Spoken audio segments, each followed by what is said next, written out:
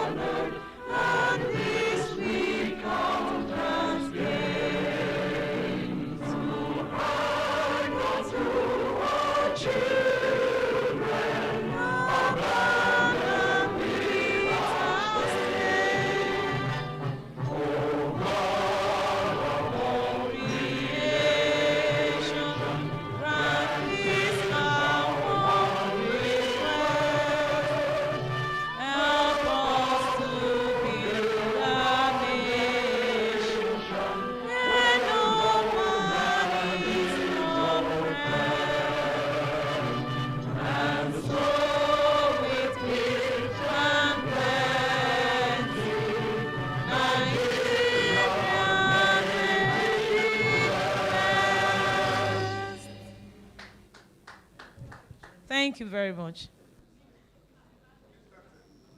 Please, can we take the NIFST anthem, please? Sorry, let's still keep standing.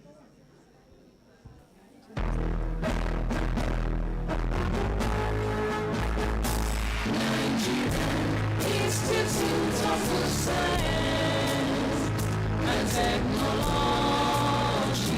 is NIFST.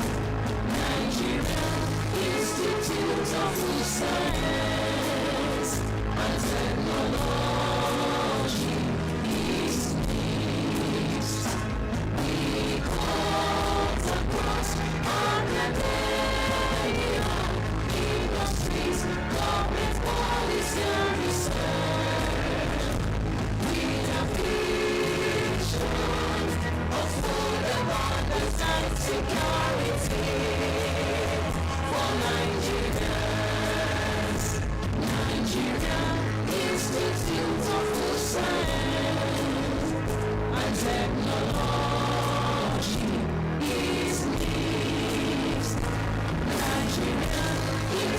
Institute of Food Science and Technology is NIFST. We harness a lot of talent, knowledge, and skills of experts to encourage preservation of sufficient food, for they must cease. Nigerian Institute of Food Science and Technology is NIFST. Nigerian Institute of Food Science and Technology is NIFST. We promote food security, food safety, and sustainability. Hand in hand with a certain quality and healthy food for all people. Nigerian Institute of Food Science and Technology is NIFST. Nigerian Institute of Food Science and Technology is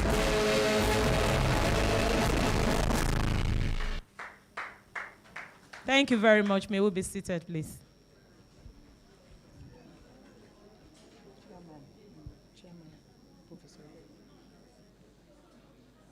The next agenda on our program for today is the introduction of dignitaries.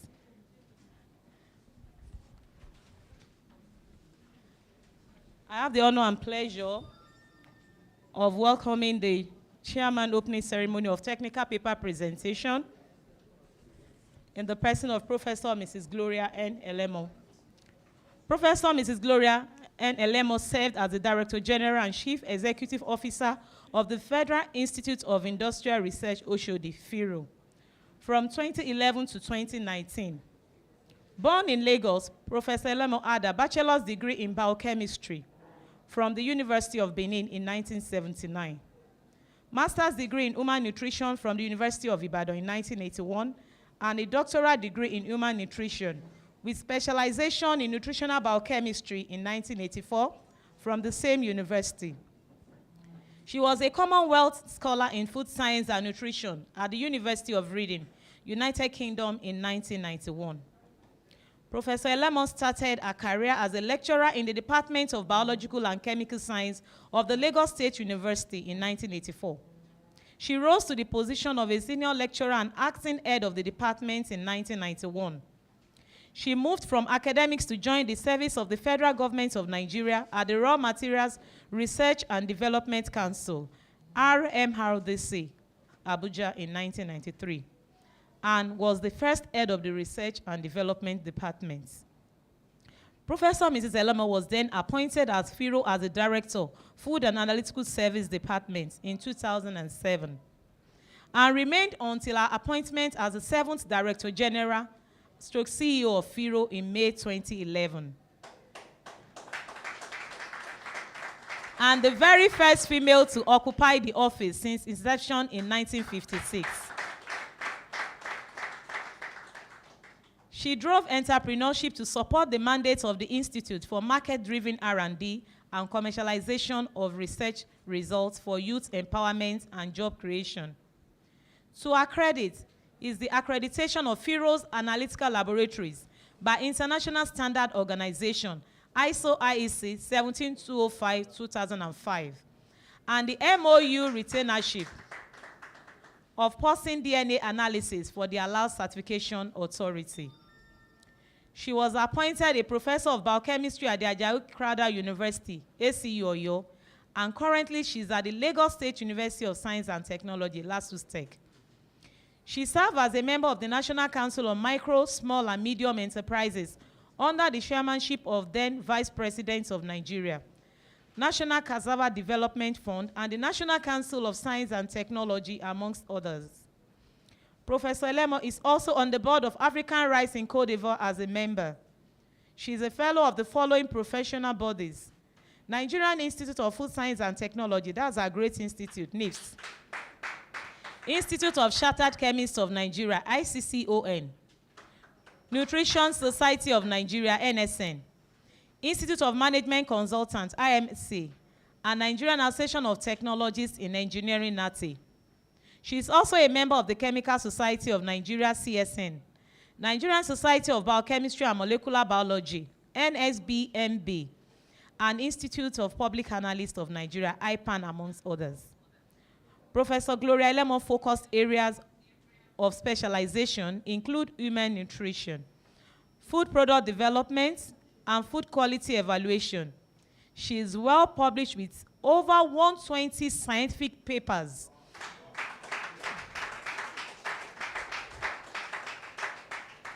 In both local and international journals. She also has more than 85 publications in conference proceedings and seminars. Our passion for excellence and scientific knowledge continue to receive recognition locally and internationally. Ladies and gentlemen, make welcome Professor Mrs. Gloria N. Elemo, former DG and CEO, FIRO Lagos, the chairman opening ceremony of the first technical presentation of Lagos State NIFST chapter, ReFoSTS 2024.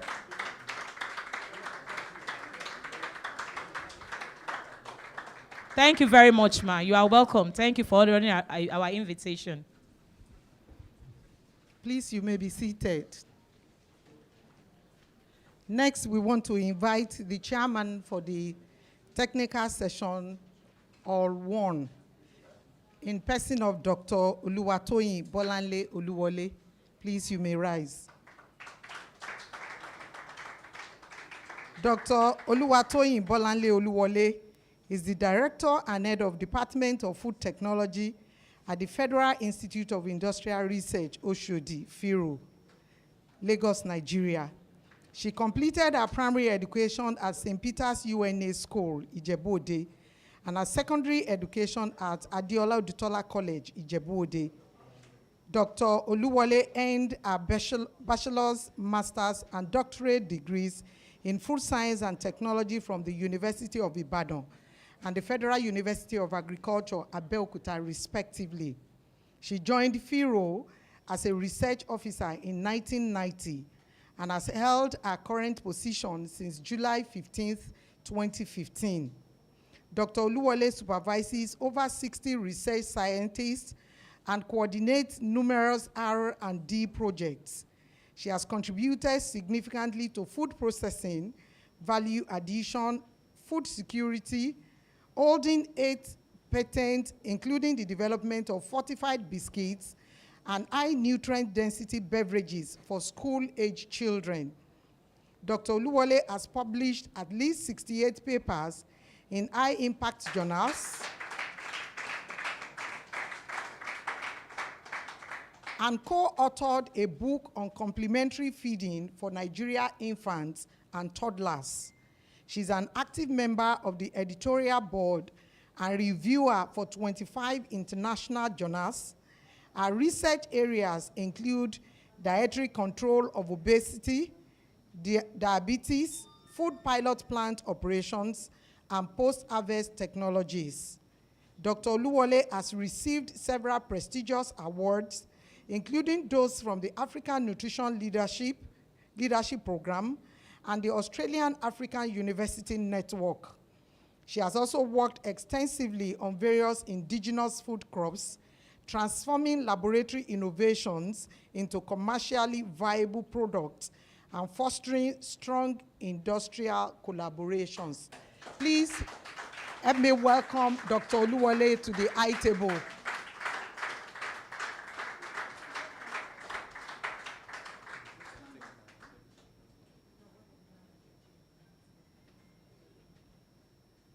You're welcome, ma'am. Will you do the second or I should do it? It's not around. Okay. Okay, let's just welcome the chairman. Let's welcome the chairman. Will you do that? Okay. Thank you very much, Doctor. I also like to invite to the high table the chief host of today, in the person of our chapter chairman. We call him capacity chairman, upscaling NIFST, Mr. Olugbenga Stephen, I know. Welcome, please, let's welcome him to the high table.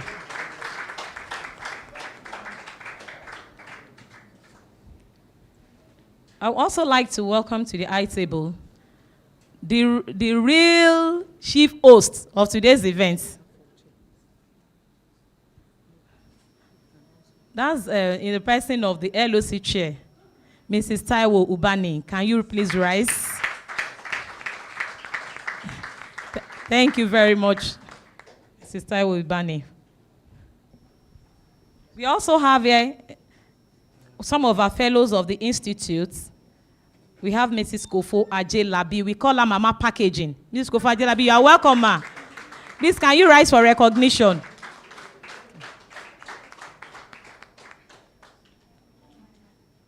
And also present here is Dr. and Mrs. Fumi Oladumoye, another fellow of the institute. That's our ever-smiling fellow. Thank you very much for coming, ma. We also like to welcome all HODs of various departments in higher institutions of learning present here, all papers presenters. We also recognize the presence of all zonal coordinators in NIFST Lagos chapter, all the chapters ESCO here. Can we see you wave your hand wherever you are? Lagos State Chapter ESCO, all the LOC members, and distinguished ladies and gentlemen, members of NIFST Lagos chapter. Thank you very much. You are all welcome to this epoch event. I will now hand over the microphone to Dr. Thank you very much. Hello? The person that has been assisting me is Mrs. Alaba. She was the chairman LOC last year. Thank you very much. Thank you, and myself, I am Dr. Abiodun Adebayo Yetoro. You're welcome. Next, we want to take the opening ceremony chairman's speech in person of Professor G.N. Elemo. Chapter chairman. Okay, chapter chairman. Okay. All right. The science of food. Food safety is? Come again. Food safety is? Everyone's business.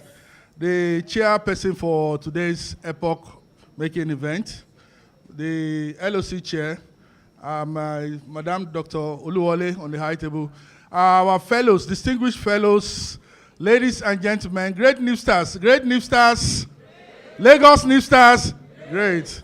All right. I welcome everyone to the maiden edition, the very first of its kind of ReFoSTS in Lagos chapter. You ask for it and then you have it.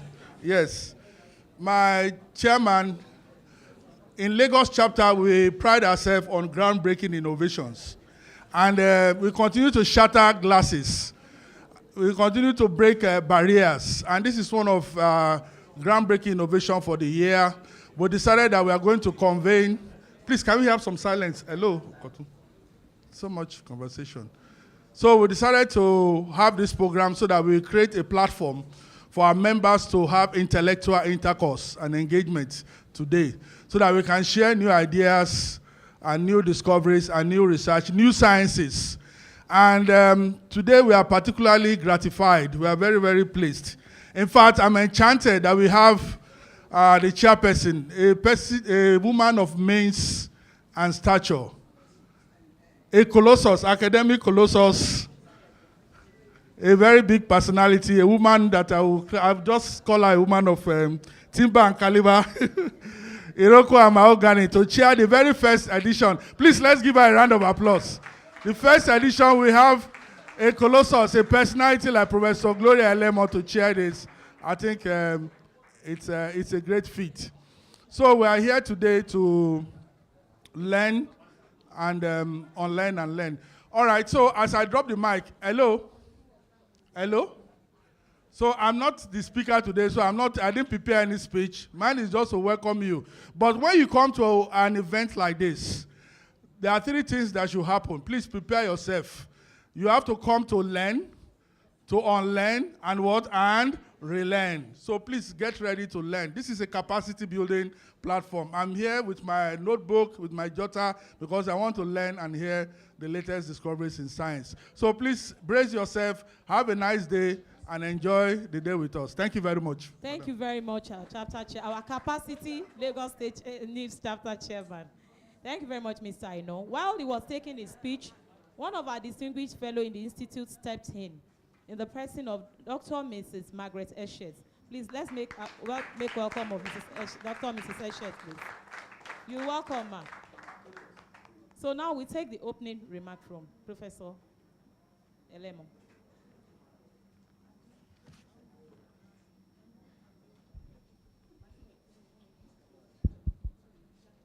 Science of food, science of survival, my great NIFSTers, that is going on the opposite side of protocol, because we are the reason why we are here. Great NIFST. So it is actually with great delight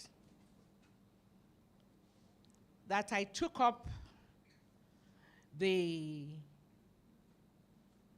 invitation with a lot of humility and thanks to God to chair this very first technical session of the summit, the chapter summit that has been on for over 10 years. But it has come to a stage where technical issues and technical session has come to be in place. And I thank you for giving me that honor, because I am a technical person. Thank you very much. And so as the chairman, I am delighted to welcome you and every one of you to the opening ceremony of this chapter of the ReFoSTS 2024 for the technical session. I believe the opening ceremony is going to hold tomorrow, which is the main event. But today, we are the main.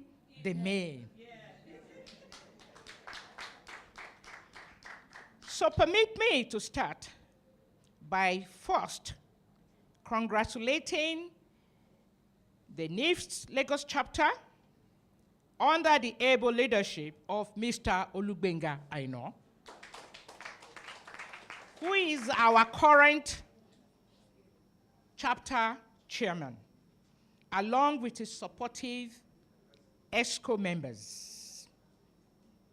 They have kept an upscaling NIFST in many ways and areas to the pleasant amusement of all of us who regard ourselves as elders in the Lagos chapter.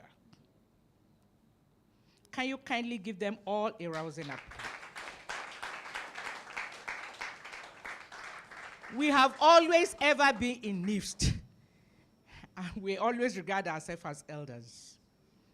It comes a time in one's life when you have to take the back seat and watch the new generation move. You have done very well. Thank you very much.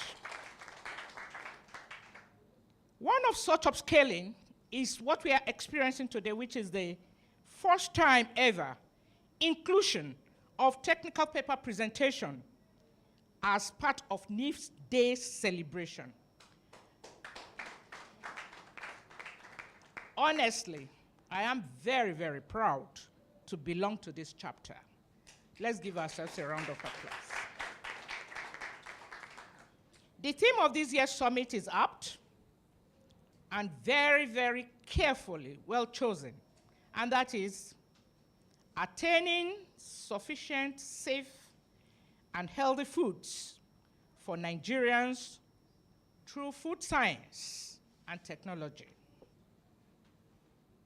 This topic couldn't have come at a better time than this, when Nigeria is experiencing food insufficiency, We are wallowing in unsafe food practices among vendors because of the skyrocketing inflation. We are having reduced purchasing power to obtain healthy food. Food prices are on the rise at an alarming rate, and acute hunger lingering in the air.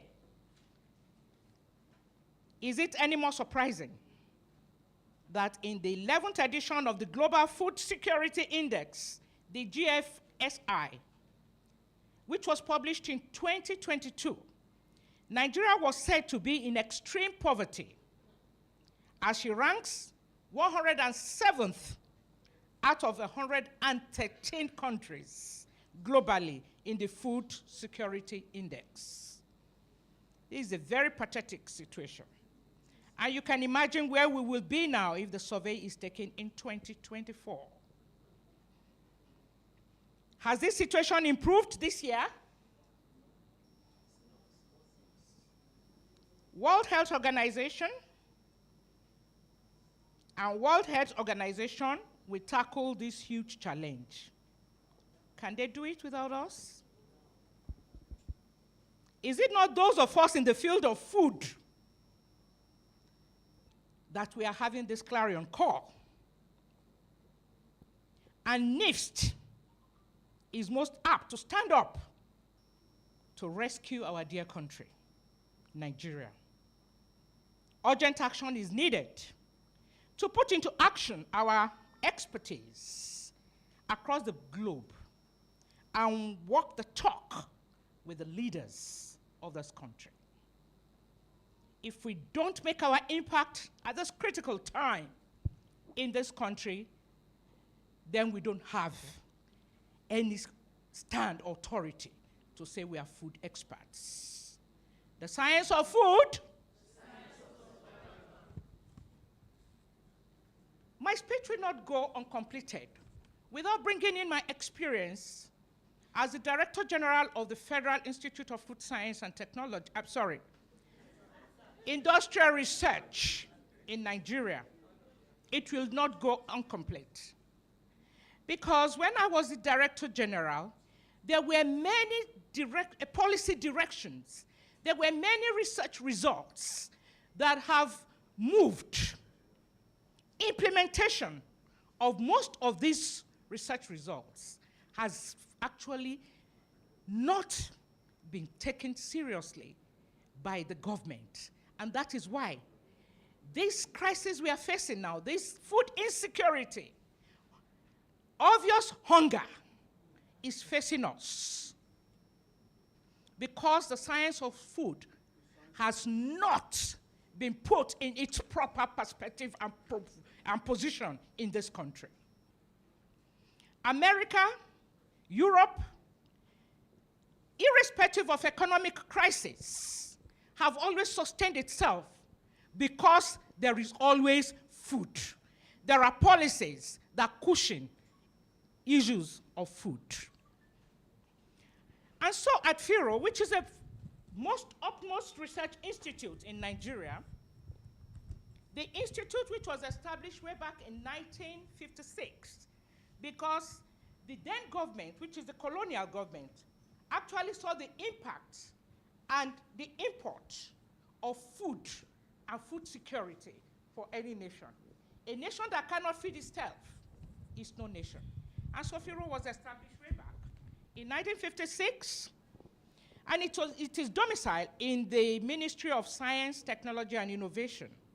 So it is appropriately domiciled. And what was the charge? To accelerate Nigeria's industrialization through research as well as pilot plant production for industrial applications in areas of food and agro-allied products, which is the area I want to stand on. Over the years, you have been hearing about FIRO. FIRO has actually made very significant and very laudable achievements in the area of R&D into various key industrial sectors that has actually impacted the nation's economy, especially in the food and agro-allied areas. As at the time I was leaving FIRO, I left with 250 technologies that are ready to be upscaled and be running. 250. And when we are talking about 250, we are talking about 250 technologies based on our local capacity and capability, including equipment, economics of running and making real achievable program, apart from the various numerous products that are gradually building up to hit the market. In the field of the food and agro-allied sectors, I just want to mention a few about the technology of mechanized gari. It comes as if there is a knife piercing through my heart. When a paint, you know what is called a paint? In the market of gari is going for almost 5,000 naira. What is the income of the people? Gari was looked at before as a poor man's food. My sister-in-law came in. She knows I love gari a lot. Since I was at RMRDC and I was made to be the coordinator of science and technology in the area of cassava, I have taken a special interest in EBA, and it is one of my favorite meals. And it was looked at as the poor man's food. But now the poor man cannot even afford that gari. My sister-in-law only last week came, and she used to give me half a bag. She comes from Ondo State. She used to bring half a bag of gari for me. She said, Gloria, Momo, we like gari. Because they eat inyo, but she will still bring that gari for me. This time, she brought a nylon bag of gari. I looked at it because I wasn't at home when it was brought. I said, this Sisi Doi, are you sure this is what she brought for me? I didn't want to sound ungrateful. I said, it's very nice. So when I called her, I said, gari iti short, tinubuti debio. She said, yes, so that even to get that quantity, she was on queue, and people were grabbing, that was all she could grab. And what she brought for me was 7,000. I don't think it was up to a paint. So we are in for serious crisis. Whereas FIRO has worked on cassava several years and has mechanized this gari.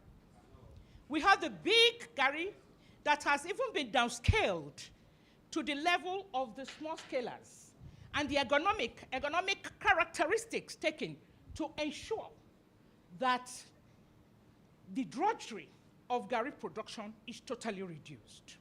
We went further into producing mokapi, ensuring that there is a mobile cassava processing plant moving into the areas that these local rural farmers cannot get into to process gari. Where are all these innovations? Because when we scale up at times, you say people can't buy the technology. But now we go down and scale down, which is even more difficult. At FIRO, we have a whole range from very high process technology to the very lowest process technology. Is there anywhere, has there been any survey done to ensure that this technology is utilized? And that is why we are here today. In the area of cassava flour, cassava particularly, I'm passionate about it because it is a crop of relative advantage in Nigeria. Very easy to plant, does not need too much cultivation. We are actually the world largest producer so far. I'm not sure what the statistics looks like now because there is no influence. Production of cassava flour. FIRO championed for many years the inclusion of just 10% of cassava in bread. This is definitely supposed to bring down the cost of bread. And if you take the 10% cassava flour bread, you can't differentiate the difference. I'm very happy here that Mama Bread herself is here. Please, can you stand up? Mrs. Oyegbami.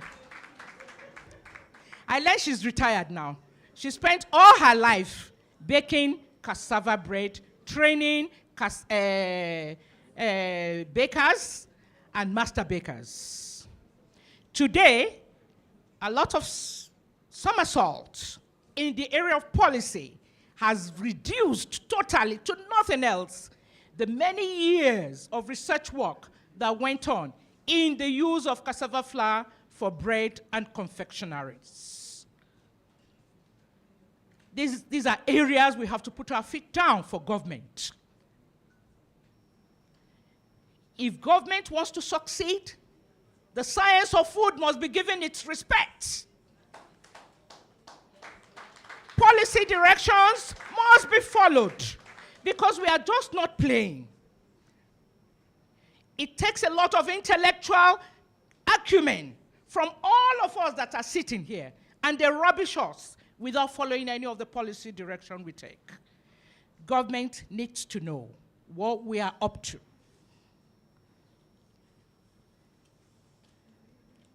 I also have a passionate area, and that is in the local cereal for production of baby food. Why should our babies be malnourished now? Way back in history, soyogi has been FIRO's baby. FIRO has produced soyogi that meets all the nutrient composition of a weaning child, even to adulthood. Nestle has picked up that technology and they have run with it. There's no problem. As long as FIRO, as we scientists, are able to catalyze a particular industry, it is to our credit. What is happening today? Why are children malnourished? Why are they in rehabilitation centers in Nigeria, for goodness sake? The giant of Africa?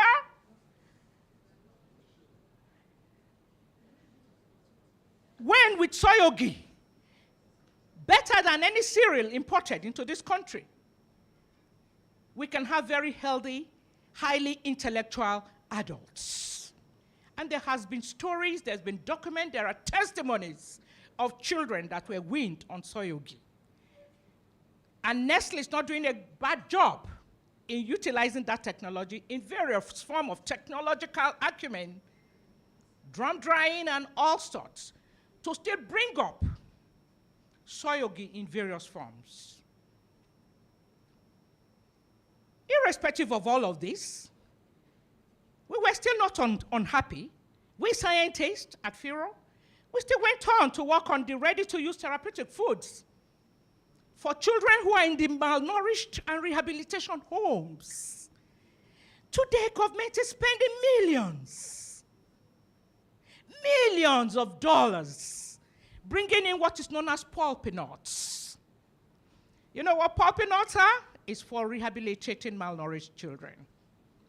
I'm happy to say that the team working on ready-to-use therapeutic diet, sitting closely by me and Mrs. Oladumoye, Dr. Oladumoye, they have worked in developing local ready-to-use therapeutic diet that has worked effectively, and the Pediatric Association of Nigeria has worked and approved it. What is stopping government from implementing and setting up industry that will even employ people and they will generate wealth, rather than spend a huge amount of money importing pulpy fruit into this country? FIRO has an aflatoxin analyzing, quantitative aflatoxin analyzing equipment, which used to be the fear of the developed countries, that we don't have good quantitative analysis of toxins that are present in the cereals. Because of that, we headed on to buy the state-of-the-art aflatoxin analyzer to ensure that we can assay aflatoxin production in Nigeria for that particular product, which is our ready-to-use therapeutic food. Where are we today? Nowhere. Biscuits, madam. I'm happy Mrs. Zubani is here. Okay, foods. We were passionate. These are areas of cereals. Yeah. I'm happy you are seated here. And I'm raising this issue. But first and foremost, let's appreciate her. She's the LOC chairman. It shows the caliber of woman she is. Bringing up this type of gathering. She's the only slim fit on this table. The only slim fit. You give me the formula. Please, let's give Mrs. Zubani a round of applause. Thank you for keeping the mantle there, for being in the industry and sustaining industrialization in Nigeria. This biscuit was made with a third recommended dietary allowance for children to prevent malnutrition. And today, with the crisis we are into Nigeria, this will have been our saving grace for children between ages 5 and 12. What happened to the commercialization of 1/3 recommended dietary allowance biscuit, which was developed at the Federal Institute of Industrial Research? I worked tirelessly to ensure that this biscuit is commercialized. Today, I'm sure maybe some people are producing it in secret, but it has not gone out to meet the need of the people that is being targeted. Please, it's a challenge for NIFST to drive this through to the necessary authority. Distinguished ladies and gentlemen, if we start talking in the area of the various technologies, we will not live here. FIRO has a full documentary of everything. Yes, okay. Don't worry, when I finish, I'll take it off. But what I want to leave behind, which is going to be very, very easy, is the establishment of food and agro-allied processing and life skill acquisition training centers. This must be established in every local government of this country, 774 local government areas.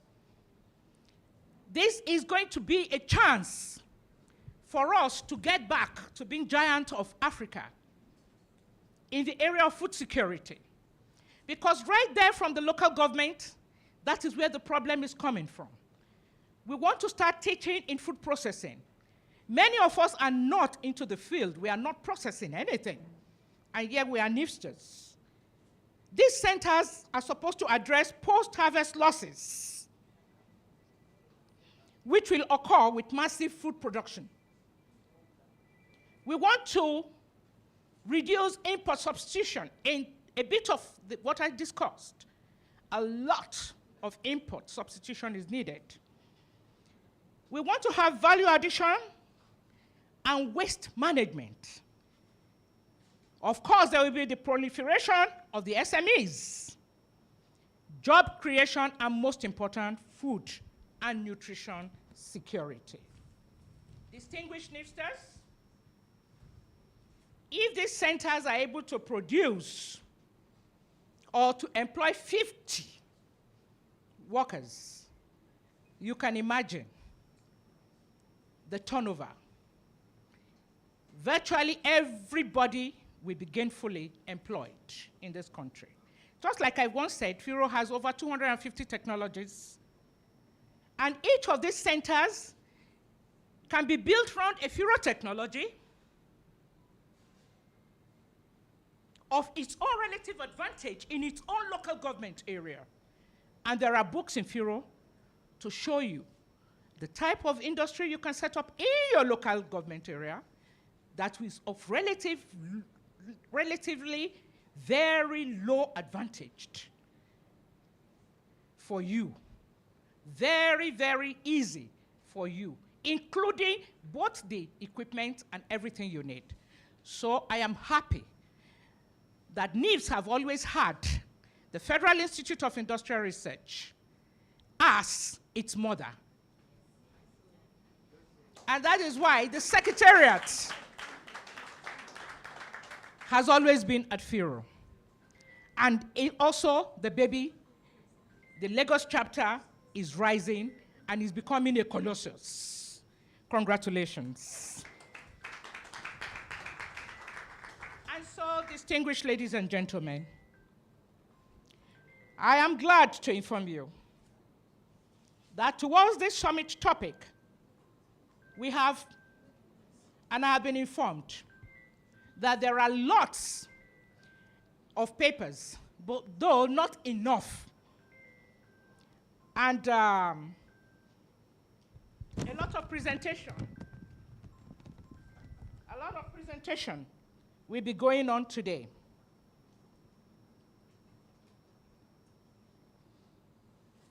And so, we are going to add to our knowledge. We will be able to incite ourselves for further cutting-edge research areas. We'll be able to identify areas yet to be tapped. We'll be able to learn. We'll be able to unlearn among ourselves. We'll be able to share valuable experiences and scientific findings, especially in the field of food science and technology, and other related fields and professions that are here. Therefore, I would like to implore and encourage all of us to appreciate this very technical session. And another round of applause to the present ESCO and the LOC chairman, Mrs. Zubani, once more. Mrs. Zubani, please take the 1/3 recommended dietary allowance biscuit packed to your organization, because your biscuit is what I eat too. I eat the local biscuit now, OK biscuit, because my grandson will take nothing but that local biscuit. He doesn't like food, so I always give him that biscuit. So we want to get all our nutrients eating biscuits, and we'll be fine. So approach, you are close by her. Distinguished ladies and gentlemen, it's been an exciting afternoon for me, but I would like to congratulate special people. I want to, first and foremost, thank all the fellows that are here. I'm so happy to see Mrs. Eshet here. Mama Packaging, we worked very closely. And it's so important, packaging is so important in the industrial sector for food in particular, Madam. So all fellows here present, I welcome you. I also congratulate the entire Lagos chapter headed by Mr. Aino here.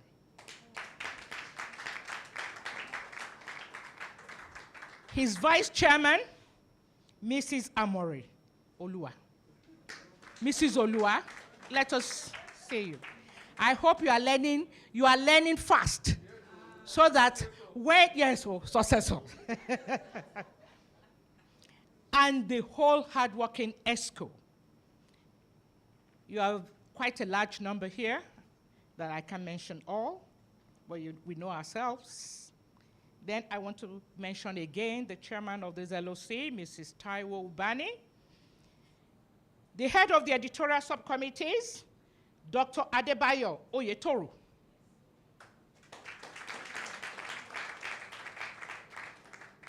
and the two experts in the field of food science. We are talking about juggernauts, the people who are holding R&D, the people who are sustaining research, Dr. Oluwatoyin Oluwole and Dr. Olatidoye.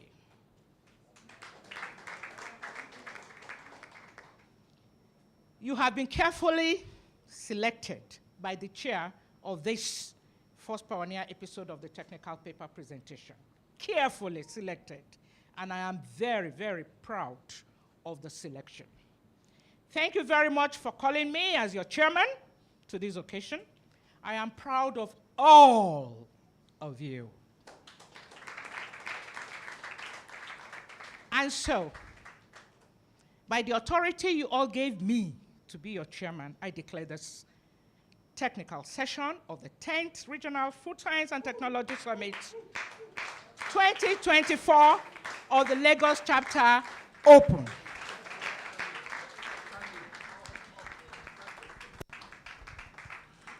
One minute. Somebody say, wow. Say, wow. What a speech. What a speech. It looks like, Madam, my chapter, it looks as if we just closed because you have said so much and you have set the tone rolling for today's conversation. Very, very deep points that you have made there, and we are very gratified that you are here. But seriously, let's take these points with gravitas. What she has said, she has raised some very key and salient issues, and I think today's conversation should weave around those points that Madam has raised. A lot of innovations that has come out from FIRO, but some of them are still gathering dust. Thank you very much, my chair. You have set a very good note, and I believe that we'll learn so much from today. It's really a pleasure, and we are humbled to have you as the maiden chairperson for ReFoSTS in Lagos chapter. Thank you very much. Thank you very much, Mr. Ino. And thank you so much, Professor Mrs. Gloria Lemon. As usual, ma, your speech brought new insights from the current research. I personally connect to it, and I'm sure others did also. Thank you very much for that insightful speech, ma.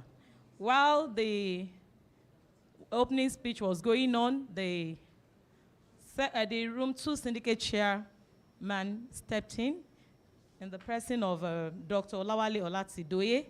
And please, can we give him a round of applause? We are still going to read his citation.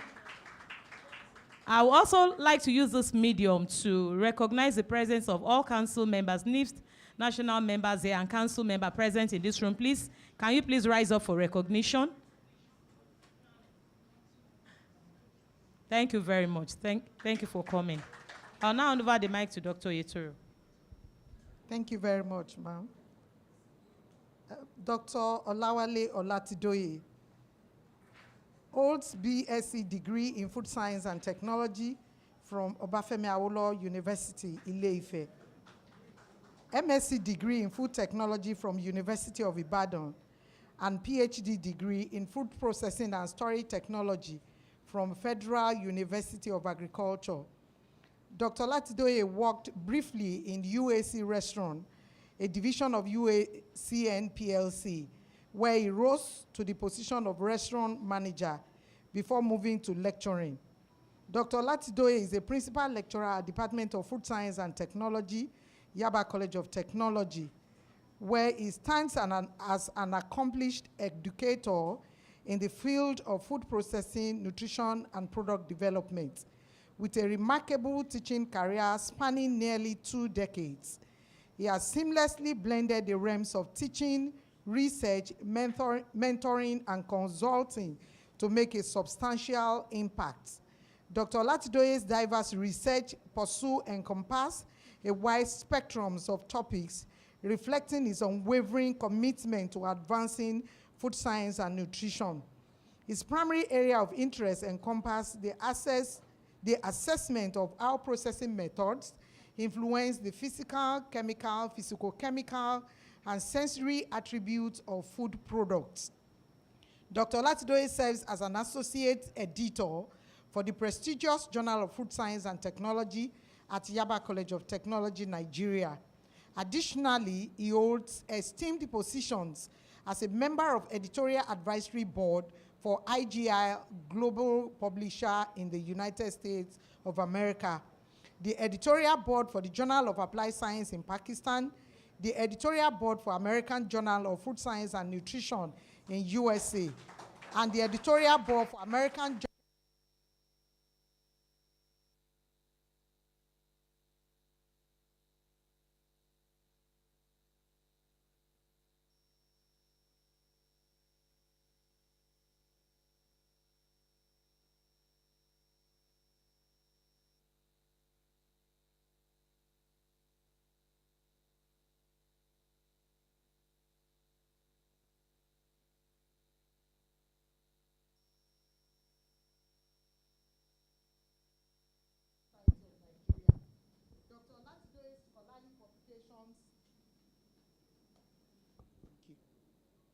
Dr. Olatidoye's scholarly publications bear the mark of excellence with indexing in renowned databases. He is currently the coordinator of Internal Quality Assurance Unit, Yaba College of Technology. He is self-directed, enthusiastic educator with a passionate commitment to student development and learning experience. He possesses outstanding communication skills, presents information in a variety of ways. His dedication to the advancement of knowledge in the realms of food science, nutrition, and sustainable agriculture is a testament to his significant contributions to his field and his commitment to shaping a brighter future for these vital disciplines. Please help me welcome Dr. Olawale Paul Olatidoye, the chair for the technical session, room 2.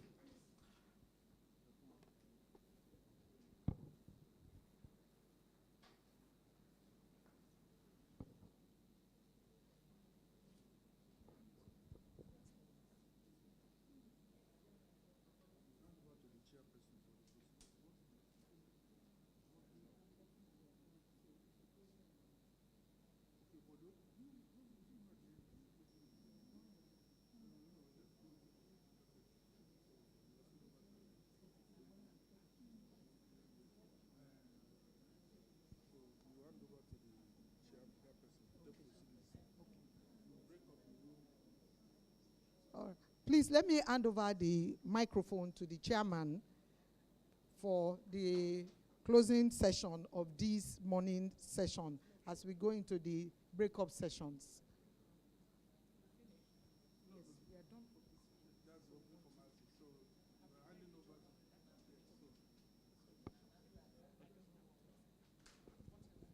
So we'll hand over to the chairperson to take proceedings of the technical session.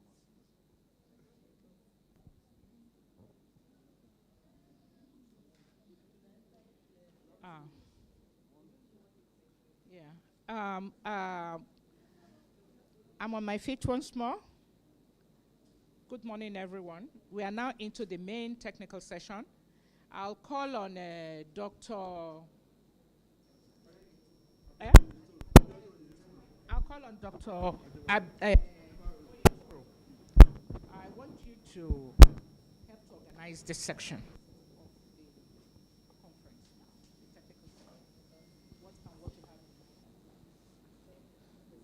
Thank you very much, ma'am.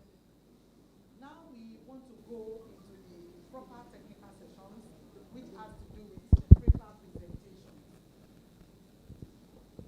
which has to do with paper presentations.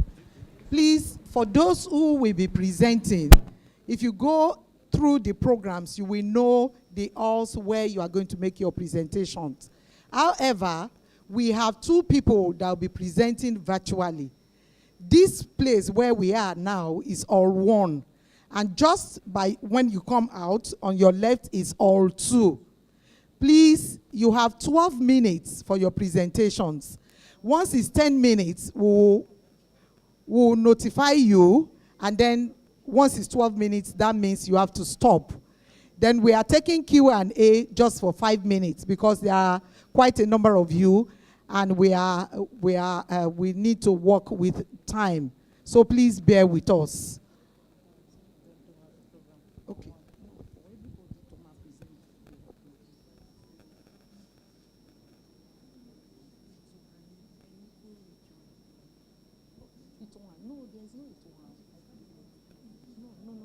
It's Dr. Joseph. So like she said, the two technical sessions will go together. So for those I'll be presenting in all two, please kindly move to all two. The list, yes, we have the list. Okay, for all one we have Aaron Ilewa CO, MODHI, Oluwabamiwo, et al. Then we also have Adekon BOH. For all one, TA Bolaji et al. We have Odewale JO. We have Ofuani CC, BM Yenge, B Ada. All these are they are going to present their paper in all one, where we have presently. We also have Banjoko AS.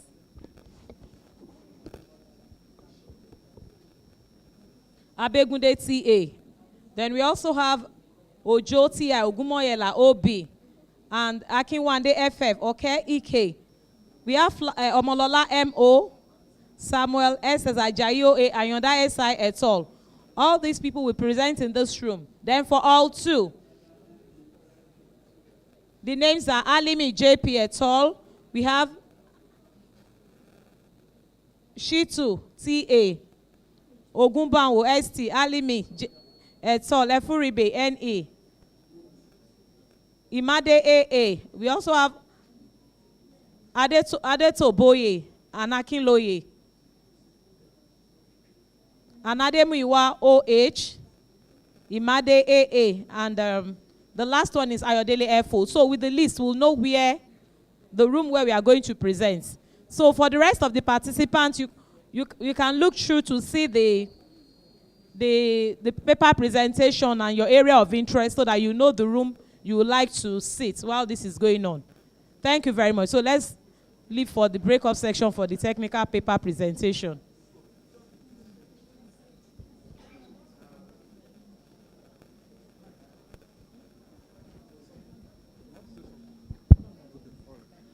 So please let's break up to the two rooms. This is room all one.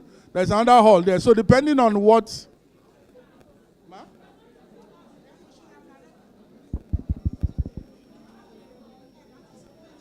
Can you stream?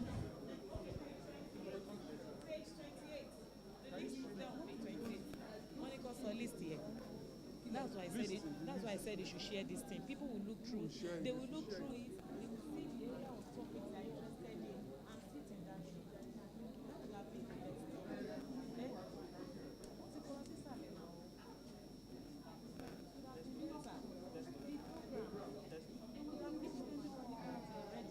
One area of interest, paper to present.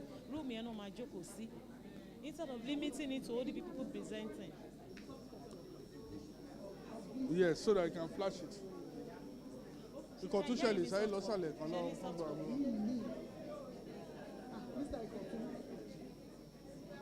Okay, please, we are about to start the technical session. So hall 1 and hall 2, depending on where your interest is, please let's break out into the two halls.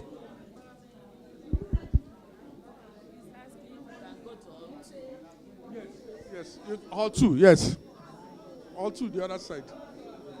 Yes, move there.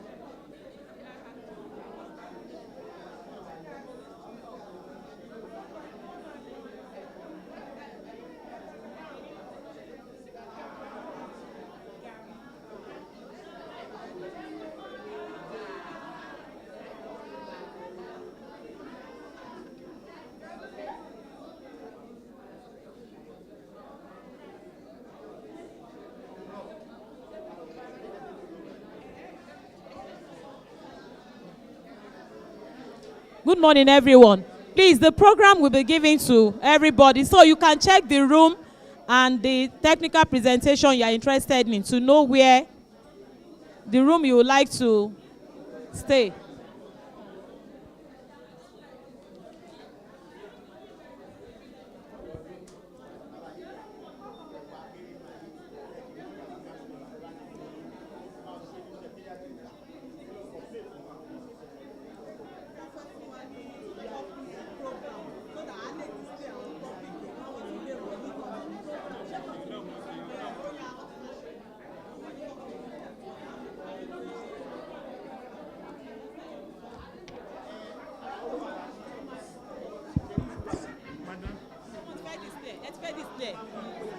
Have you given him?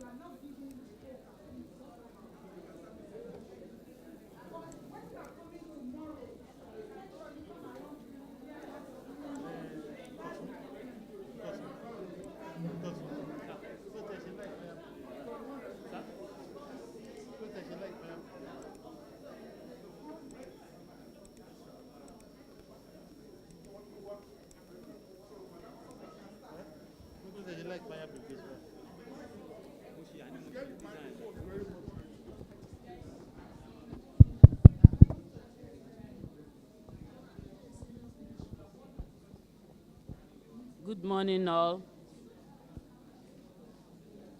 The technical session is about to start now. And the first set of presenters should be getting ready now. The first set of presenters will involve the following people. Okay.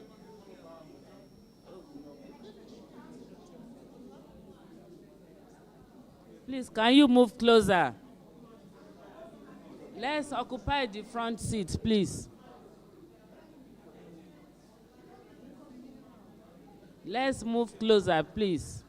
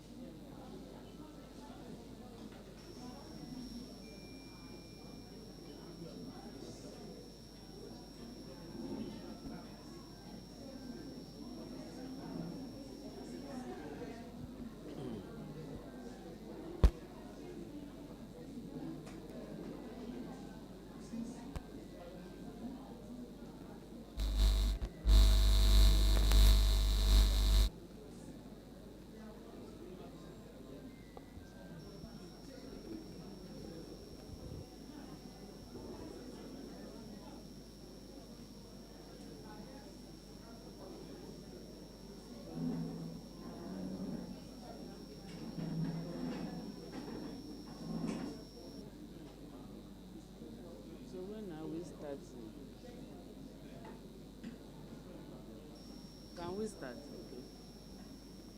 The first set of presenters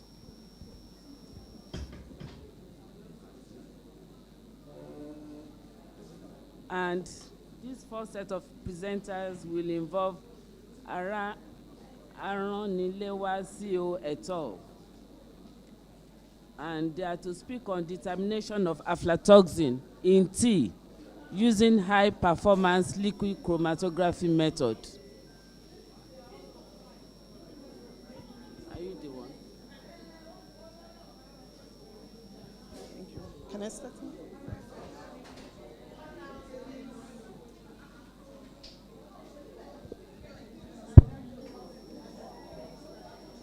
At the other side. Okay. Tea. Yeah. In tea.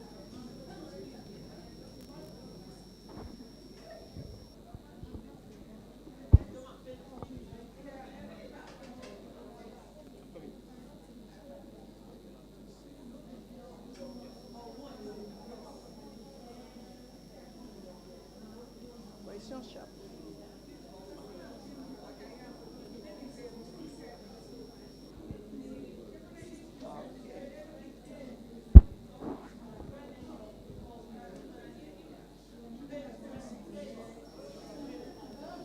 So is it the one to control the slide? No, you can control. No problem. Okay. So am I good to go? Okay. Good morning, all. I will be presenting on determination of aflatoxin in tea using high-performance liquid chromatography method. My name is Aronilewa Comfort, and I'm from the Laboratory Services of Standards Organization of Nigeria. The next slide, please. Yes. So this is just a historical background about tea, which is a household beverage for an average Nigerian. And what we have recently is the advent of herbal teas. Apart from the commonly occurring black tea and green tea that we are used to. So Nigerians being very creative, we now have what we call herbal preparations that consist of fruits and herbs. We have decided to define and classify, because anything that is not from Camellia sinensis is not tea per se. But in local parlance, we have so many preparations in existence that are still named tea.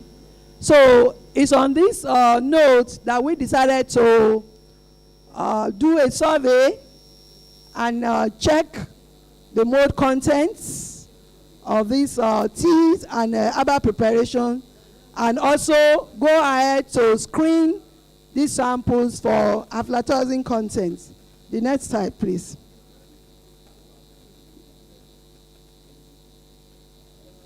The next one. So I'll be discussing briefly, based on the outline above, purpose of the research, the justification, background about mold and mycotoxin, methodology, result, and conclusion. The next slide, please.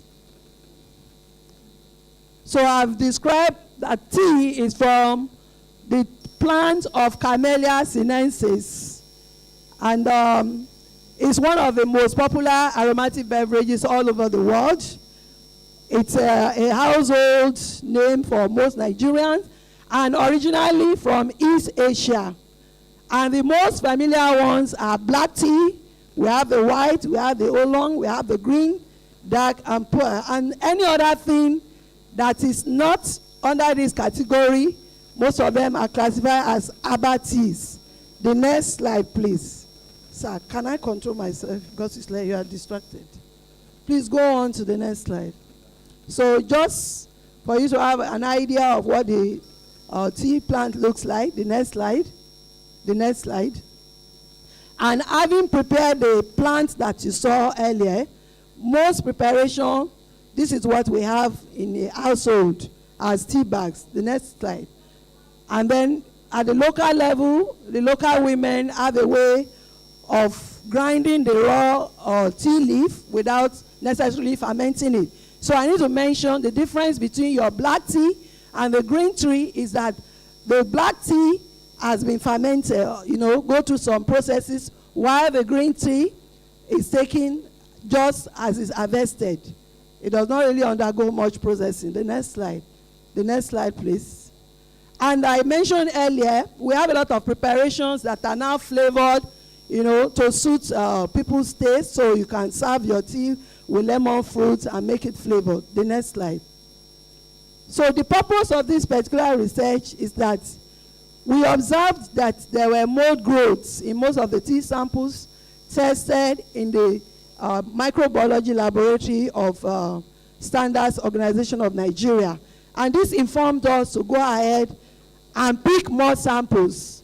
So samples, 20 in numbers, were picked from the 6 geopolitical zone, just to have an idea of what is happening across board in Nigeria.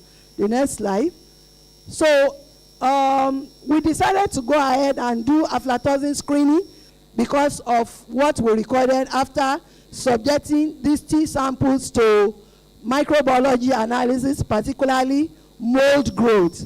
And the result of the microbial contamination as shown on the next slide. So you have the outcome. So the Nigerian Industrial Standard for tea specifies the mold content to be maximum of 50 colony forming units per gram. But having come out with what we have there, the next slide, there are 20 samples. Virtually all of them had counts above the acceptable limit of the specified Nigerian Industrial Standard. The next slide. So we now decided that we are not just going to stop at microbiology analysis. We need to know what Nigerians are consuming. And this made us to now go ahead to screen these tea samples for aflatoxin, because the molds that were isolated fall in the range of Aspergillus niger, Aspergillus flavus, A. fumigatus, Fusarium, and some others. And this has initially been also isolated by Dutta et al. In 2008. So we felt that if they've isolated Penicillium, Rhizopus, and Erotium, we should also go ahead to check the tea samples, whether they're actually fit for consumption. The next slide. So in time past, focus has just been on the nutritional benefit of tea. Everybody is taking tea because it helps you to slim down, and less attention has been paid on food safety. And I know as NIFST, food safety is the business of all. So we've decided to screen these tea samples because historically in Turkey and Portugal, they isolated fumonisin. In Iran, Korea, and Russia, they have isolated aflatoxin B1, B2, G1, and G2. In Turkey, Italy, Brazil, Germany, the story is almost the same. Fumonisin was isolated. Likewise, ochratoxin in green tea. So for some of us that say, no, green tea is better than black tea, some of these teas are not actually completely free. So that's why we decided to check what is going on. So methodology, the reagents that were used in our mycotoxin laboratory. Don't forget that I said that the journey started from the microbiology laboratory of Standards Organization of Nigeria. So having done our bit in microbiology lab, we decided to take the sample ahead to the mycotoxin laboratory, also of Standards Organization of Nigeria, and the reagents that were used, the test method is HPLC, that's high performance liquid chromatography method, and the reagents are listed above. The apparatus, there's an omission there, please. You are supposed to have the HPLC machine itself as 2.1. Then the immunoaffinity columns will be 2.2, and then the injection system 2.3. Next slide, please. Test procedure. All the samples were weighed 5 grams each, and then we prepared the mobile phase for the equipment first before going ahead to do sample preparation. Please take note that HPLC grade water is the only acceptable water when you are running this kind of test. The next slide, please. And that's the mobile phase preparation. Our technologists there working. The next slide.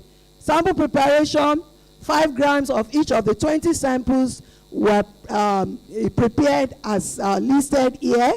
And at the end of the day, they were filtered. That's mixing it with the right reagent and then shaking it on a shaker for 30 minutes. And then filtration was done using Watchman filter paper.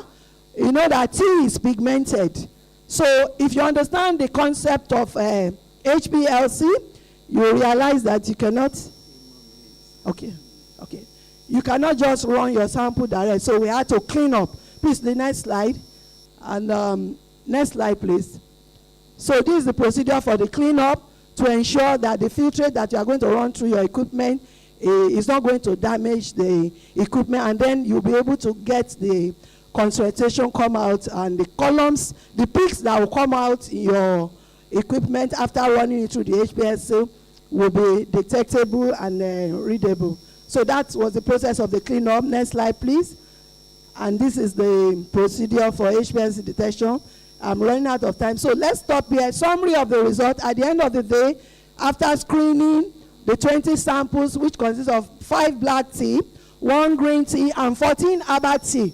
Attention was given more to herbal tea because that's the focus in Nigeria now. Everybody is into drinking one form of herbal tea or the other. So we needed to be sure they are safe. So the outcome of this survey shows that the aflatoxin in tea and herbal products showed that 55% of consumers of the black, green tea, and herbal tea were free from the aflatoxin, while 30% of black tea and herbal tea had occurrence of aflatoxin B1 and B2, and 1 sample was below detection limit, and 1 sample had 0.5 milligram per kg concentration. Please go on to the, so this is the outcome of the aflatoxin screening. The next slide. And that is just a chart to show you also the distribution across the type of toxins. We have total aflatoxin, AFB1, AFB2, G1, G2. So the limitation to this study per se is that we didn't really have enough time to collect more samples as we would have loved to. And so the report that is given here today is based on just 20 samples out of numerous teas that are probably out there. So our conclusion, the next slide, is that more work still needs to be done to be sure that those teas that are out there, particularly the herbal teas, that people are consuming are actually healthy. But for this particular study, for 20 samples, there were no concentration for any of the samples that is above the tolerable limit that is acceptable by WHO and CODES. So just, can you go on to the last? So our team at Microbiology Lab, the next one, the Mycotoxin Lab, thank you for listening. I'd like to appreciate our mentor, Dr. Mrs. Oluwabamiwo, a retired director from NAFDAC. He has been of great help in the Mycotoxin Laboratory of Standards Organization of Nigeria. Thank you.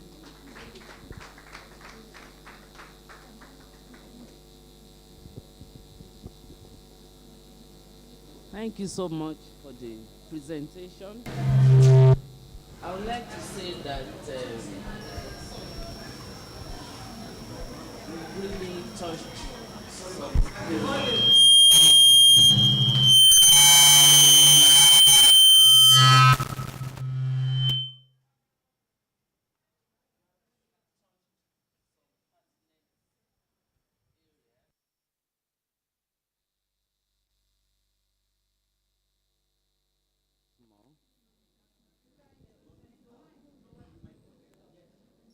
Despite the fact that the sample size used was small, it has actually shown that more study needs to be done on the different herbal teas consumed in Nigeria. This means that there is also a need for these tea producers, so to say, to be educated, to be taught on how to actually make this tea such that this issue of aflatoxin can be minimized, reduced, eliminated as much as possible in these products. I want to say that questions, comments, they are welcome at this junction. Questions? Comments? We have 3 questions.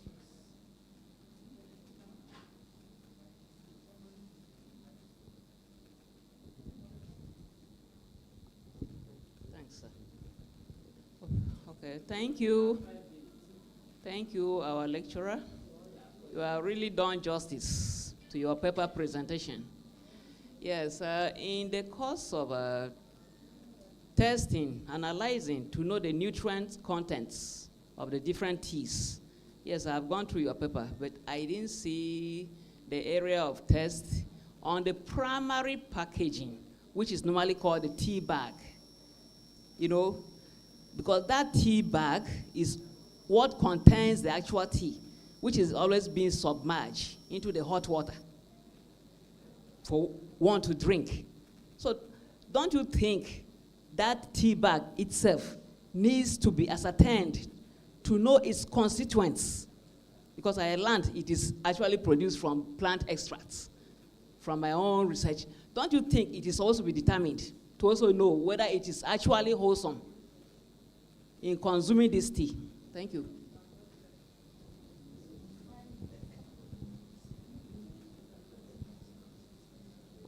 Next question.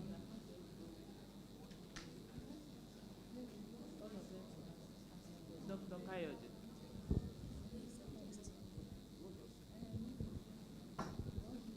Again, let me lend my voice to a good work and a good presentation.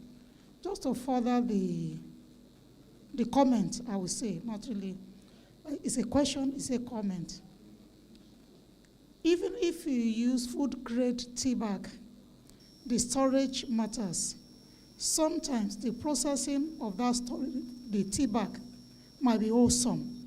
But if the storage is not properly done, it's a problem. So the research should extend not only to the content or the constituent of the tea bag, but how it's stored and how it's marketed. Thank you.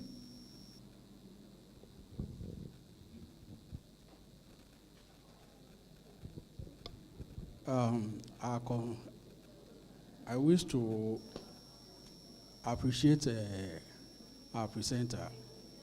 You have really done well. I have just few comments to make on your slide. My name is Adene Iboluaje Matthew from Nigerian Stop-Roll Research Institute. From your slide, there is this area of test procedure. You have to correct some things. The units were not separated from the numbers. Like 0.3 something gram, that gram needs to be separated from the number. Then the same thing in the area of procedure for cleanup. The 5 mil, you need to separate that mil from that 5. Then I think I want to ask, although you are not the producer of the herbal tea, maybe those producers did not take to cognizance the need for moisture content of the tea before they put it into sale. As you put it, every high content of aflatoxin or mycotoxin in the tea might be as a result of buildup of moisture. So maybe it's going to be a signal to the producers that there is need for them to dry it to a safe moisture content before they put it into consumer for consumptions. And okay, thank you.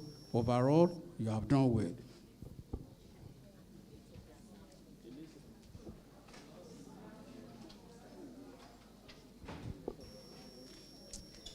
Good morning, everyone. My name is Celia Penny. I'm an epigenetic nutrition educator. Now, wonderful presentation. I'd like to ask, number one, the test that you did with the teas, was it the loose tea or was it the tea already bagged in the tea bags?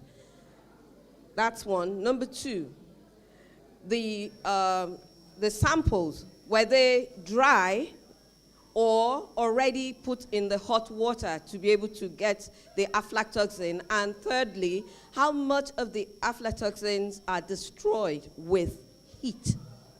Thank you.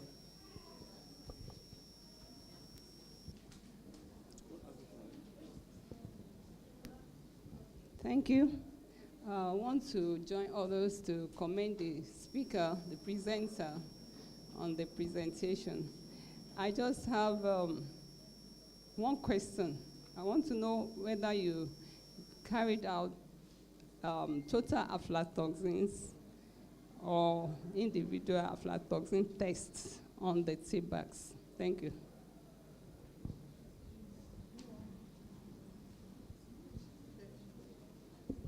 I'll start from the second to the last speaker. In the presentation, I showed the tea bags.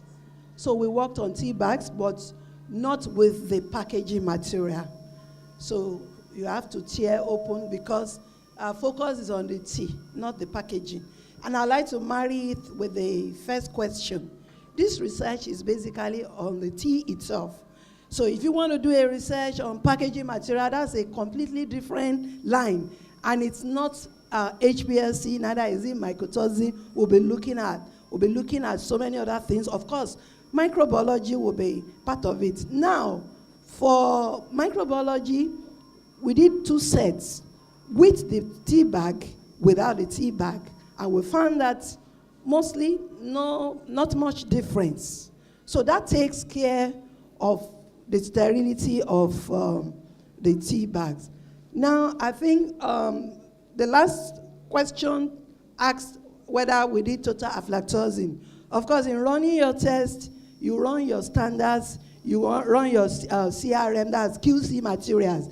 And then in determining aflatoxin being 1, you have to do the total. And there is a separation. You know that it is a cumulative of aflatoxin B1, B2, G1, G2 that makes your total aflatoxin. So when you run your test, you are going to see the peaks. Because you've already done your calibration curve and all that. Time did not permit us. We will have shown you all that.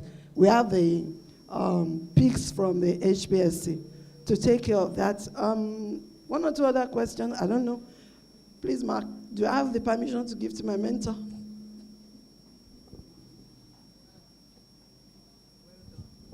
Sorry. Total aflatoxin or individual, we did aflatoxin B1, B2, G1, G2 using HPLC. You run your aflatoxin standard 1 by 1.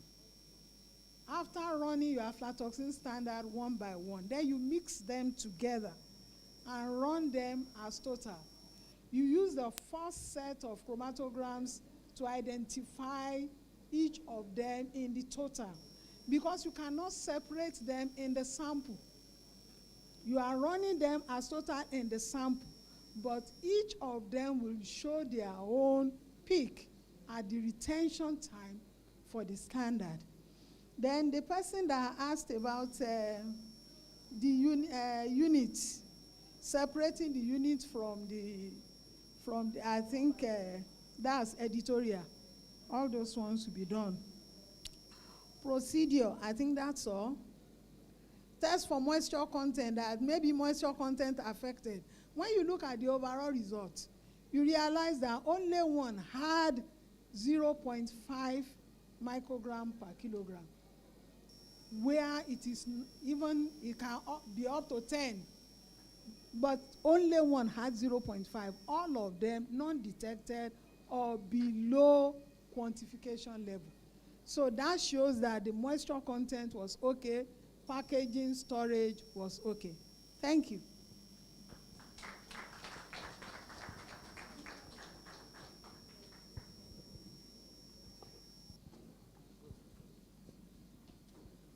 Come to the, yes, you can step aside. Are you doing, okay.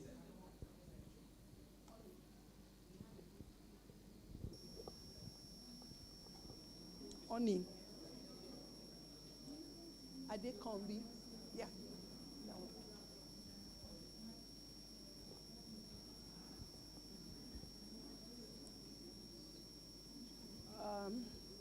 Is it afternoon or morning still?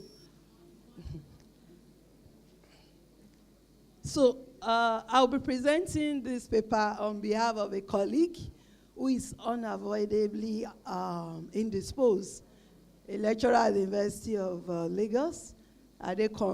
Adekombi Olushola Ellen. This is a collaborative work between UNILAG and Sun Laboratory. Next slide. So from the background, we found out that honey production in Nigeria is insufficient. And because of the high demand, a lot of game has come into honey production with all manners of adulterants being used to boost, quantity of honey in circulation. So you could be taking caramelized sugar or colored sugar or what have you, and you think you are taking honey. So this is one of the reasons why this project was chosen. So, and can you go back to the first line? From the samples were taken from 4 different areas. 4 samples were taken from Edo State and Garki Market in Abuja. Please go on. And according to the part of the work that was done at UNILAG, the pollen grain analysis was done in the Department of Botany, that's science of the plants. So they did characterization of the pollen grains residue in the honey, which is supposed to be a quality index. So if you want to know if your honey is adulterated, one of the things that they do is pollen grain characterization. Next slide, please. So we'll not go much into this, but honey, we all know the benefits we derive from using honey. So it can be antimicrobial, anti-inflammatory, antioxidant. And that's why this project is very important, because it is a household item that people are using. And like I said, there is shortage in the land. So game changers, adulteration has been the order of the day. Please go on. Go on to the next slide. So the adulteration compromises the quality and authenticity of oil or honey. And this raises concern again about food safety. And I know as NIFST, that should be our focus, even at this meeting. The next slide. So this presentation is broken into introduction, purpose of the research, justification, method, result, and conclusion. Next slide. Please go on to the, okay, can you go back? So the purpose of the research, by screening the honey for pollen grain quality and quantity, designing accurate and reliable authentication detection techniques that can be deployed for large-scale industry application. So that, in other words, when people go into large-scale production of honey, they should be able to characterize the honey. And by this characterization of the pollen grain, you can even trace the source of the nectar, because the nectar is a function of the pollen grain and vice versa. So to verify this authenticity of the honey, it's one of the reasons why the pollen grain characterization is done. And the pollen analysis plays a crucial role in determining the botanical origin of honey. So if your honey is from sugar cane, by the time they do the pollen characterization, you will know that it is fraudulent, because the nectar that is used, that is converted to honey, is not the same thing as sugar cane that people are putting coloring essence and packaging and selling to Nigerians. So this study provides us information on honey botanical origin, then the level of contaminant, be it microbial, physical, or biological origin. Let's go to the next slide. The next slide, please. So in the materials and method, 4 different types of honey samples were sourced from Ajua markets. Like I've mentioned earlier, pollen characterization and identification was done according to Louvain et al. Method. Then the pollen samples were prepared for using acetylysis method. The residue containing the pollen was mounted on glycerin jelly and observed under compound microscope, 400 magnification. The next slide, please. For this test method describes the pollen characterization, which I've mentioned earlier. So let us go on to the next slide.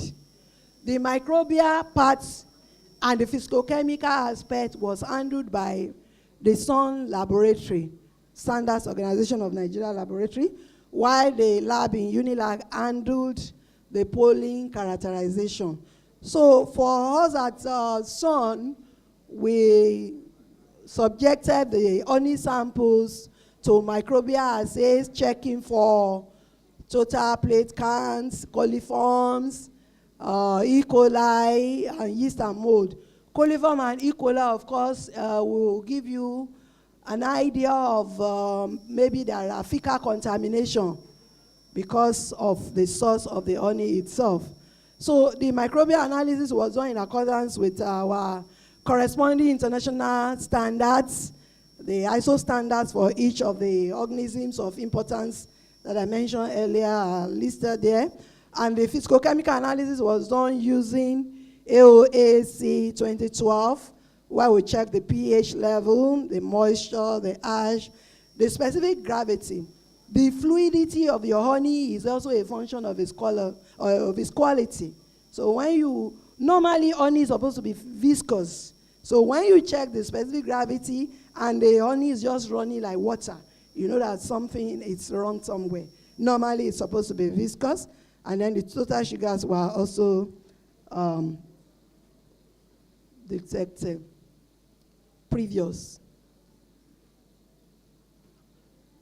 So this is a result of the microscopic quantitative analysis done in Unilag for the pollen grains for all the honey samples.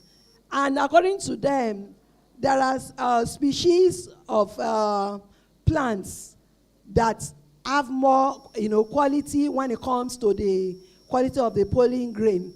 For instance, one of the sample labeled H6 was seen to have, it was seen to have more of Senna siame, which is said to be of high quality. Let's go down to the tables that will.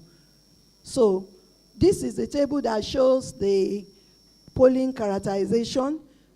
So the names of the pollen, and then the family that they are derived from, and the quantity as analyzed in the 4 samples, H6, H13, 14, and 17. So they worked on 45 samples. So that is the result. Then the microscopy. Don't forget I mentioned that even you can check the pollen under microscope. So this plate 1 shows some of the microscopic picture that they took of the source of the pollen grain. And this is still showing you the spectra. All these are botanical stuff. So if you want more explanation, you might have to see them later. But for the microbial, physicochemical, and other analysis that was done at Standards Organization of Nigeria, we have the result there. And everything seemed to be good to go, except for H6 and H13 that had high mesophilic organism, that's total plate count, and even the mold. So you can see the pattern. So when you have total bacterial count on your plate, that total bacterial count, or total plate count rather, is a combination of all manners of organisms. So by doing yeast and mold, we were able to isolate the mold content for H6 and H14. The next slide. Okay, ma. So, the next slide, please. In concluding, this study reveals that the most frequently visited plants by bees in honey samples are Senna siame and the others, because these plants increase the nutritional value of tropical honey multiflora due to the presence of essential elements like proteins and lipids that are in the protein. The moisture content of honey samples were within permissible limits of Nigerian Industrial Standard 1419-2020 of Standards Organization of Nigeria. Different pollen contributes to different proportions of proteins through the pollen to the honey. Can we go to the next slide? These are the references that we picked. And the summary from this work is that the honey samples that were taken, the 4 of them, were, microbiologically speaking, they were wholesome, except for 2. And the 2 that had total plate count and high mold growth, it shows the safety index, it shows there are safety concerns, handling probably, storage probably. So there is still more work to be done because these are just few samples to show us the adaptation pattern of honey samples in Edo State and Abuja. Thank you.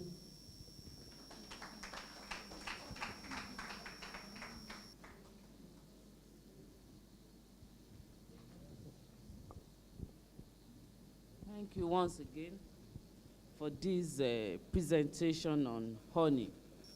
I'm sure honey is highly relished in most Nigerian homes some people use it as a substitute to consuming the table sugar. So it is very important to every one of us to know about it, and for the industry playing crucial role in ensuring that we have honey in the markets to buy. But at the same time, we don't want to buy unsafe, unwholesome honey. Hence the importance of this presentation. She has been able to tell us that out of the 4 samples examined or studied, that I think 4 were good and 2 did not meet safety criteria, especially in the area of the fecal indication that was indicated in the product. I would then want to say that we still need more honey samples to be tested. For instance, if one is traveling to maybe Ondo State or your state, there are usually some communities, they sell honey too. All these local producers, we need to take samples randomly and ascertain the safety of this product, so that if there is a need to train, to organize training, standard training for honey producers, we can do so as a body, as a NIFST body, and ensure that Nigerians take wholesome. While we are running away from taking sugar, we are also taking wholesome honey. Questions, comments, suggestions as to what can be done or as to what has already been done can be raised now. Few questions, we only have 5 minutes.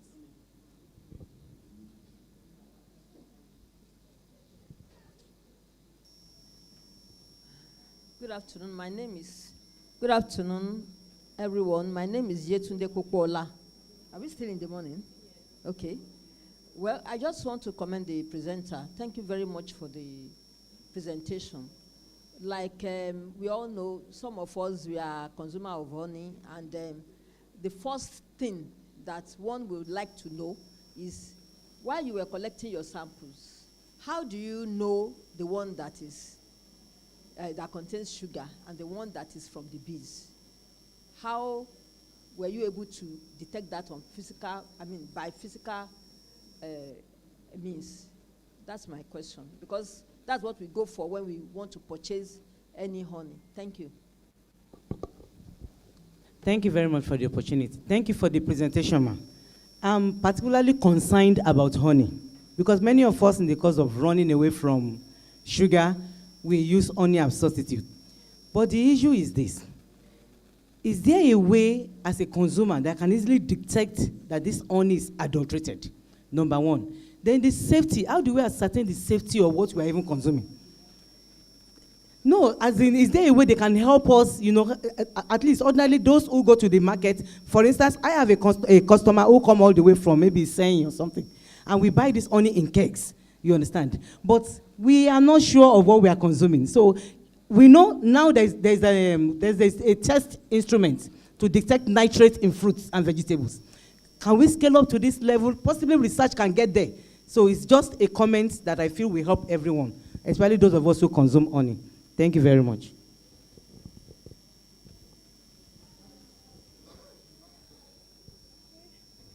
Good morning, everybody. Ebele Okafo from FIRO. Thank you, our presenter, for enlightening us the more. Talking about using pollen grain as standards for honey is really interesting. But my question is there a spec for that, specification for that standard? And probably there is a range. That will go a long way.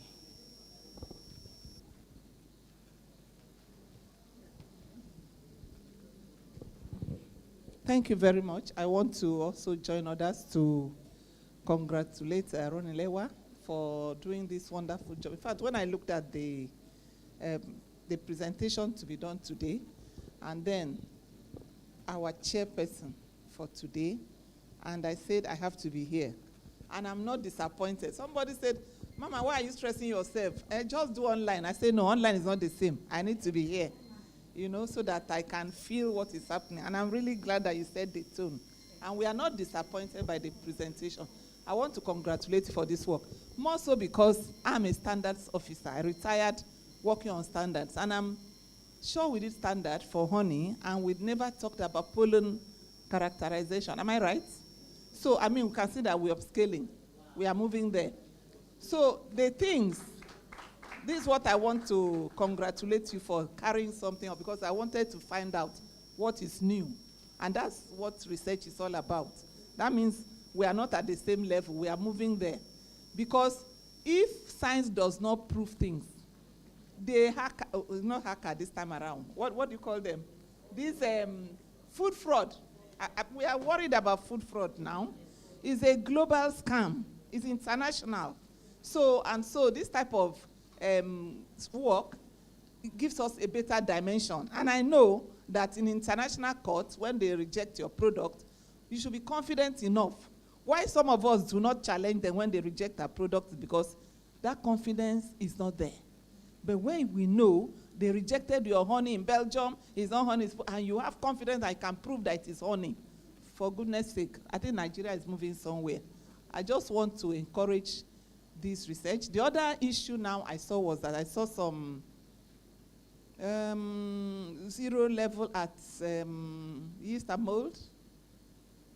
I saw some samples. I was just discussing with my colleague. You know, my laboratory colleague, when they talk, most of the things we use in doing standard, we get from our colleagues in the lab. That's why we know ourselves. FIRO, SON, NAFDAC, we are all professionals in the business. So when people are quarreling up there, usually at our level, we don't. We flow and we discuss. We are interested in how do we move the work forward. So usually we are guided. I'm asking, is it possible for you to have a sterile honey? Why am I saying this? Because again, at the Codex international level, honey is not supposed to be given by Codex. When I mean Codex international regulation, not country level now, honey is not a food meant for infants and young children. Why? Because of the spore, suspected Clostridium botulinum is lethal, because it's not expected that you must have passed through, processed honey to eliminate some of those things. So the risk is there. So I'm only saying this while we are doing this also, we look at, well, that one may not be beyond the scope, between the scope of this. We have not really found that spore. And I said, do we still use that spore to limit that product?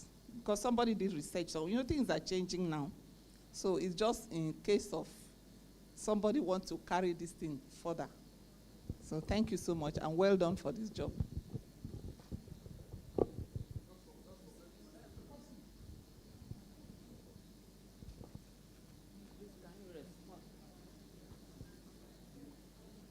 Thank you, ma'am. The first question is, you can't know the quality of your honey by just physically.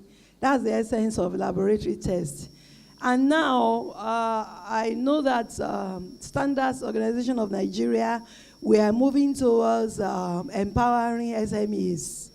Recently we started what we call product identification, such that even the woman in Iseyin can be encouraged to send the sample to lab for a token, as low, as affordable as it may be, just for us to, check one or two parameters, especially for fecal contamination. So we are getting to that level. You don't need to be a big manufacturer before you can get your product tested. So we are trying to create awareness in that regard. But for you as a consumer, you cannot know the purity or the safety of your honey. But if you are looking at one of the physical parameters that you can double check, I talked about specific gravity, the fluidity of your honey. So if you take honey and you turn it and it runs out, that's not honey. So that is what I can say about that. And I think, Madam, only you just buttressed that point. I don't think there is any other question. I beg to take my leave.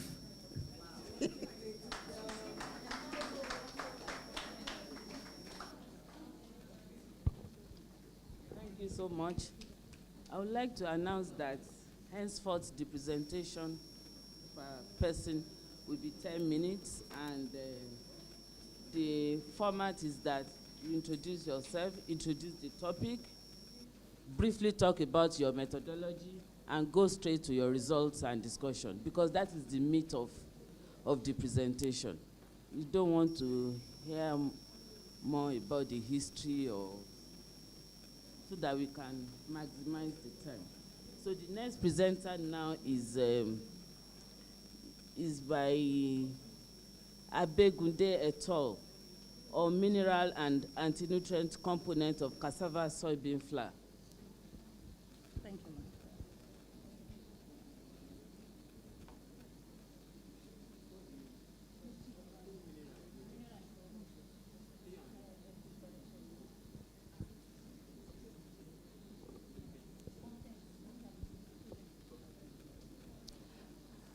I will be starting on the existing protocol so as to manage our time properly.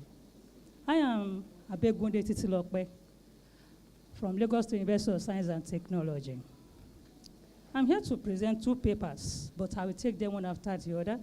The first one is mineral and anti-nutrient components of cassava soybean flour. Yes, we have been talking about looking away from wheat flour for long now to produce flours which will be further utilized to give us what we want to use the flour for. It could be snack, it could be food, and the likes. But today, I'm just going to talk about the flour alone. Soya bean, which we also known as glycine max as the botanical name, is a species of legume native of East Asia rather, widely grown, and it's also edible. It's cheap protein source. It's one of our cheapest protein sources, as we know, and it's also it has balanced essential amino acid in it. It has a lot of importance that we can actually look into to incorporate into our cassava flour, which is going to increase the nutritional diet of that cassava flour, because most people, when they look at cassava flour itself, they think cassava flour is full of carbohydrates alone. It is not true. Some little quantity of other minerals they are there, but we only need to now augment them with those ones that are plant-based or animal-based, as the case may be. But in this instance, we utilize the plant-based. Soya beans is, I've said that is proteinous. The next slide, please, to save our time. Cassava. We Nigerians, we are the largest producer of cassava, as we know. And as it may be, we also discover that as we produce largely, we still lack produce from it. And the reason is not far-fetched from the fact that we have a lot of product out of this same cassava, which I myself am a good part of it because I've worked with cassava all my years to produce ethanol. I did that with different species of cassava. And also starch, flour, we used it. So cassava has been the frontliner for we processors. So in this case, we know that as it is, if you make it to become flour, you will still find out that it has some anti-nutrient properties that we need to look into the processing method very well before we can utilize and consume, as the case may be, because both young and old consume cassava nowadays. So we have to be very conservative about the information. And now, according to Hackathon 2013, harvested fleshy portion of cassava tuber contains 62% of moisture, 35% of starch, 1% of protein, 0.3% of fat, and 2% of fiber. That is after we have removed all the outer part of it, so the fleshy part. So the cassava is the most important root crop. It's a staple food in Nigeria, but now it's a golden food. It's a golden food now. God will help us. And it's flour. Why are we doing this flour? The need for improved technology dissemination among various agricultural stakeholders is vital in the cassava value-added chain processing in Nigeria.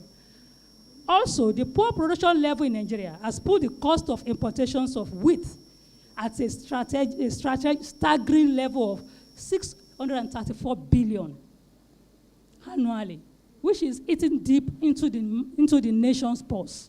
So we need to look inward and look at what we can use to change this. So next slide, please.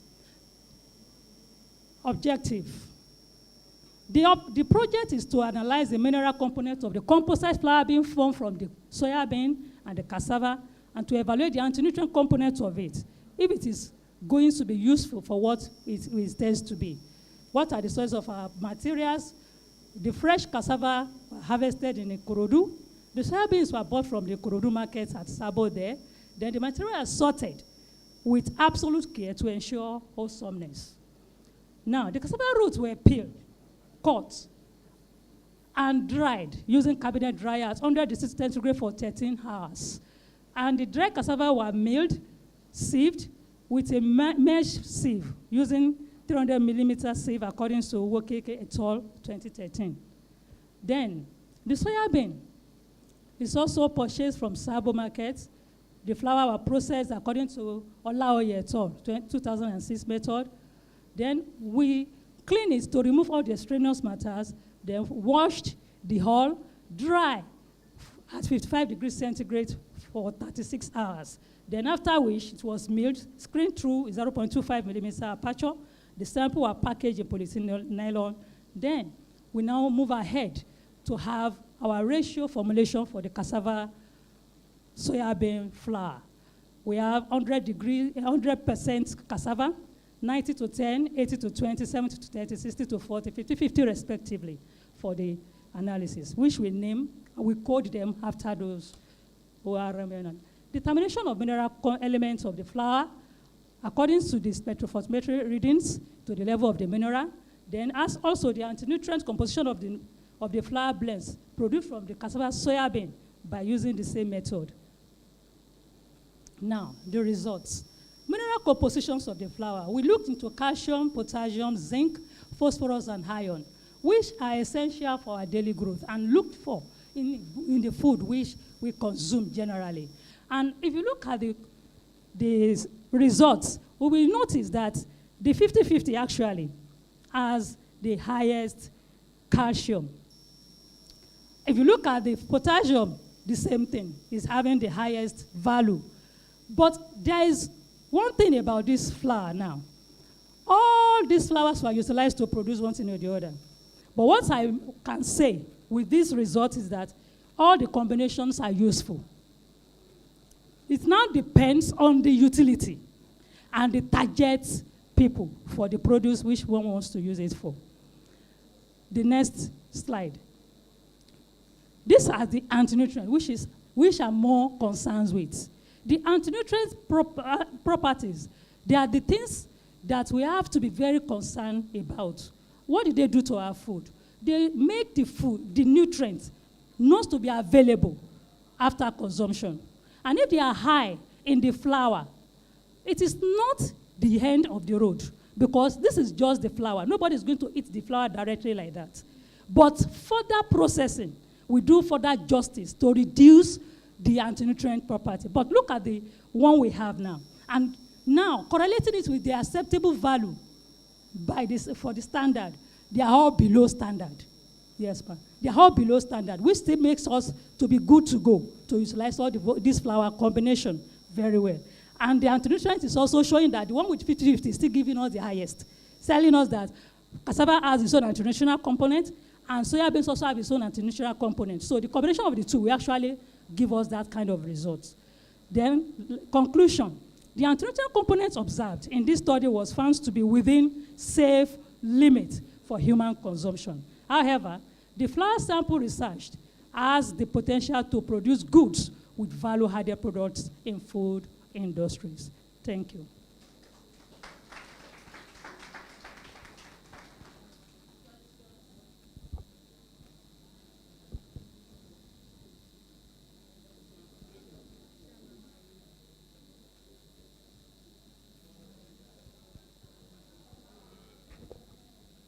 Thank you, Madam Presenter.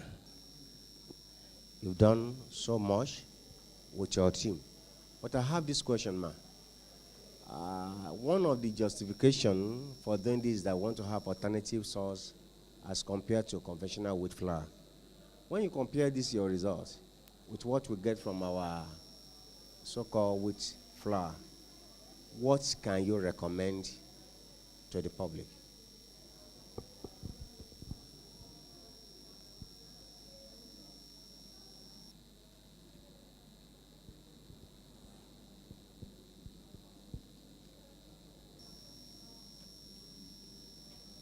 Thank you very much. I just want to commend you for the effort you have made. A lot of work has been done in the area of composite flour, and I think this will just form another database for further formulation. So if at the end of this workshop, we can come up with recommendation to compile all of the research work that has been done on composite flour into a book, it will make it easier for people who want to go into food development to always go there instead of reinventing the wheel. So it's a good database. Thank you.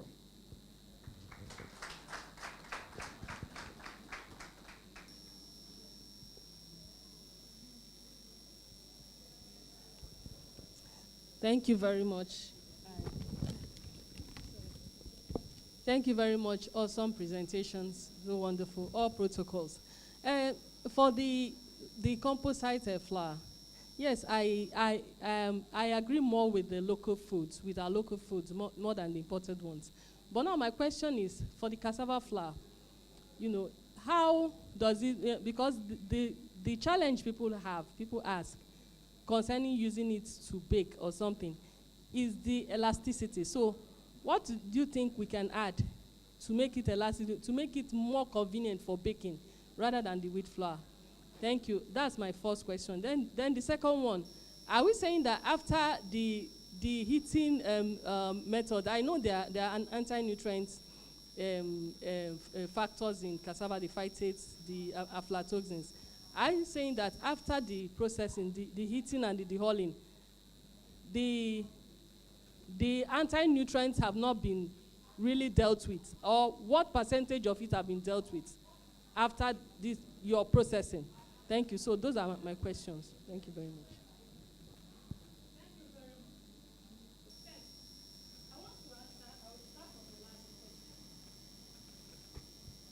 From the flour, all the combinations that has been done now, the results, they are all below the limits, which is required for flour, the anti-nutrients that are there. So we are still going to further process it. So the processing that we are still going to expose it, so we further reduce the anti-nutritional properties. So it will make the food to be good to go for consumption. Then my brother said, to now look at wheat flour and our local flour that we have now, they cannot be same. I will not deceive you. That's number one. Wheat flours, they are more nutritional compared to either cassava flour alone or soybean flour alone. And that's why we looked into combining all this, our local food, to get close rates to wheat flour and get our nutritional component ready for consumption. Then, wheat is more expensive than any of those local raw materials that we are looking at. But they can be utilized to perform the same products which wheat will give to us.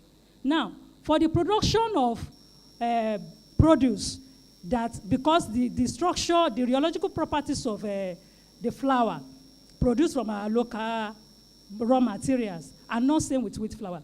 Wheat flour has gluten content, and most of these things does not have it. But if what you want to produce required you to make it to become elastic, you can actually add starch. But you must research to know the quantity of starch that you'll be needing for that production. That is one.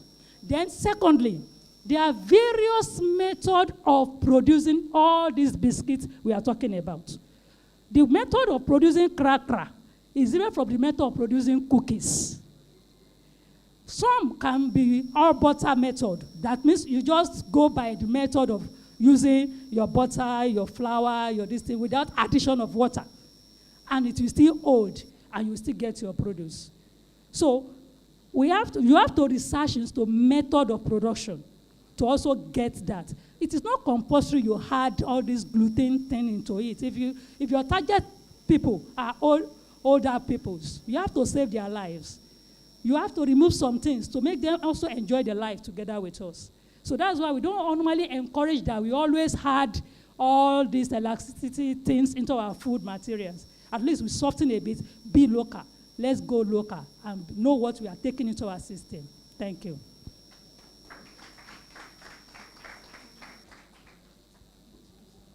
Thank you so much for the explanation given to all the questions raised.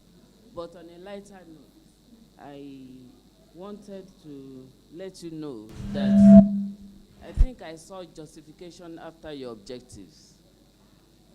The slide on justification of your work after your objective.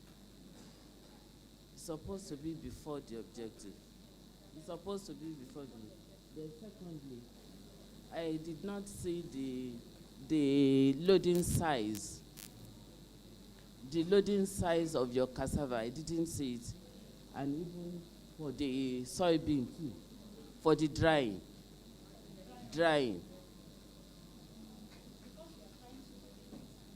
Yeah, I think it would be nice, especially if somebody wants to take it up immediately after living here. They want to produce cassava soya flour. So the loading size is very important to be disclosed. Thank you very much. You are free to go. Thank you so much, ma'am. I have another paper to present. The second paper is physicochemical composition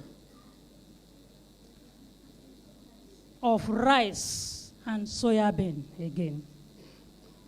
Rice and soya bean. Rice is widely consumed in many countries of Africa and other parts of the world. Research has also shown that production and processing technologies have not been able to meet the increasing demand of rice. And next slide. In West Africa, Nigeria continues to experience growing demand for rice caused by rising per capita income, urbanization, and change in feeding pattern, which we are experiencing now. Shortage in rice demand as a result of insufficient domestic production and inability of importations to meet the local needs. Next slide, please. Now, soya bean is a source of protein, which we also want to incorporate into our rice. Now, the question I will want to ask myself in the presence of this honorable gathering is that, why rice? A bag of rice now is 80,000. We still want to use rice to do other things. Actually, the utilization of rice is minimal in this part of the world. When you look at it, we use it for culinary most of the time. What else do we use it for that is well known? Not rice flour. Then the rice flour is meant for what again? Produce bolus, eat. That is the problem.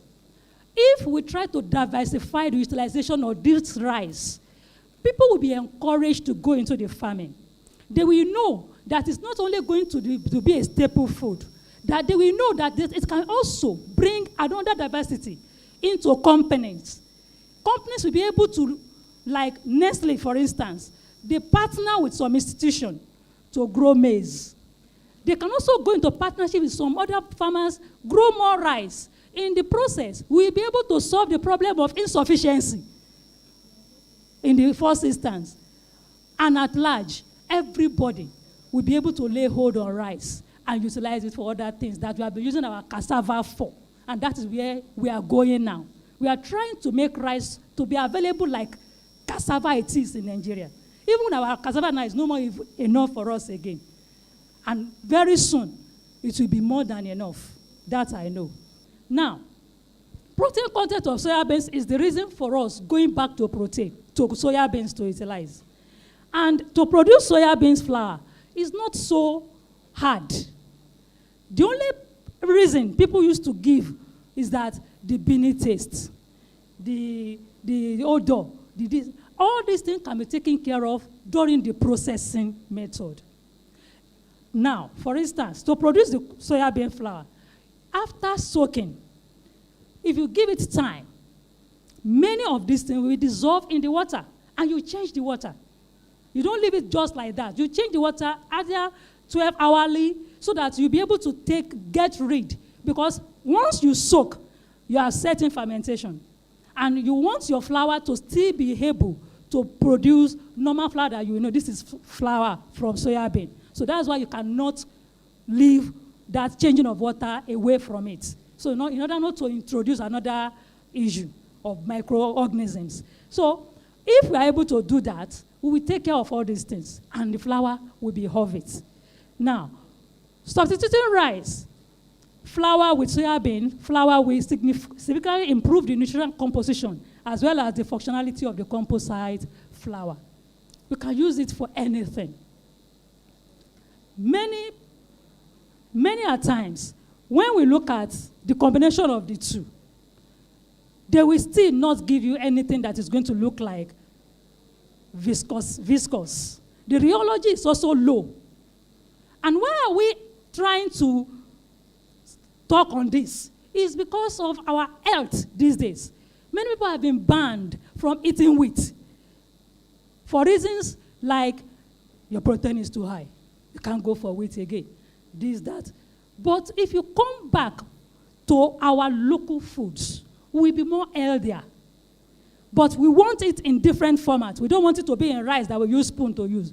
You can actually make this into bolos, this flour that we produce, and eat it like your amala. To the next slide. This is the preparation of the rice. We sorted it, we sieved. Then the sample are milled in nutrition mill.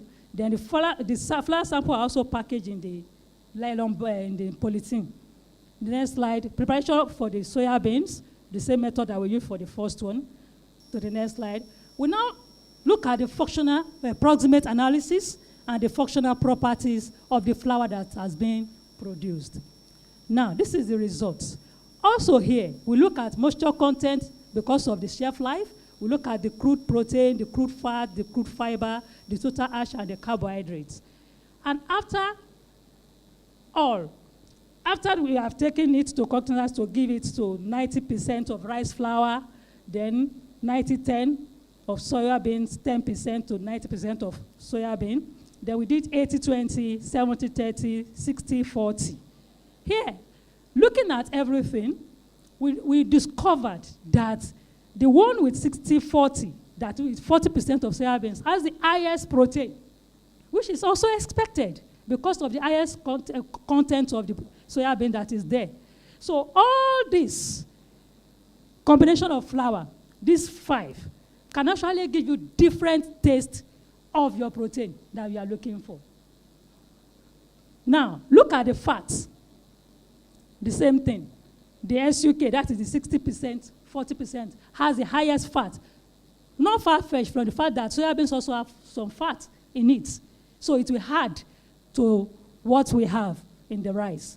Now, we have the fiber also, it's still the same, the 60-40. We have the highest fiber because the fiber of soya beans is higher than that of rice. So it's expected. The specific gravity will be higher, will be heavier than that of the rice. So that's why.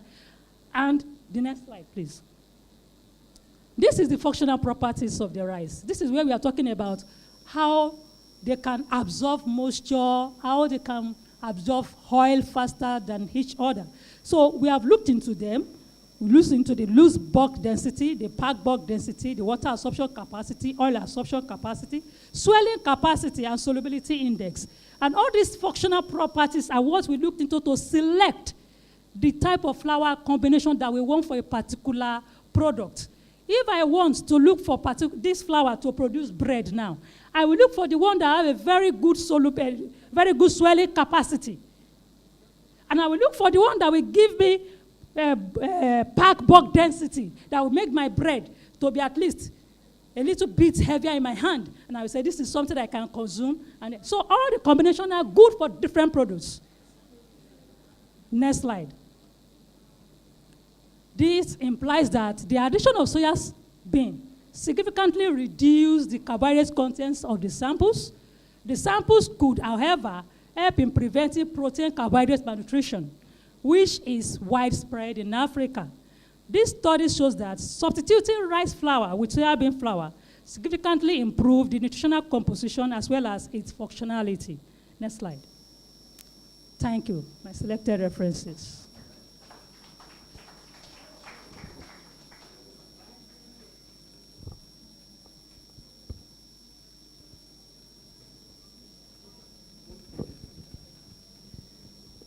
Thank you so much for your presentation. This particular presentation is also very important now that we are having challenges with food security in Nigeria, especially in the area of all these traditional meals, such as fermented products from cassava, eba, lafun, even amala. So this can serve as another substitute or another alternative to what can be traditionally consumed. If eba is too expensive, if gari is too expensive, possibly one can go for this, and it is even more nutritious. So it is actually an important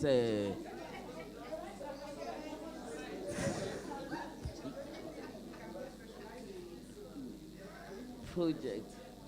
But however, my worry is, do we have enough soybean? Do we have enough soybean to grow in the country? Then you mentioned bread. If bread is too heavy, nobody will buy it. I hope you know. Because one of the criteria for good quality bread is the loaf characteristics. It must be, an average Nigerian is used to white bread.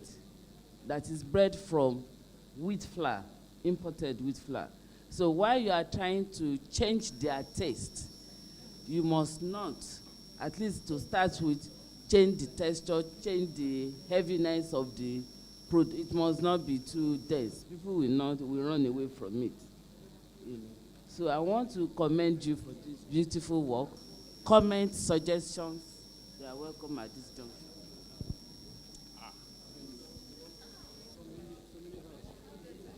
Yeah, good afternoon. My name is Linda Agogwa. I'm into baby natural cereals.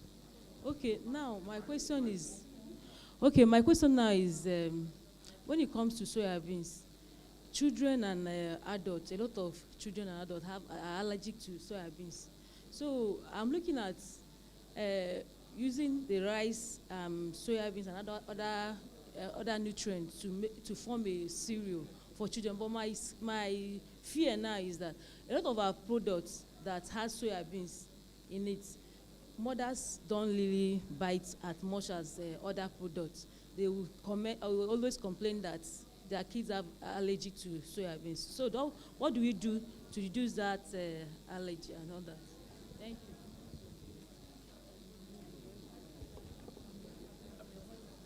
you. My name is Ejeumoru. I'm actually looking at the availability of this product you just mentioned. These two products combined together, the rice and the soya beans. We all know how much expensive rice are these days, and the soya beans on its own. So I'm looking at the cultivation of it. In the Southwest here, I doubt if we have a major cultivation of soya beans. And looking at the Northeast, or basically the North and the Middle Belt, that they cultivate it more. The insecurity there is another thing. So if people are going into all this, how are these products going to be available for the production of its use? And in our research, I don't know if we can go into other, available foods that are a bit not that competitive, so that we can also do more research in it as a substitute to some of these ones that are quite scarce. Thank you very much. I forgot to mention my name. My name is Jane Elodie. I'm a clinical dietitian nutritionist. Sorry, maybe that's why I'm so much interested in this. I'm really following and tagging along. So please, concerning the rice, ma, you didn't tell us the type of rice. There are many varieties and species of rice. Is it the tuwo rice? Is it the short grain? Is it the long grain? Is it the local rice? So each of them have their own different nutritional composition, and the physicochemical characteristics are different. Like the tuwo rice can be used as for baking, for masa, and all that. So that's one. So we need us to tell you the type of rice to use. Then two, for the soybeans, based on what she said, the thing is that there has been this issue. Most times, the medical doctors have been coming up with this thing that soybean is toxic, it's bad.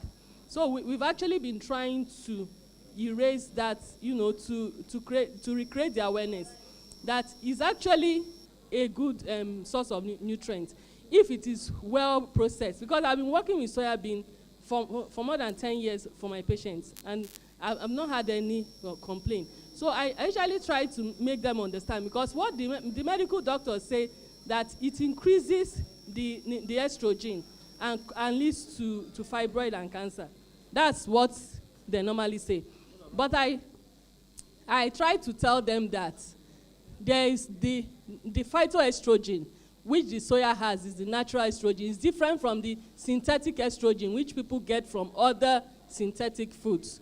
So we really still need to create more awareness, because what she's saying have been hindering mothers from giving their children good nutrients from soya. So the thing about soya is that it has to be well processed. Maybe if we emphasize more on the processing, the hulling, and the eating, it will really clear this stuff. Thank you very much.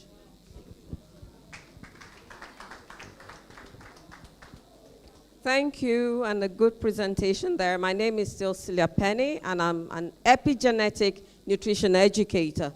Now, talking about rice, the expenses, and all that, how the cost of rice, and we're still going round and round about the same rice. We have so many other grains in this country that we're not even looking into.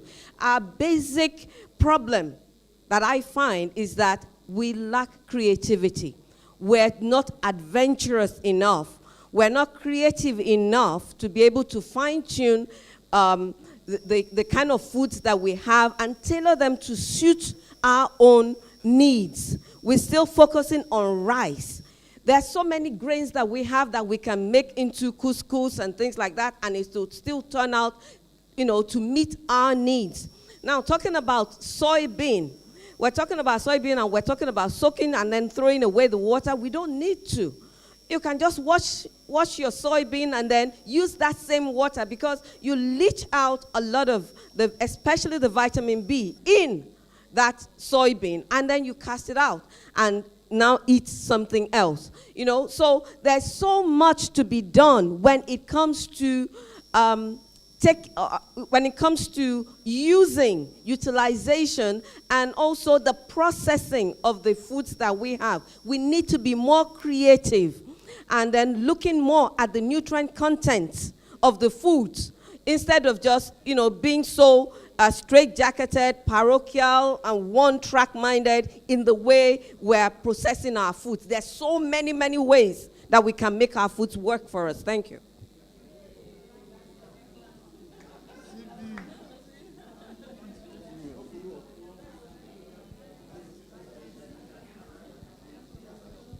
Thank you very much. Yes, we have so many grains in the whole of Nigeria, agreed. But if you agree with me, many of these grains were not processed, or they were not planted in the southwest.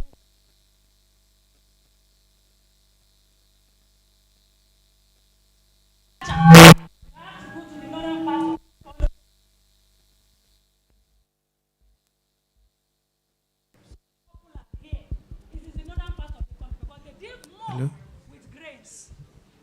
With grains. So those ones that are available here in the southwest that we can lay hands on, that is what we see the researcher in the southwest of this country working with most of the time. Though at times we go out of our way. I have worked on Acha before. Then I was at Kaduna. So I brought the seed down from Kaduna to Lagos and worked on it. I have worked on wheat. I brought it from Kaduna to work with it here. I have to transport it, but not because we cannot do it, but availability in your environment. And when you want to do research, most of the time, you look into your environment before you can go to the laboratory and work. And that is that about it. It's not that these researchers are not ready to work, but they look inward first before they move out. Now, level of soybean allergens. You will agree with me that every food materials have their own specificities. They have their own do's and don'ts, and they have their chemicals that are peculiar with them, that will be acceptable with some and will be rejected by some. It is allowed. It is just like, I am a Nigerian. I cannot speak Hausa, but I cannot hear Igbo. I speak Yoruba. Does not mean I cannot go to the north, does not mean I cannot go to the south, to the east. But the fact remains that if I must go to the northern part, I have to learn their language. And that is where processing comes in the process of all these grains we are talking about. And if you are eating something and it's not going down well with your system, my advice is better for you to drop it and watch what is in that thing that is causing that allergy. If you get it and it has a solution, then go for it. The same soybean we are talking about today, they use it to produce tofu. And tofu is eaten as a substitute for meat for the vegetarians. And if you see people that are vegetarians, me, I used to convert them, but I cannot be like them. Because they look more fresher eating this soybean, tofu. And here we are, the milk, just the milk, the powder of it. Is it what we are talking about now that is causing allergy? Yes, if it causes allergy, possibly it may be the heat processing given to it. It's not enough. And if you now look into the heating processing for drying it in the oven, it may subside it. And there you go for it. So, availability of substitute is because of distance, please. The type of rice we use is the one we use for tuwo. Is the one you use for tuwo because we cannot be competing with the one that is in the market for staple food. Thank you. God bless you.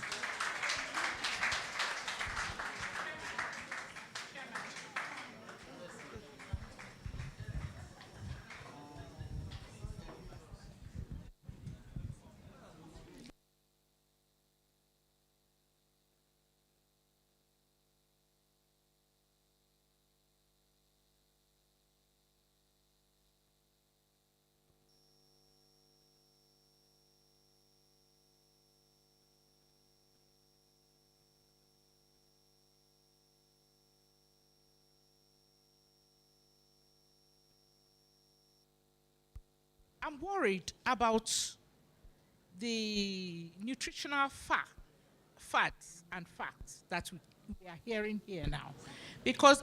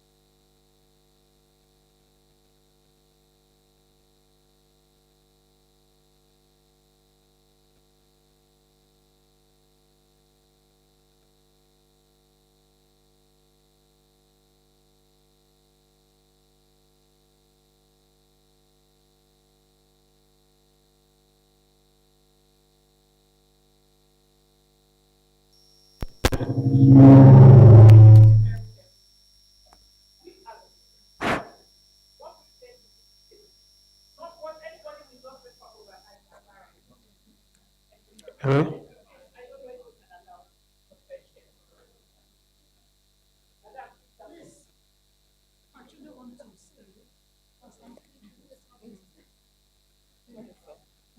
Okay.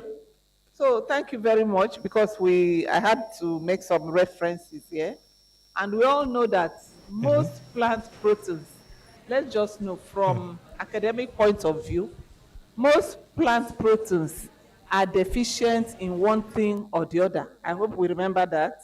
Maize, tryptophan, this one, lysine, some of those things.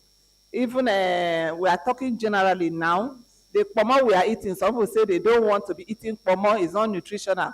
Nobody says you should eat pomo alone. Pomo is a sample of incomplete protein. Eat pomo with beef, you know. So those are the things we should be talking. Now we are here talking about the soya bean issue. We know that when you process food, some of these things, as easy as roasting a particular thing, inhibits a particular nutritional inhibitor. So it's not really a problem that you carry up and then target a food, that you make people not to recognize that food. As simple as blanching, as simple as application of heat, inactivates. If you are talking food chemistry now, just that heat application now will inactivate that particular thing that was in the raw form. We are all professionals here. So most of those food don't promote one against another. All of them have problems. That's how God made plant proteins. It's mostly animal proteins that are complete. Let's just go away with that fact so that we help ourselves. Soya bean now, I heard this one coming up. No. So those allergy, I was just talking about, many of us were born with allergenic reactions, asthma from birth. So we are very conscious of those things. And particularly, the issue is that because of some of them, they are not allowed for infants and young children because of anaphylactic shock or whatever, and some people can manage it. So, but it's not something that you can use it and limit a food. Let us just have that in mind. The soya bean dust was first discovered as when in Spain early enough. No, later, not as early as other ones. When we were processing it in a factory, it came out as a dust when we were now processing it in the factory. And some people inhaled it, and then people started reacting to it. And so the question, the fact that, so soya bean, people are allergic to it. Check literature. So sometimes that's how some of these things carry over. But if you process that soya bean, that what do you call it now? Anti-nutritional factor will be inhibited. Even the one they call allergenic reactions are controlled with processing. Because we are all food processors now, and we should be supporting some of this whenever we have the opportunity. Let's go back and check. Will processing, fermentation, cooking, what does it do to that food? That's just what I want to contribute so that we go away with the right idea. Because press is here so that they will not go and quote NIFST at the first. Well, you know, this news have a way of flying, so that's not the message we are taking away here. I believe that's what our chairperson wants us to correct. Thank you very much.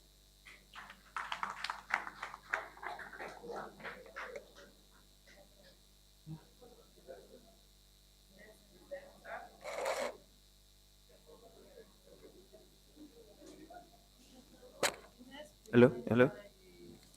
The next presenter is Odewade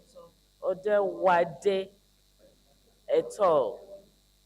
The topic is antibacterial properties and GCMS analysis of root extracts of African star apple, Chrysophyllum albidum. Odewade et al. Anyone presenting for Odewade et al? Online. Number. Okay. Is it online? Oh, yeah.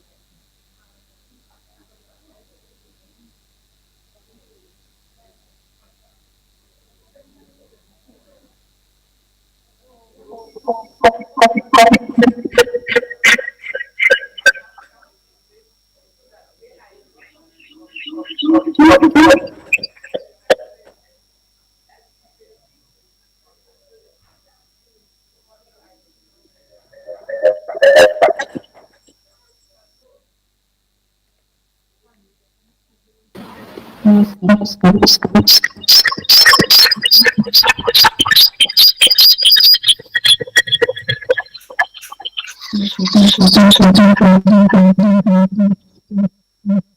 afternoon, everyone. Can you hear me?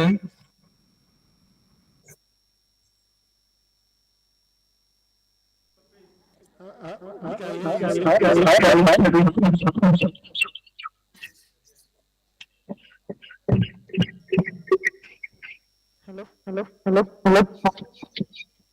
Hello? Hello?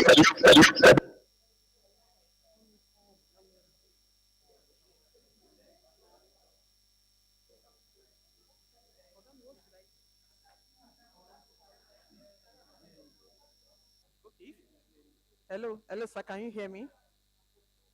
Hello, sir. Can you hear me? Mr. Odewale, can you hear me? Hello?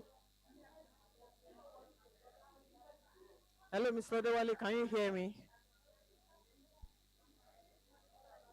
Hello? Hello? Hello? Hello? Hello, Mr. Odewale, can you hear me? Yes, I can hear you. Share the slide.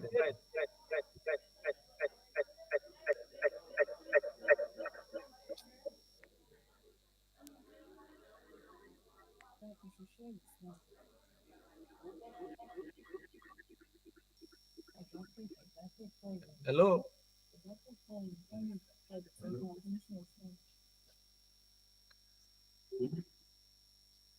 Hello? Okay. Okay. And please, if you share the slide. Okay. Okay. Okay.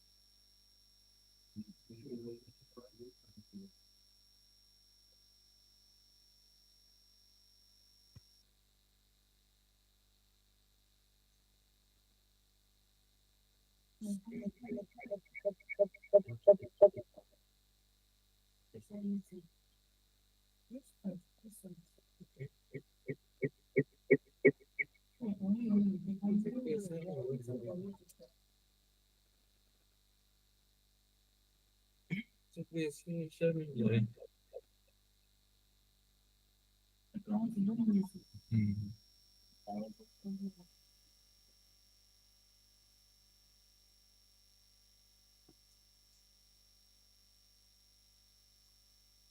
Nǹkan tó yẹ wọ́n kọ́ ṣe ni nà.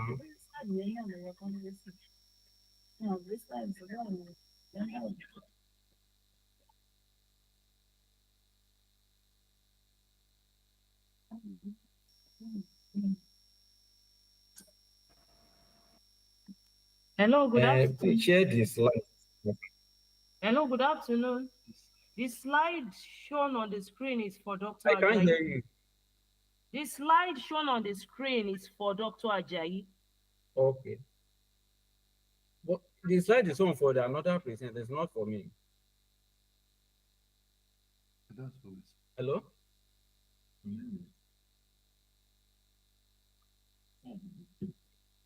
What slide do you know?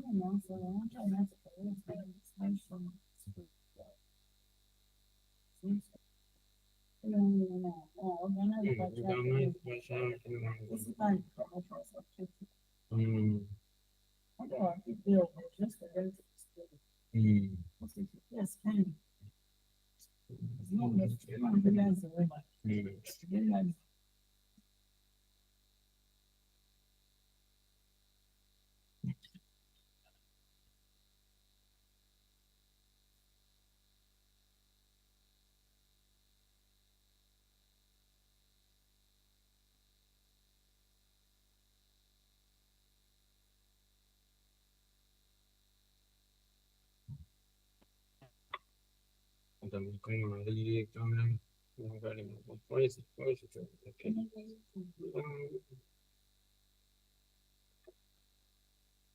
Good afternoon, everyone.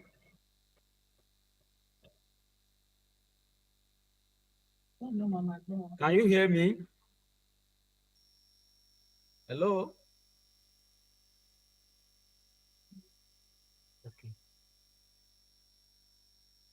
Hello?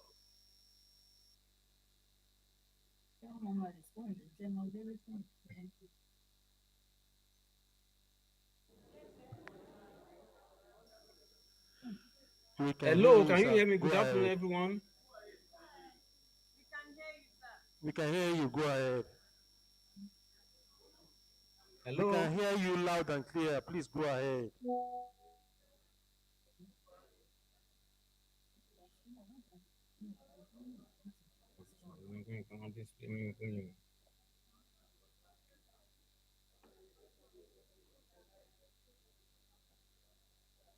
Can you hear me?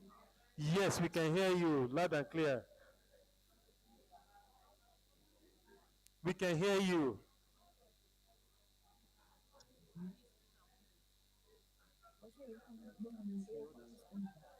Yes. Good afternoon, everyone. Can you hear me? We can hear you. Go ahead, please.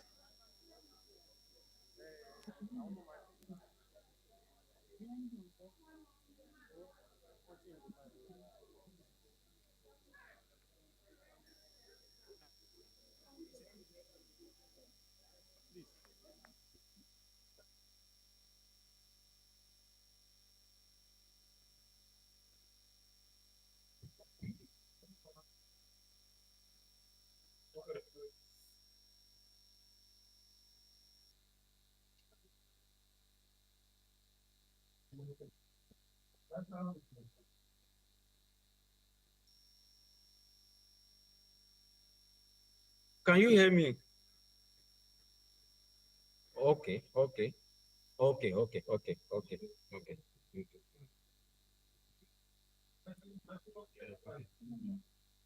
She said that they can hear me. Good afternoon, everyone. Share the slide.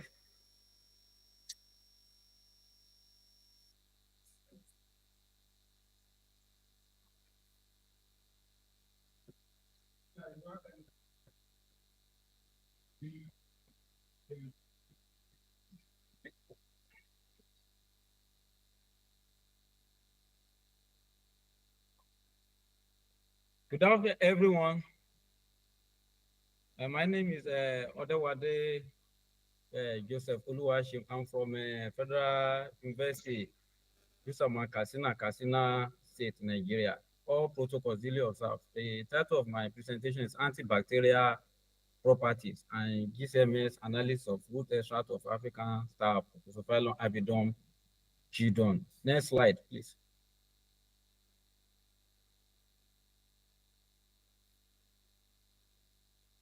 Next slide. The current introduction, the current escalating trends of multi-drug resistance to the available antibiotics by bacterial pathogens leads to serious health risk. Olasen data 2016. World Health Organization also prioritized antimicrobial resistance as one of the top global public health threats facing humanity. WHO 2020. To this effect, the search for an innovative antimicrobial agent from natural products is ultimately important. A good example among the versatile medicinal plants searched by scientists is Chrysophyllum avidum.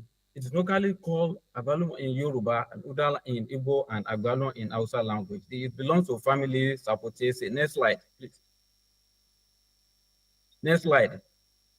The specific objective of this research to obtain the crude extract from the Chrysophyllum avidum roots, determine the antibacterial activities of the root extract against the test bacterial isolate, compare the potency of the root extract with the standard antibiotics, streptomycin, ampicillin, ceftriaxone, tetracycline, which serve as a positive control, and lastly, to determine the bioactive constituent present in the root extract via the gas chromatography mass spectrometry. Next slide.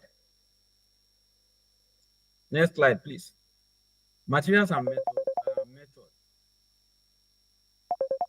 Plant sample extraction. Chrysophyllum avidum roots were collected, at 25 degrees Celsius, ground and weighed, and the powder roots were soaked in methanol and sterile distilled water for 4 days with regular agitation at intervals. And the mixture was filtered, concentrated in vacuum using a rotary evaporator, lyophilized to obtain 159.30 gram of a dark brown root extract, and sensitivity test was carried out using a gas distribution method as observed by Yewole 2023, and streptomycin, ampicillin, streptozone, and tetracycline 1 milligram per ml serve as a possible control, while 10% dimethyl sulfoxide serve as a negative control. Next slide.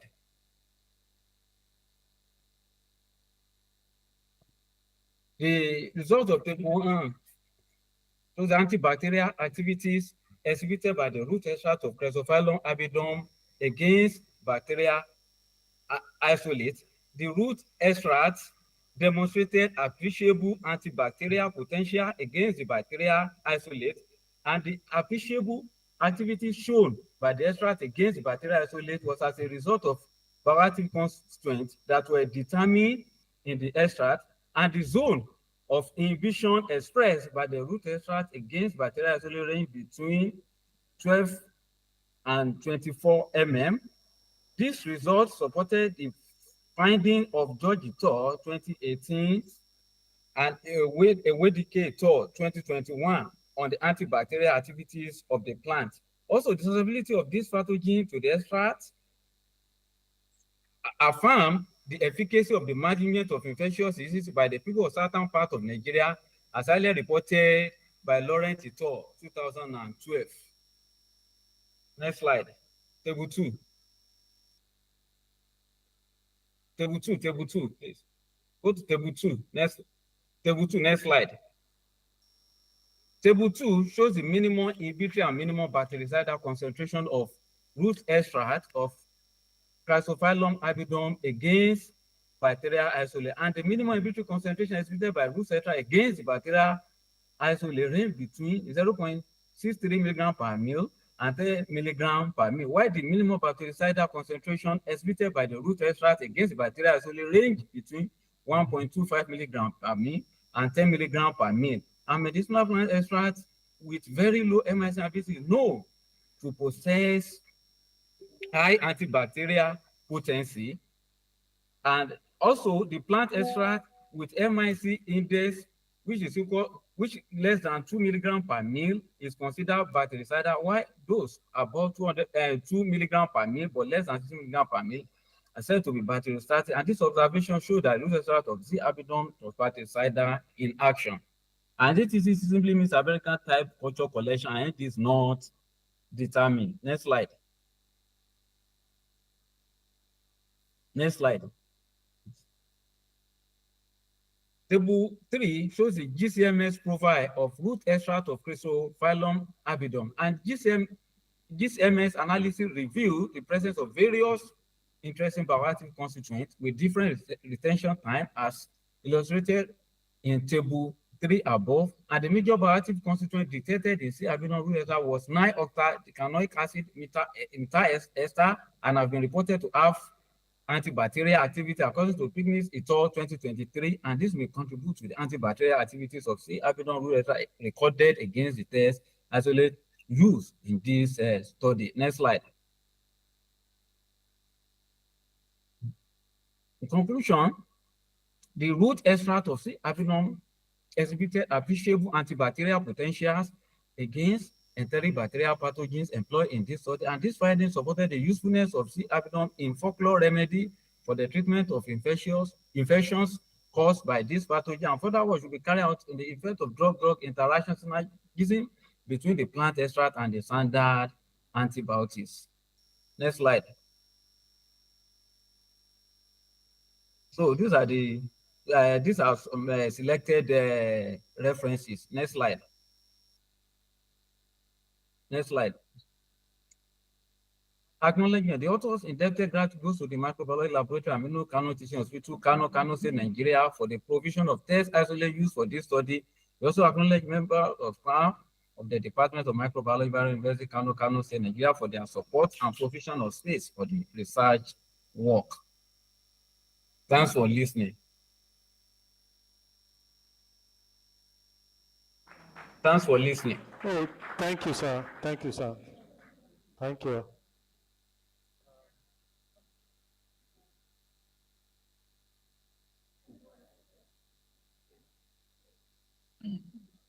Can you hear me? Thanks for listening.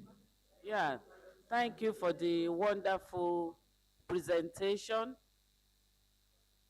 Now, participants are free to ask questions, make suggestions, and comments on your presentation. Definitely, if we can have this product, that is, having a product from Chrysophyllum albidum root in form of another antibiotic, it will go a long way in reducing import bill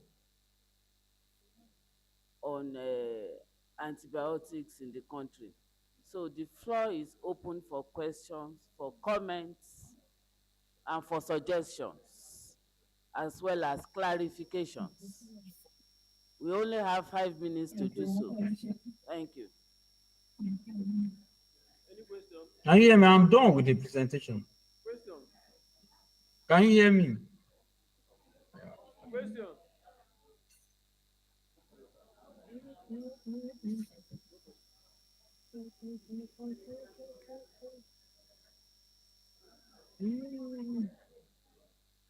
How available is this Chrysophyllum albidum root in the country?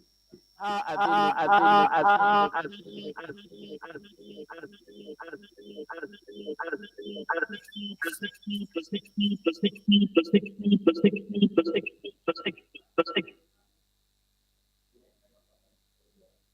Can you hear me? Yes, I'm asking a question. How available is the root, that is your source of raw material now, the Chrysophyllum albidum in the country?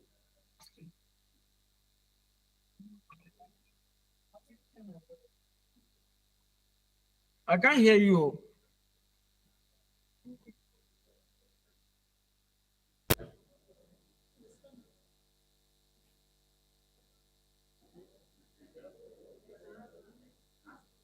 How available is the Chrysophyllum albidum root in the country?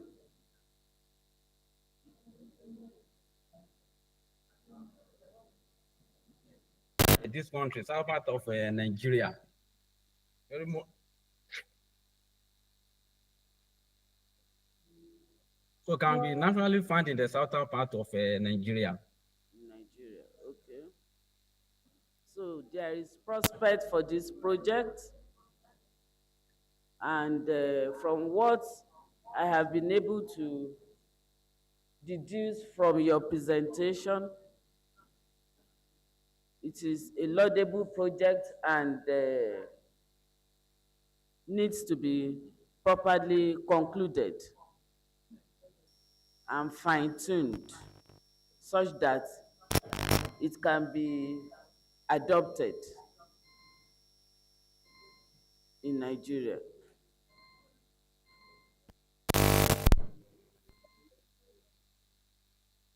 Okay, ma. Thank you, ma.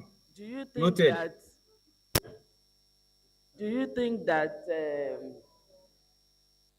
the two organizations that are involved, that is the Department of Microbiology, Bayero University, and Amino Kano Teaching Hospital, Kano, will be able to do justice to this particular project alone? I think you should look for collaborators.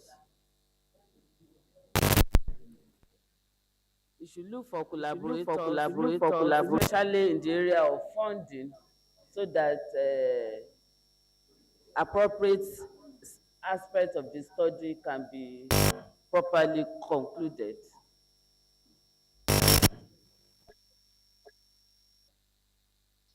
Thank you. So thank you for your contribution. There is Noted, also ma. somebody wanted to ask questions.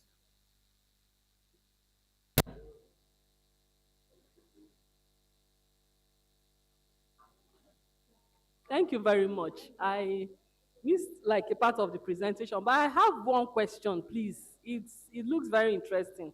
I have one question, please. How do you administer the antibacterial? Is it intravenously or is it an oral administration? That's just what I want. In vitro. Sir? In vitro. Sir? In vitro. Okay, in vitro. You vitro, didn't yeah. do in vivo. You didn't use a live. You didn't use live patients, or was it just in vitro? Outside the body, but it has not been tested in humans. That's what I'm asking. Yes, outside the body, yes, in the lab. It was carried out in the lab using agar. Oh, okay, we have not had volunteer patients.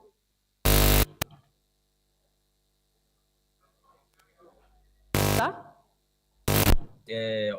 In vivo, but it has been carried out in vitro. Okay, in the teaching hospital with some patients.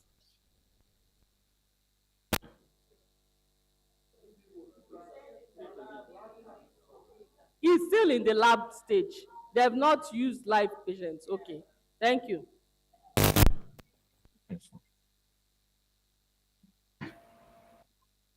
Sorry, please, I have a question for the presenter.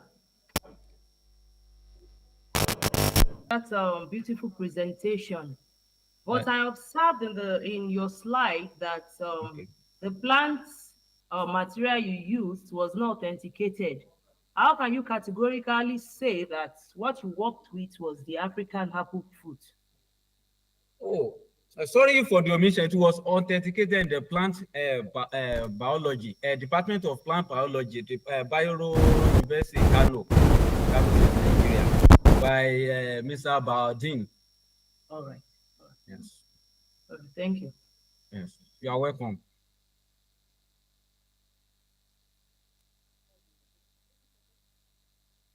Thank you so much. Thank you so much. Thank you so much. Thank you so much. Thank you so much. Thank you. The next presenter by Ajayi et al. It's on comparative study of the phytochemical screening, DPPH, radical scavenging activity, and antimicrobial activity of the ethanol extract of Thamatococcus donnelly and Megaphrynium macrostachum. Can't hear me. Yes. By Ajayi et al.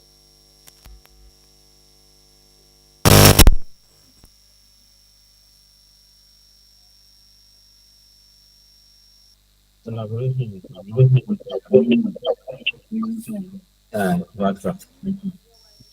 good afternoon.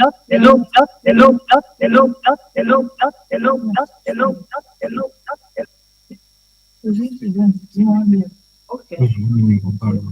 I've started sharing my slides. Can I go ahead? Hello?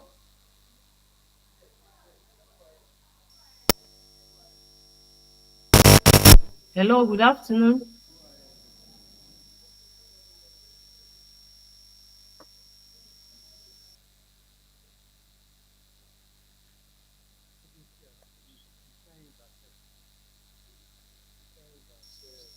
Hello? Hello, go ahead.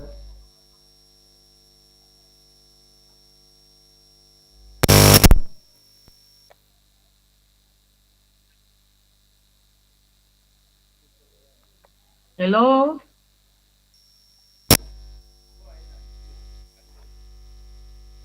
Go ahead and share. We can hear you. We should stop sharing. I should stop. Okay. Hello. Okay. Hello? Yeah, you can go ahead and share. We can hear you.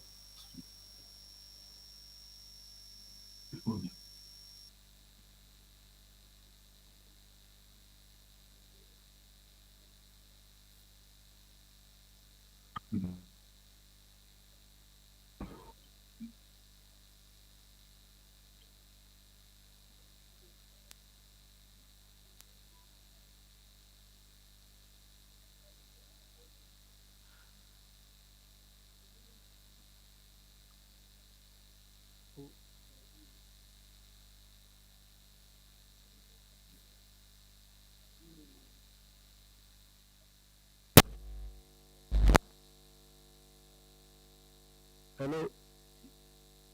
Hello, you can go ahead and share your screen.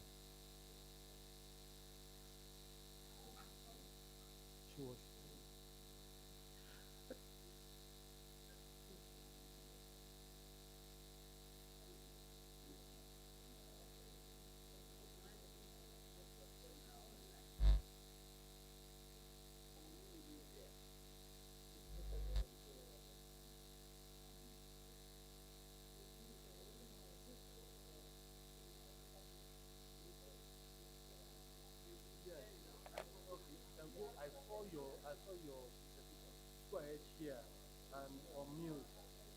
We can hear you loud and clear from here.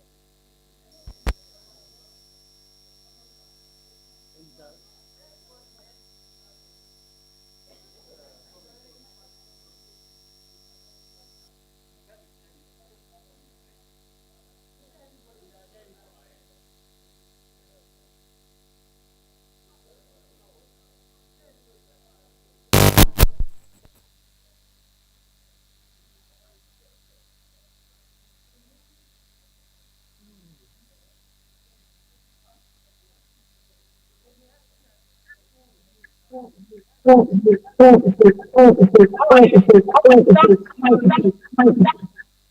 Can you hear me? Good afternoon. Can you hear me, please? yes, we can hear you. Go ahead.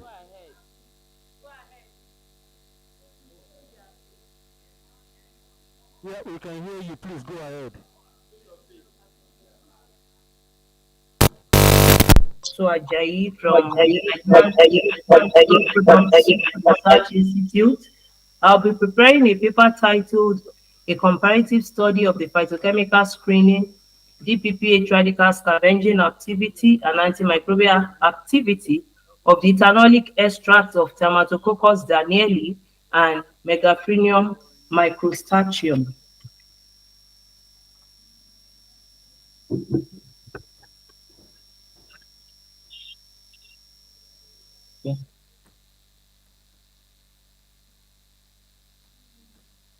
Hello, ma. Yes, I'm trying to share more slides. Yeah, please, can you put your PowerPoint, can you put it in presentation mode Okay. so it becomes more visible and bold? Okay. Okay.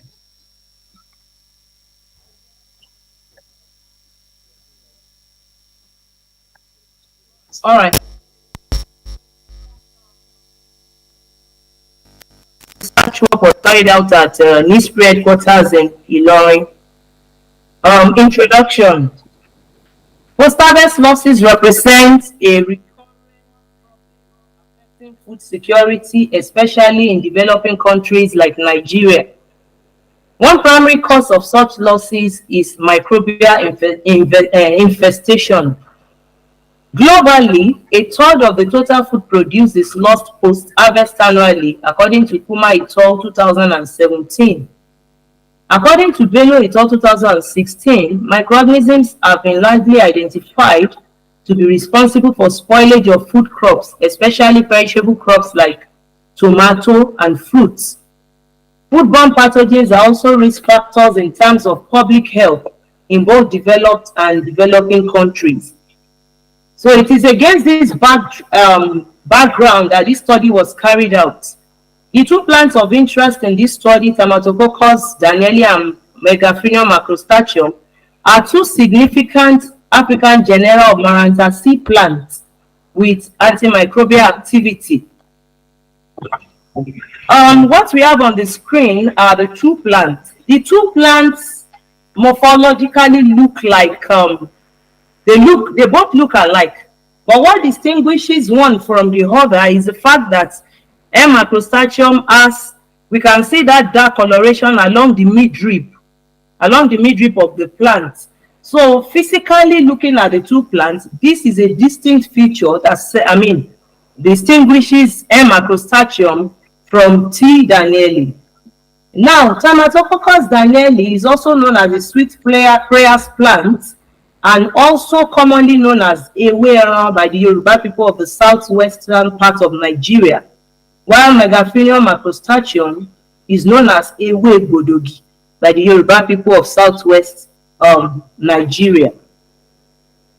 Now, for the experimental results, the plant samples were collected at a bush in Ilorin metropolis, and the identification was done by a taxonomist at the University of Ilorin, and they were assigned voucher numbers. The ethanolic extraction was used for the plant. The fresh plants were thoroughly washed with tap water and followed by distilled water to remove dirt and filth. They were hair dried under shaded conditions at room temperature for 14 days. The dry plants were then grinded using electronic blender into powdered form. 2,000 mils of ethanol was added to 200 grams of each powdered plant sample and run through sourcelet extraction for 8 hours. The plant extracts were concentrated on a water bath at the temperature of 50 degrees Celsius for 5 days to remove the solvents. The extracts were then refrigerated for further usage. Preliminary phytochemical screening of the leaf ethanolic extracts were carried out. We carried out the qualitative phytochemical screening using the method described by Aguru et al. With slight modifications. Also, we carried out the quantitative phytochemical screening using the method described by Maka et al. 2009, Talari et al. 2012, and so on. We also did the antimicrobial assay, and also the GPPH free radical scavenging assay was carried out. Results and discussion. In table 1, we have the results of the quantitative phytochemical screening for the plant. From these results, we can see that phenolics were the largest metabolites for both plants, while the least metabolites for both plants were glycosides. For the antimicrobial activity, this research was actually carried out as a preliminary preliminary research to be followed up with subsequent ones to determine the antimicrobial activity of the plant. From this table, we saw that T. danieli had no inhibitory effect on Salmonella enterica, but was able to inhibit E. coli. We have 2 millimeters. For M. macrostachyon, we observed much significant antimicrobial activity on Escherichia coli, which supersedes those of the standard antibiotics, namely ciprofloxacin, gentamicin, and septrin. We also carried out the GPPH radical scavenging activity of the 2 plants. From the results, we observed that the antioxidant activity of the plant extracts, we measured it against that of butylated hydroxytoluene, which was used as a control. The result shows that the percentage scavenging activity of BHT increases with increase in concentration. For M. macrostachyon, we observed the highest percentage inhibition at concentration of 20 milligram per liter, which was followed by 10 milligram per milliliter. While for T. danieli, we observed the lowest activity. So comparatively, we observed that M. macrostachyon also had significant GPPH radical scavenging activity than that of T. danieli. In conclusion, from this research work, we were able to come up with this result that the Megaphilium macrostachyon exhibited significant inhibitory activity against Escherichia coli than the standard antibiotics used as controls. Also, in comparison, T. danieli, it also had a higher antimicrobial activity than T. danieli, which is evident in the outcome for the 3 genera of microorganisms used.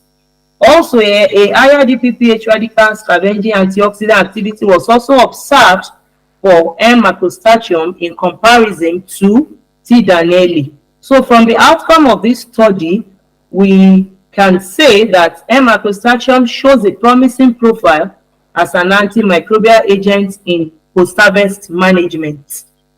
Thank you for listening. These are some of the references used. Thank you.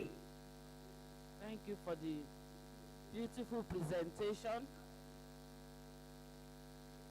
Thank you so much for the beautiful presentation. Now is the comment time. Comment question time from participants. The project or the topic is very relevant and timely.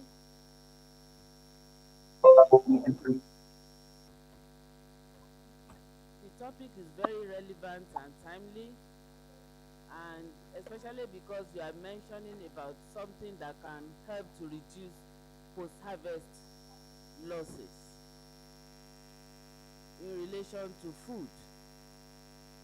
The floor is open now to questions, to comments, to suggestions, and possibly what you should do more to enhance the quality of this work. Thank you.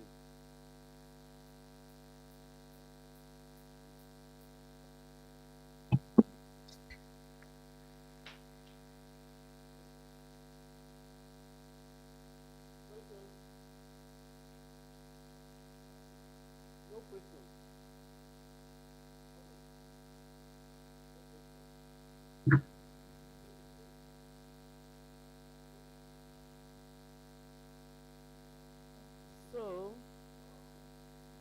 I think you are free to go. She presented on the antimicrobial activity, the phytochemical of T. Danieli.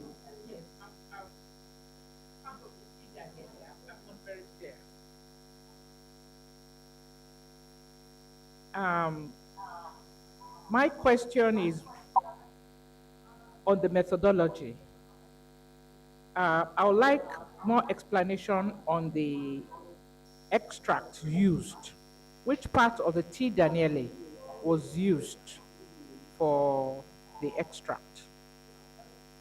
Which part of the Tomatococcus danieli? That is the aware or the fruit. That is, what part of the fruit did you extract the taline for your work, or you macerated the whole of the fruit before the extract? Exact point is what I would like to know. Thank you. All right, thank you very much. We worked with the leaves of both the T. Danieli and the M. acrostichum. So we extracted the leaves of both plants.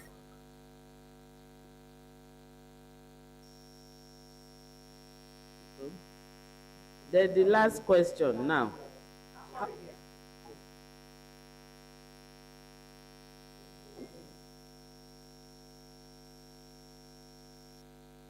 Does that mean that the leaves could actually be developed further as a sort of antimicrobial plant, antimicrobial extracts, which we can then use for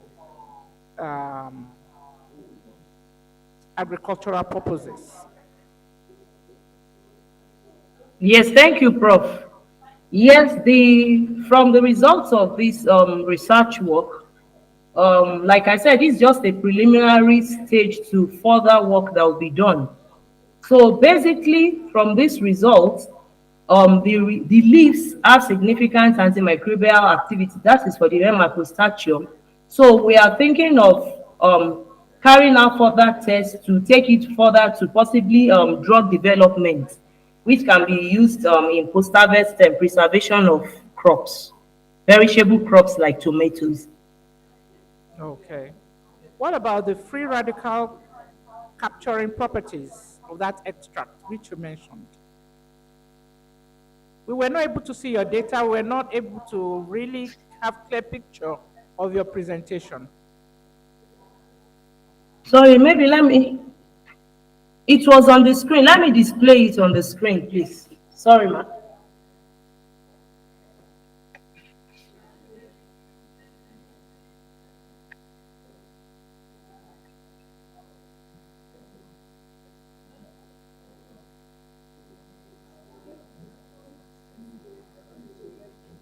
Okay, this is the table 3 is the GPPH radical scavenging activity of both plants.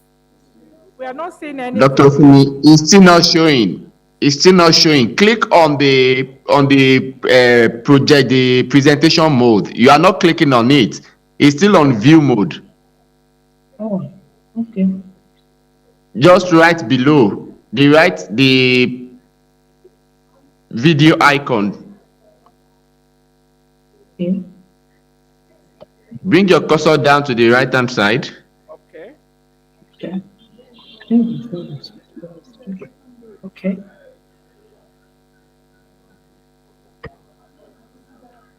Sorry, is it showing now? It's showing, clear. but still not bold. It's not clear.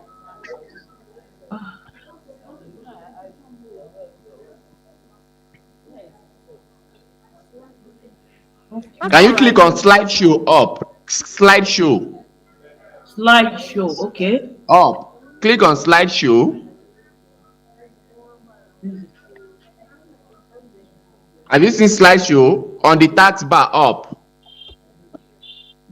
Slideshow. Okay, okay. I've seen that.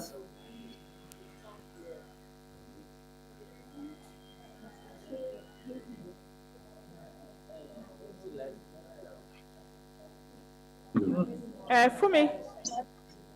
Yes. Yes, I would just like you to give us, in short, a clear objective. Describe the clear objective, your aim for this particular study. Are you targeting this extract for human utilization, or you are targeting it as antimicrobial for preservation of plants? Okay, we are targeting it as an antimicrobial for preservation of perishable crops like tomatoes and fruits. Why did you now work on the on the free radical capturing properties? Okay, basically from literature, we observe that the antioxidant activity goes hand in hand with the antimicrobial activity as well. So we just carried out the free radical scavenging to determine, to support what literature has said, to see if actually there's a correlation, and we're also able to, determine from the research that for the M-macrostachyon, it has a higher antioxidant activity compared to T. danieli, which is also supported by the result of the antimicrobial assay for the plants. Any other contribution? Do we still have more contribution? So you can step aside. Thank you for your presentation. So Thank you. We are going to Thank the you. next presentation now, which is on functional foods and nutraceuticals, bioactive compounds, health benefits, and formulation of functional food products by Ofuani Sisi. Is Ofuani Sisi around?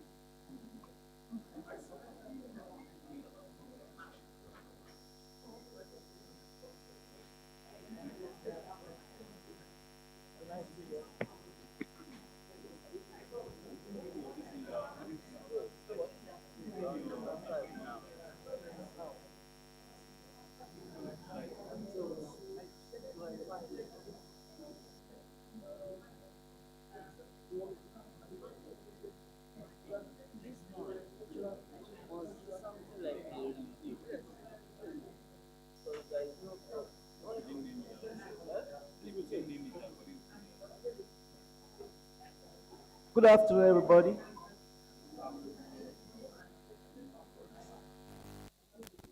All right. What I have here is not a research work. Actually, it's a literature review.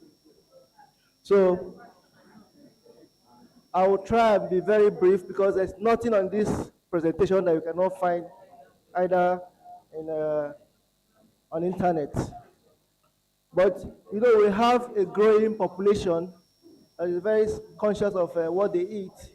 We also have an aging population that is very aware of the food they eat. So most emphasis are shifting to functional foods. There has been this saying before. Please, next slide, next slide.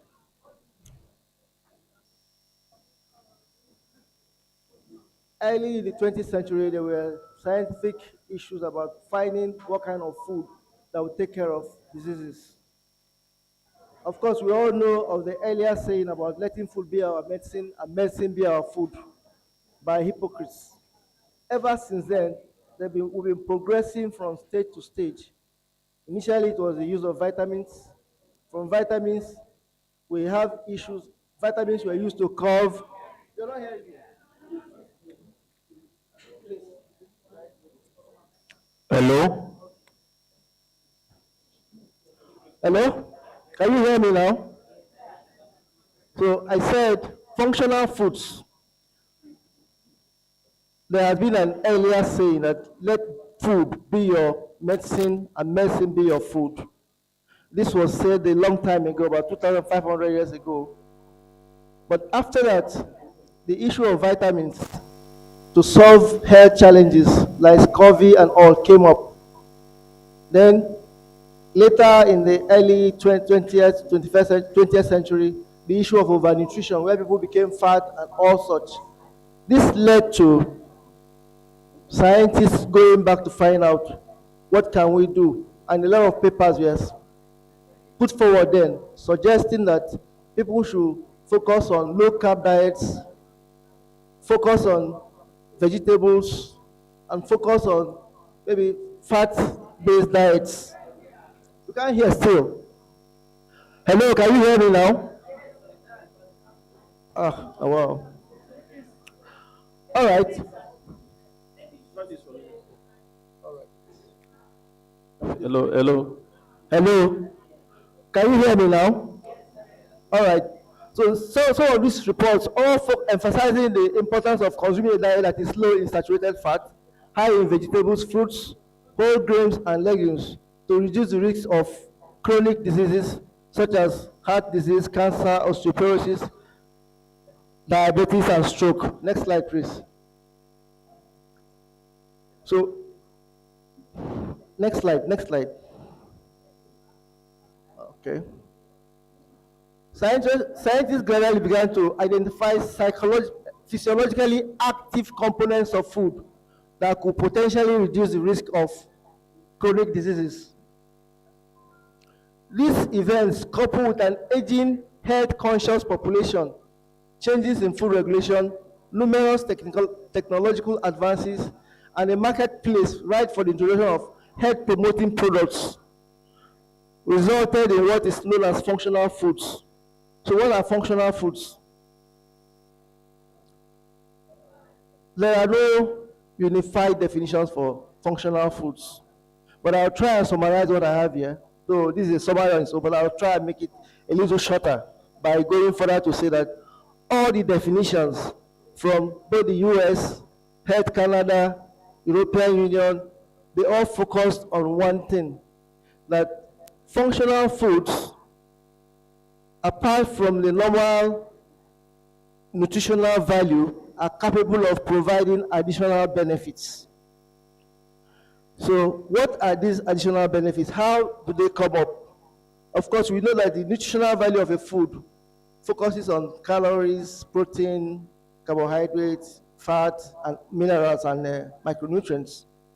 But all of these, there's one common factor that is present between functional foods and nutraceuticals.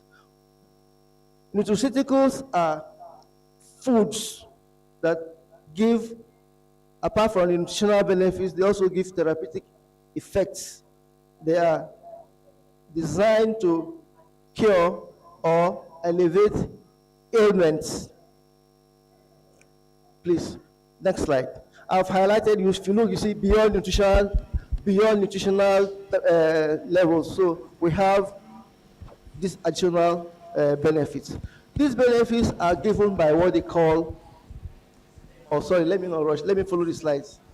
What are nutraceuticals on the other hand are products derived from food sources and are purported to provide extra health benefits in addition to the basic nutritional value found in them. Sorry, okay, is this okay? Hello? All right, thank you. These concentrated, purified, and standardized forms of bioactive compounds are often marketed as dietary supplements, offering targeted solutions for specific health concerns. Next slide, please. The word nutraceutical was coined out from nutrition and pharmaceutical by Dr. Felix.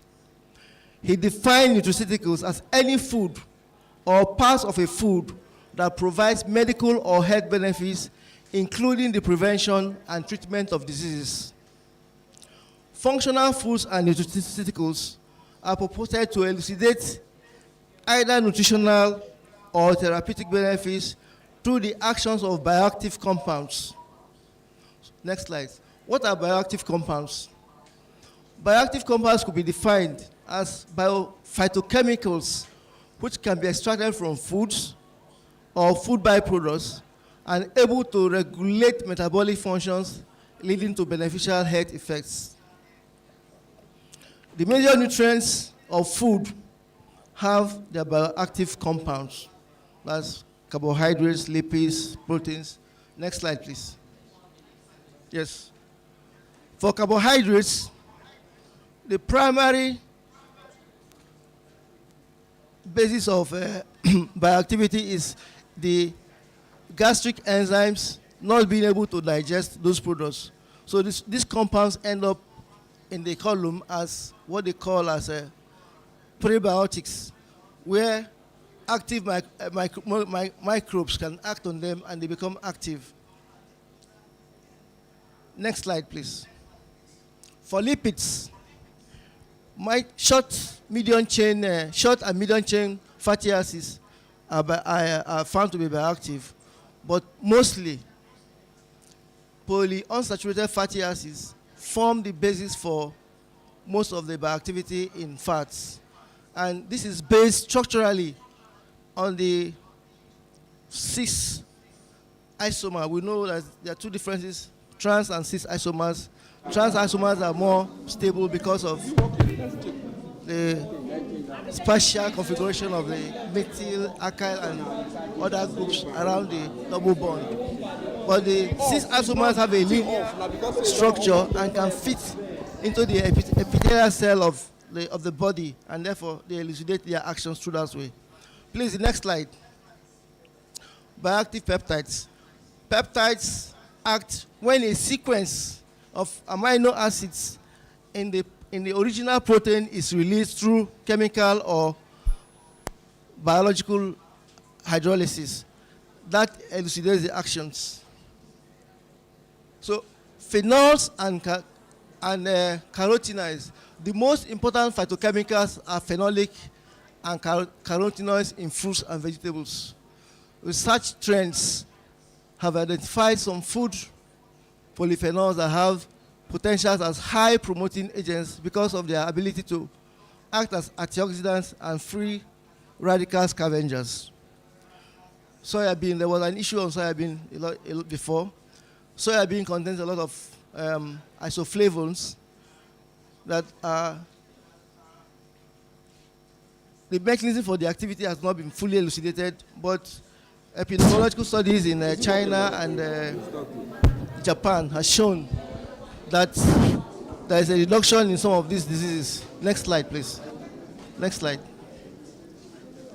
Well, I tried to put differences between nutraceuticals and functional foods here.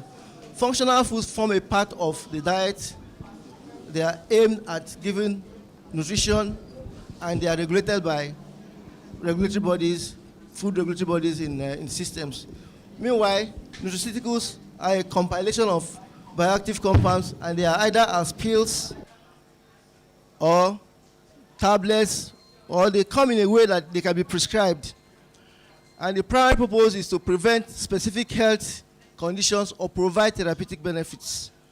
Nutraceuticals are regulated as dietary supplements or as medicines, depending on the specific claims and intended use. Next slide.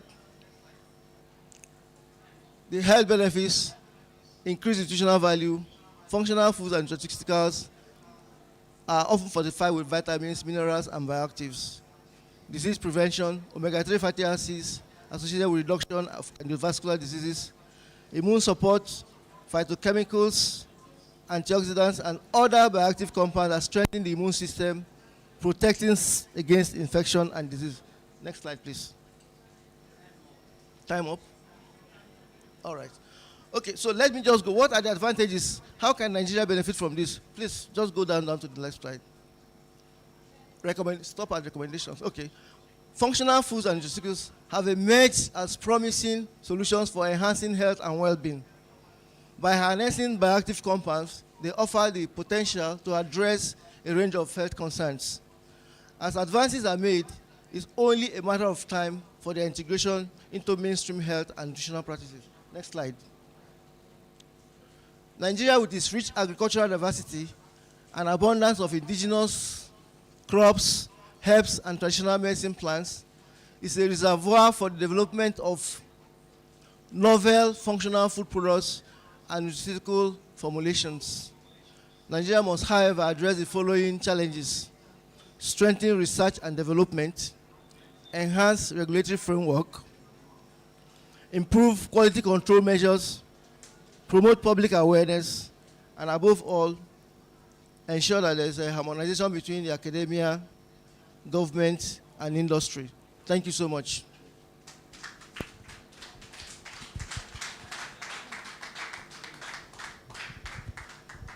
Thank you so much, the presenter, for the comprehensive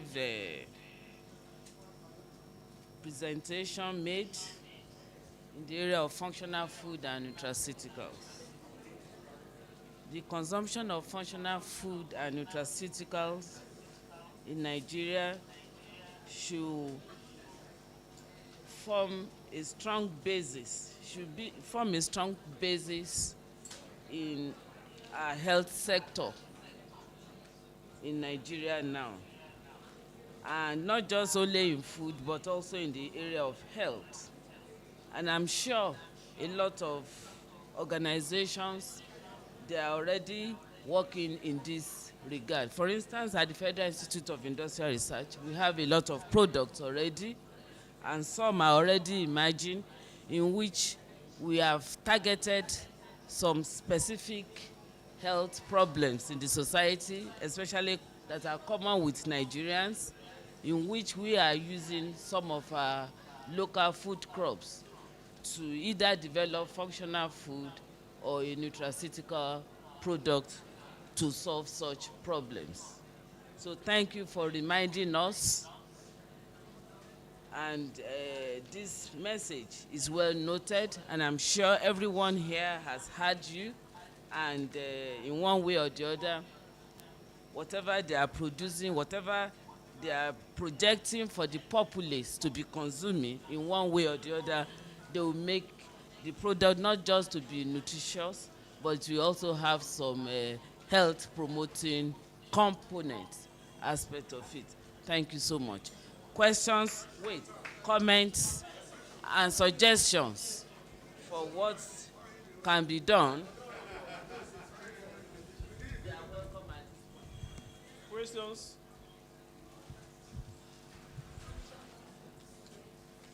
Thank you very much for reminding us, as our chairman just said, about functional foods. Looking at your topic, you mentioned formulation of functional foods, and I was looking out to see some kind of formulation that you have made, but I'm yet to see.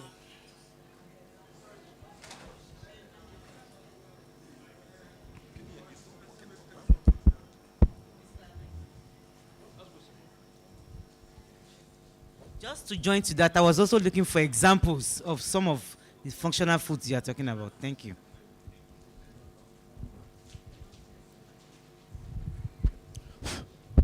Thank you so much. Number one, I said this is a review, but your question was on formulation. What I did here, I did not formulate any functional food. But if you can go back on the slides, maybe slide number 15 or 16. I tried to look at the challenges that, or first the principles, and then the challenges that face formulation of functional foods and nutraceuticals. You know, the principle will be just like you're formulating any other food product. You must have your target in mind, then the selection of your raw materials, then you look at the safety, the bioavailability, the recommended daily intakes. These are the things that you look at to formulate your product. But along the line, there are some challenges that can crop up, like interactions between ingredients, bioactive ingredients, sustaining the bioactivity throughout the period of storage, processing, and until it gets to the individual. Again, the research and development aspect of it, which will involve all the things that we talk about when we do research and development. One, appeal. The sensory evaluation. How will I package this? How will it look? How will it be stored? These are the things that form a bulk of what I tried to look at, but there was no time to really go stage by stage on this. But really, it's not as if I have gone out. If you look at it, I just said a review. It's a review of the processes. I didn't identify any products to be synthesized or produced, but I was just highlighting what you have to go through to produce functional foods or nutraceuticals. Any more questions? The next presentation.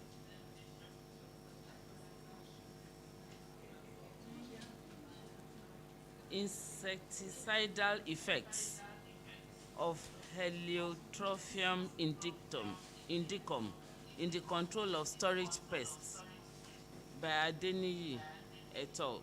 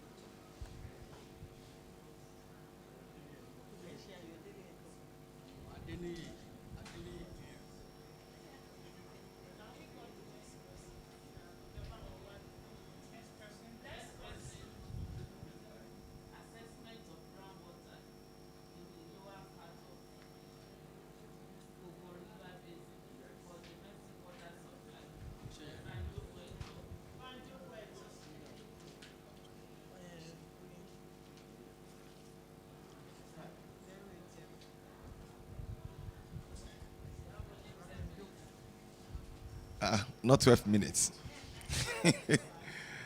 Okay, good afternoon. My name is Ademola Banjoko. My slide, please. Assessment of groundwater in Lower Ogun River Basin.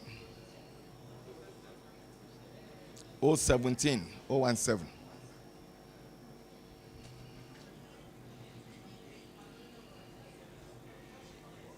You want to record it?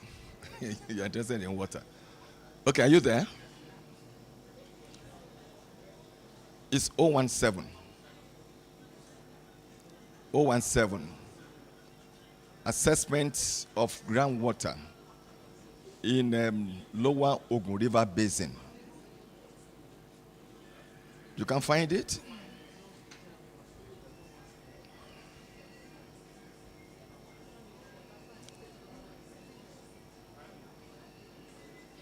Okay, can I continue?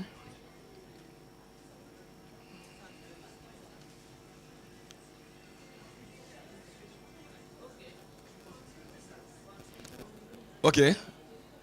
All right. Now, this is a research work that I carried out in year 2019-2020 hydrologic year. I am a water scientist, and I've been working with water for close to 40 years now. It's part of my research work. Now, this was born out of people taking water indiscriminately, especially the most vulnerable people in the society. So now, the Ogun River Basin stretches from Shaki and it drops its water at Alakpere and Ketu here into the lagoon. So I worked on that river. If my slide can be seen, I will show you the Ogun River Basin, the map that I downloaded from Google app, showing all the major rivers, tributaries, and the rest of it. But the one that is important is that there is an interaction between surface water, which we call rivers, streams, ponds, lakes. Any water you can see on the surface is called surface water, while the groundwater consists of undug wells, boreholes, and industrial boreholes. But I'll be limiting this discussion on Ketu Alakpere, Ojodu Baga here. Then Mokoloki is behind Mowe, and Lafenwa in Abeokuta. So which means I'm talking about groundwater between Lagos State and Ogun State. Now the issue is this. Over time, we found out that because of the slope of the river, Ogun River, discharging into lagoon is at lower elevation, while the lagoon is at higher elevation. During dry season, there is always a backflow from the lagoon into that channel, into the river channel, and it extends beyond Lafenwa and Abeokuta. Now, I don't know if people live around Baga here or Alakpere and Ketu, a particular stretch, they cannot use their borehole because it is invaded with salt water. And salt is one of the major components that we look for. So in this study, what we collect water samples for 9 months, monitoring for 9 months, testing for major cation and major anions. Now, these are what we use in calculating the water quality index. Why can't you find it? Yeah, just be wide so people can see. So, in the water quality index equation, what we did was to clarify it into dry season and wet season to see the usage. Okay? Leave it, please. Let me see this map. Now, when you look at this, this is the map of Ogun River Basin, entire river basin. From the lagoon is the one that you see in green, and it means the water runs from Shaki down to Lagos here. And we have all the major streams, rivers, everything. Especially, there is one river here, which is a very major river, Onyan Dam. We call it Onyan River. So that is the water that when they release water from Onyan River, it floods the whole of Baga here. So they call it Onyan Dam. It's there. But I'm not able to show you because that's not the major thing, because the work here is enormous. But let me continue. Now, it means that I'm discussing on this lower slope, which comprises of Alakpere. Please take the slide up. Alakpere in Ketu here. Alakpere in Ketu. Ojodu Baga, where you have all these ram cellars. Now, if you go to Mowe, behind Mowe is where we have Mokoloki, Federal Ministry of Agriculture and Water Resources. They do irrigation projects there. In Mokoloki, you can take that place to Papalanto from Shagam Interchange. So the river cuts there. But the interest here is this. We found out that not many people have access to good water. And most people recourse to boreholes and dug wells. We now pick samples I pick samples for 9 months, checking what is the saline intrusion, because salt is one of the major pollutants in water that people will not take note, even in small quantity. It's not acceptable in quantity. We call it saline water intrusion. We found out that it has invaded the top. If I talk about the geology in Lagos State and Ogun State, most people that takes water from the borehole and dug wells, they take it from the upper aquifer called alluvium. Everyone here that have water in your house, either in Lagos State or Ogun State, you take it not more than 200 feet, which is about 60 meters, not more than 200 feet, anywhere in Lagos. Most times, you see that the water has a lot of iron as a result of saline intrusion into it. So we now checked. We discovered that during wet season, the quantity of salinity reduces because of proper mixing, because we have input. You know, we are in the rainy season now, and we have a lot of water coming in, it mixes. During dry season, the pollutants have higher concentration. So what this study now revealed was that, please take it up. What the study revealed, good. This is the WKI index, that's the water quality index that was used. Those are the ranges. So if it is from 0 to 25, it falls under excellent. 26 to 50 falls under good. 51 as like that. So during the water, please take it up. Now I'm talking about this lower part. The analysis was done on the whole stretch of the basin, but I limit this discussion, this paper, on this lower part. Now you will see that during wet season, the water quality status in Alakpere means K2, the entire of K2, that stretch forth across to the express, to toll gate, and dug wells, not boreholes, and dug wells. It means that the water is very good during wet season because of proper mixing. Some of you in your houses, if you look at the water level inside the well, which you call Konga, it rises during wet season. In fact, in Abeokuta, while I was doing my PhD in the Federal University of Agriculture, Abeokuta, during dry season, there will be no water at all in the well. But during wet season, you see the water level comes up. And this cuts across virtually everywhere. So what we are now saying is that during wet season, the water is good. But during dry season, the water is not good at all, except in Mokoloki. Because the reason why Mokoloki shows good during dry season is because, number one, it's in a very remote area. Number two, the salinity level in Ogun River there is very, very low compared to the one in Baga. While I was working with Lagos State Water Corporation, we have to be people that lives in Akute. We have to build anti-salinity weir because Ogun River goes from Baga and goes to Akute. So we have to do what we call anti-salinity weir to prevent the saline water from passing through that area. Because each time we do abstraction from that earthworks, we go around to check. Consumers are always complaining of salt taste. So that was why they took the World Bank loan to do it. So the implication of this study is that, please, anywhere you have your borehole or well, do what we call check. Take it to the laboratory. Let them check for you the constituents, especially salinity. Now, what do you call this estate here? Magodo 2. I went there, picked there's one school there. I forgot the name of the school. I picked their water from their borehole. It shows about 0.2 milligrams per liter of salt, of salinity, which is not too good. But you won't feel the taste. But cumulatively, it has effect on our organs. We all know as scientists here. So the conclusion, now wait, please go back to that one. This one is a Piper Stradini's diagram that Piper's trilinear diagram. This one just shows classification of water. But basically, I use this one because it can be used for so many classifications.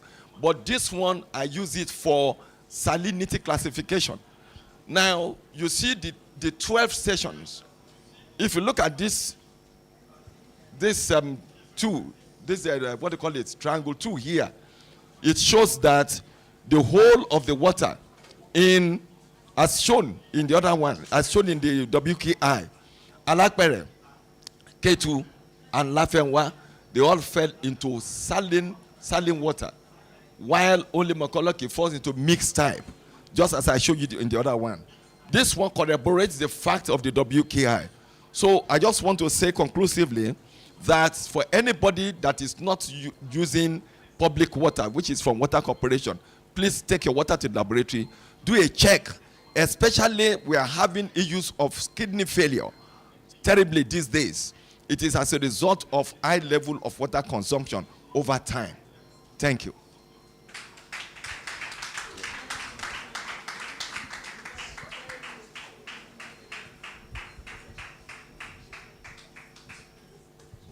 Thank you so much for the presentation. It was a very revealing one and very applicable to all homes and industries, especially the food industries. Most food products will undergo one form of washing or the other using water. So the presenter has mentioned the need to take your water sample for analysis, which is very, very key in this area, not just because of the salinity now from food point of view, but because of the microbiological aspect and even some chemical aspect as well, different from salinity, that needs to meet some standards, because we have standards for water, potable water in the food industry.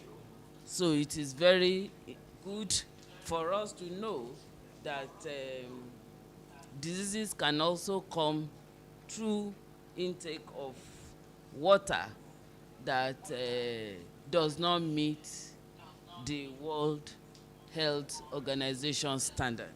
Thank you so much. The floor is open for comments, for suggestions, for questions. Just 2 comments because of that.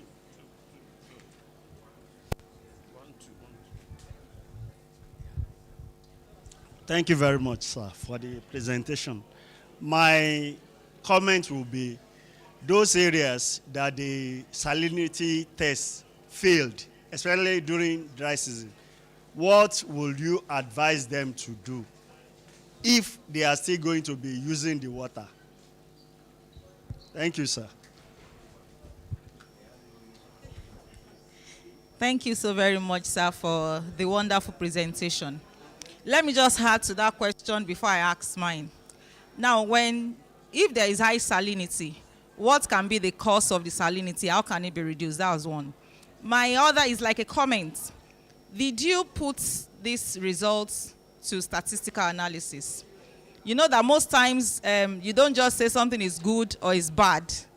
By the time you put it into statistical analysis, then you know whether there is a significant difference or whatever, and then you can conclude on the results. Thank you, sir.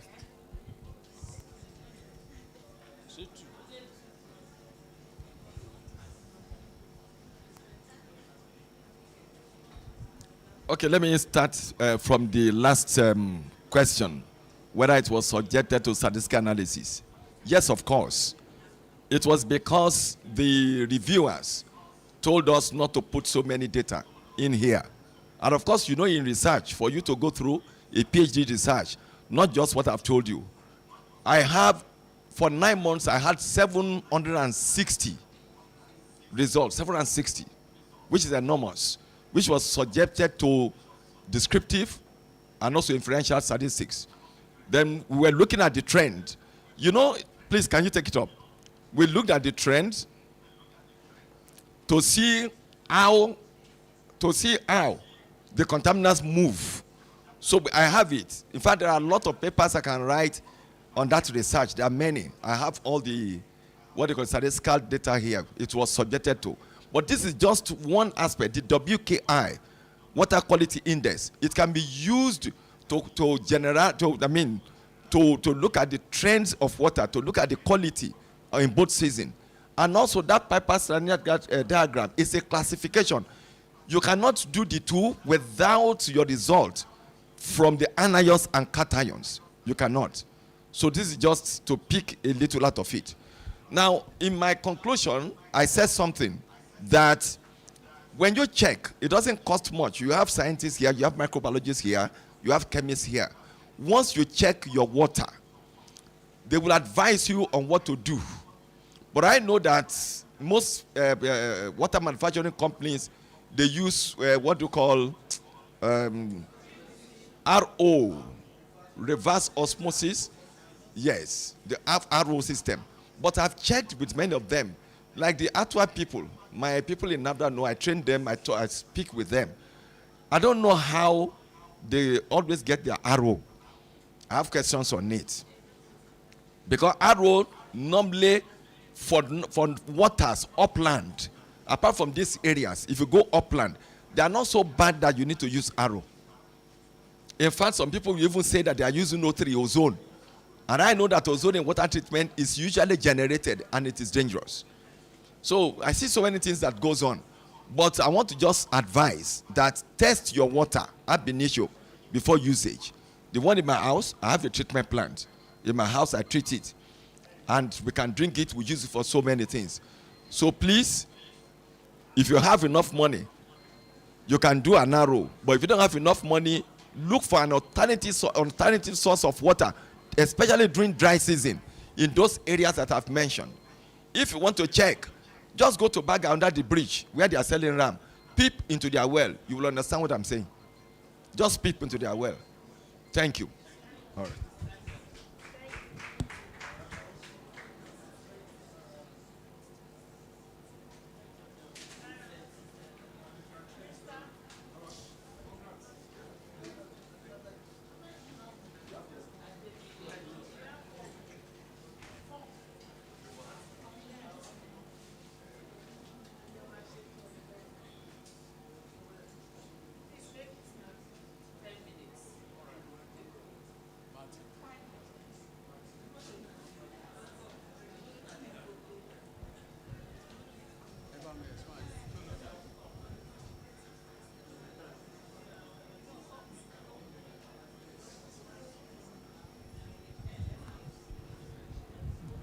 Good afternoon, all. I'm standing on the existing protocol. Adeni Iboluaje Matthew is my name, and I'm presenting on behalf of my co-authors. I'm from Nigerian Stock Rural Research Institute, Ibadan, and I'm presenting on insecticidal effect of Heliotropium medicum in the control of storage insect pests. Next. These are the outlines I will be guided by. Introduction. All these substrates, rice, maize, sorghum, and cowpea, they are important grains and cereal food crops. They increase farmers' income, ensures food security, enhances quality nutrition, and reduce poverty commercially. And at post-harvest stages, the grains are subjected to qualitative and quantitative losses. Statement of the problem. On a yearly basis, people die globally as a result of consumption of poisoning chemicals, insecticide. Unfortunately, the highest human mortality is recorded in Africa due to misuse or indiscriminate use of synthetic chemicals. Application of these synthetic chemicals as a method of grain preservation has been widely criticized because of their toxicity to human health and the environment. Diseases such as neurodevelopmental disorder, cancer, metabolic illness, endocrine disruptor, which cause damage effects on immune system, have all been linked to accumulation of synthetic pesticide or insecticide in humans. Next. Justification. It is widely believed that the synthetic pesticides are very, very costly. Therefore, there is the need to seek for cheap and very safe, effective and eco-friendly alternative to synthetic pesticide. Plant products are shown to possess pesticidal effects in the control of pest or stored grains. And there is growing trend in the use of plants that do not conflict with food supply. Next. Materials and method. The following materials were used at the entomology lab of NIFST, Ibadan. Then sample collections. Fresh samples of fresh leaves of Heliotropium medicum were collected from Makurdi Metropolis and were authenticated at Forest Research Institute, Ibadan here, with this specimen number, FHN 113768. Then, grains such as rice and cowpea were purchased from Wuruku Market. Those that have been to Benue State before, in Makurdi, you know Wuruku Market. Next. Then, insect cautioning for insecticidal activity. This was done on the substrate, the rice and beans weevils, Calosoprucus maculatus and Cytophilus oryzae. By keeping the substrate in deep freezer, and you bring them out to equilibrate within 12 to 24 hours. After doing that, about 10 pairs of each adult insect, Cytophilus oryzae and Calosoprucus maculatus, were introduced to cleaner jars that contain about 20 grams of each of the substrates. And the jars were covered with muslin cloth, held tightly with rubber band or open screw cover. The prepared culture were on raised platform. This raised platform contained a canola oil. This canola oil will prevent other insects from coming to prey on the insects that were cultured. Oh yeah, let's move on. Then, the method of Asawalem 2006 were used to calculate the percentage mortality of the insect. And the percentage mortality can be calculated as number of dead insects, that is those ones that did not respond to pain probe, over the total number of insects used for infestation, multiplied by 100. Then statistical analysis. SPSS was used on one-way ANOVA post hoc, and we were able to determine statistically which one is significantly important. These are the mortality tables for the two weevils used. Let's go back to that mortality table, please. On this, we can realize that this the insecticide activity were determined within 24 to 96 hours. And it can be seen that at 0.08 gram per mil at 96 hours on Calosoprucus maculatus, 96.7% of the weevil were recorded to have died because they could not respond to a pain probe.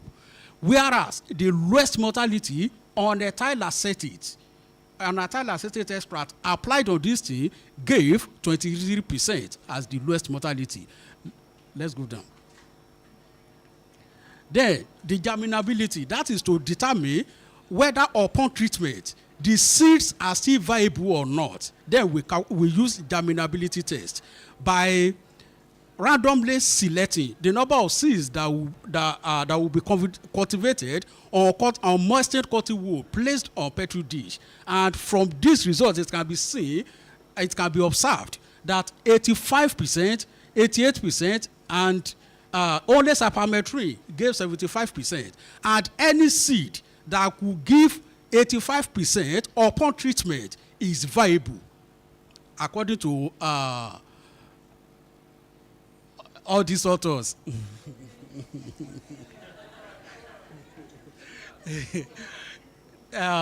then the percentage emergence, you have to know if that extract, if it is effective. If it is effective, there is not going to be larger chunk of emergence in the insect. But as you can see in the control, that is the untreated grains, 35%, you can see them all through, 35% of the grains, of the weevils were able to emerge, whereas in others, those 0.3% are cool emerged, as if nothing emerged. That shows the potency of the extract on the weevils. Next. 2 minutes, okay? Then the weight loss, you calculate the initial weight of the seed, and you subtract it. You calculate the final weight of the seed, you subtract it from the initial weight. You divide it by 2 and you subject it to SPSS to get the percentage weight loss. Then conclusion, it can be observed from this study that both the ethyl acetate and methanolic extract of the leaf of Heliotropium medicum tested on the weevils of rice and cowpea showed very potency on insect mortality. Methanol leaf extract of Heliotropium medicum had highest pesticidal effect. And this study revealed the potential use of Heliotropium medicum at concentration of 0.08 gram per mil. But I will want to advise those that go to herbal people here.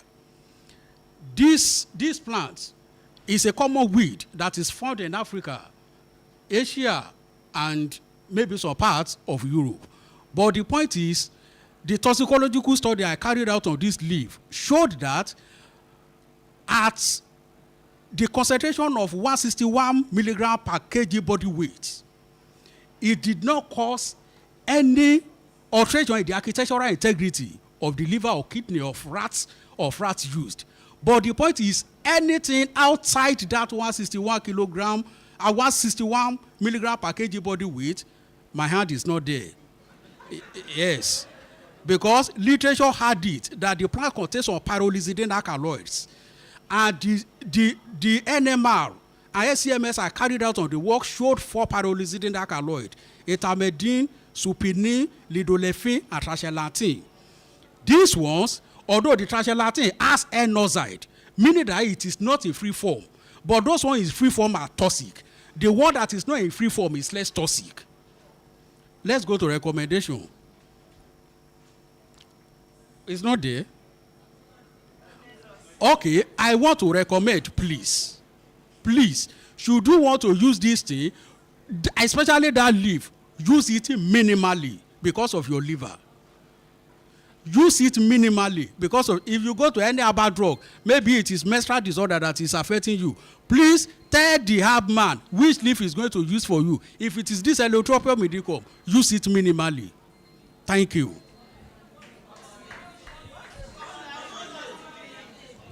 Okay, Yoruba people call it agogo ogun. Agogo ogun. Agogo ogun. Then in my place, Ekiti State, you can hear it from my language. It is called Ogbe Ori Akuko. Yeah, you will see the flower. It will appear white but bent like this. Yes, it is useful traditionally even for venereal diseases. But the point is the toxicity. More than 161 milligram per kg body weight. My hand, no day. Thank you. Yes. Thank you so much for the presentation. The floor is open for comments, questions, suggestions.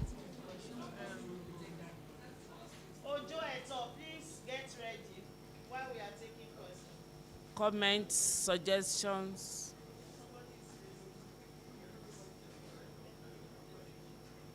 Who is raising?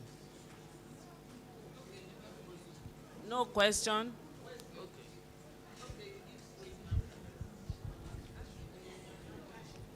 Sorry, I was eating. The product that this thing is being used on, is it for seedlings that has to be planted or to be eaten? If it is to be eaten, were there tests on the residue of the chemicals, the other chemicals used for extracting what we needed from the leaf? Thank you.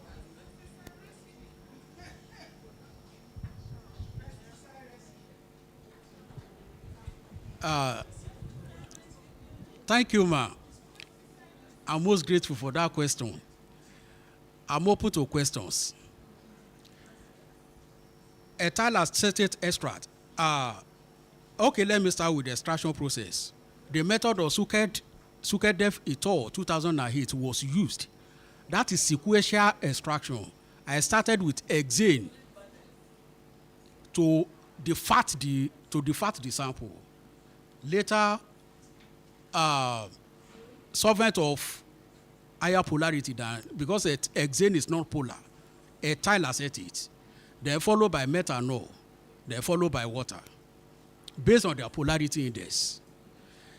Then, after this, they were sequentially subjected to insecticidal activity. I didn't report the phytochemicals here. Only the methanolic aspect of it, the methanolic part, has all the saponin, tannins, flavonoids, and co. Whereas hexane did not have saponin.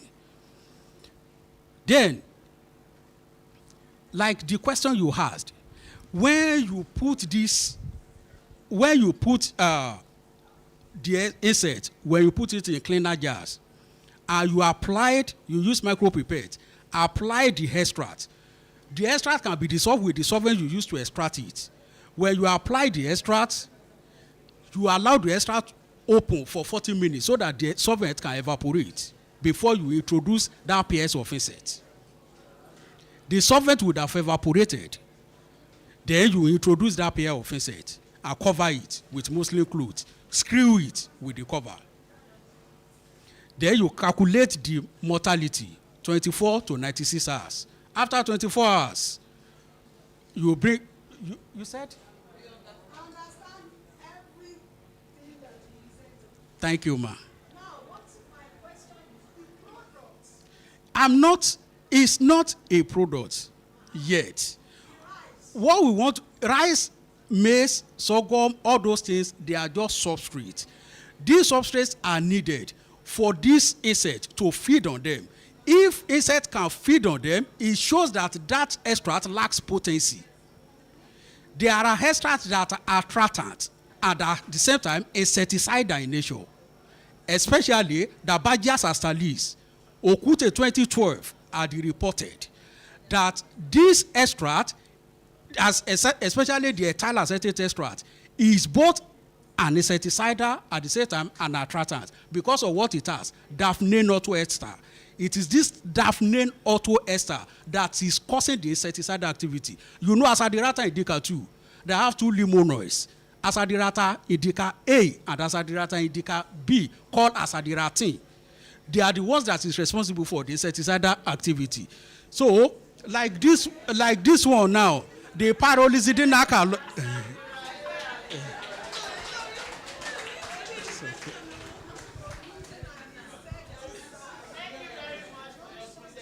It's okay, thank you. Thank you. I want further questions.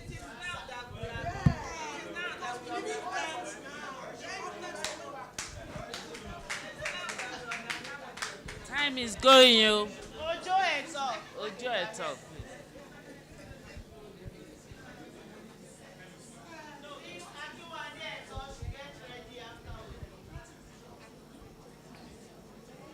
Okay.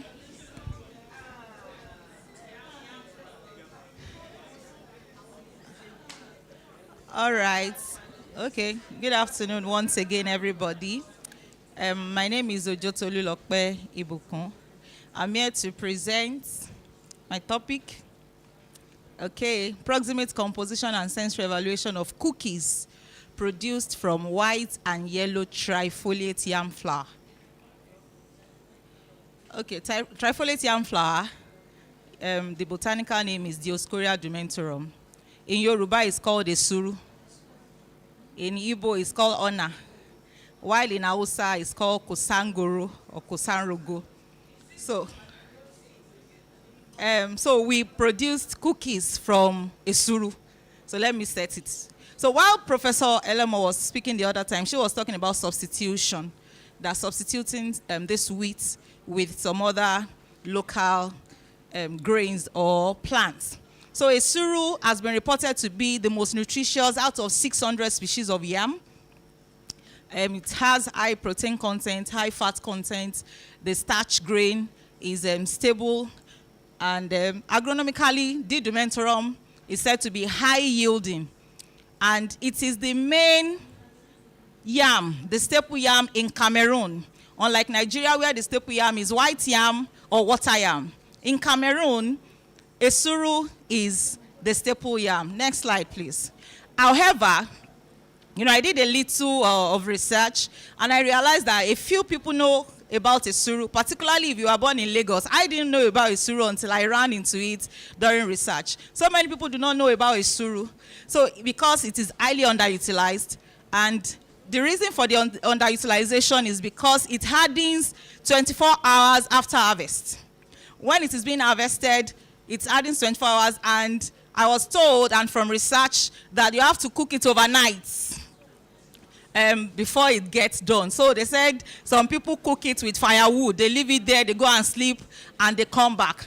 So there is limited information on the use of it as flour in Nigeria, and this could be due to the lack of information of its usefulness. It's also said to be used as farming food. That it is when there is no more food, no more yam, that's when they take Esuru. However, like I said earlier, the protein is high, the fat content has been said to be high, most nutritious out of the 600 species of yam. All right, so the justification is what I just said. But the reason why this work was done is not basically because of nutritional composition. That's the second thing, but it's basically because of the underutilization. Basically because of the underutilization, and then the nutritional composition. Next slide, please. So, the materials and method, the flour. Next slide. Next slide. Okay, so this is the flow diagram for the production of the flour. Next slide. This is the yellow flour and the white flour, some of the samples that were used. Then the cookies was also prepared according to the method. Next slide, please. By Obiano et al., 2014. Next slide. All right, so these were the analyses that will be presented here. We carried out physicochemical analysis, sensory evaluation, and statistical analysis. So just a little back, just go a little, just to see the picture of some of the cookies. Next slide. So the results. All right, so the two papers that are, the two tables, we have physicochemical, proximate composition, and sensory. So for the proximate composition, I'll focus more on the protein and the fat.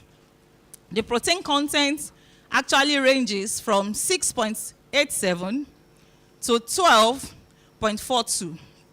12.42. Basically, cookies, there are different grains or cereals that are used for cookies. And the ranges of the protein content is between 7.1 to 9 point something, depending on the raw material that is being used. But when this was done, okay, before I go further, the ratio actually is ratio 90, 95.5, 90-10, 85-15, then 80-20.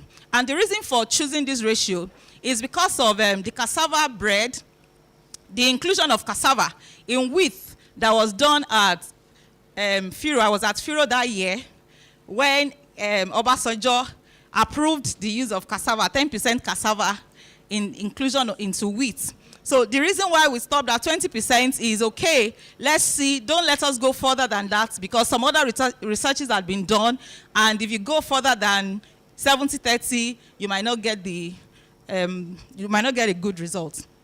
Just go to the next slide. So the crude protein range from 5.18 to 12.42, and sample KU4. Sample KU4 is actually 90% wheat flour and 10% Esuru. I'll call it Esuru. The fats also range from 7.22 to 9.56. and it has high fat content, which is also the 90% wheat and 10% trifolate yam. So all these results are in line with some studies by Ubo et al., Aruko et al.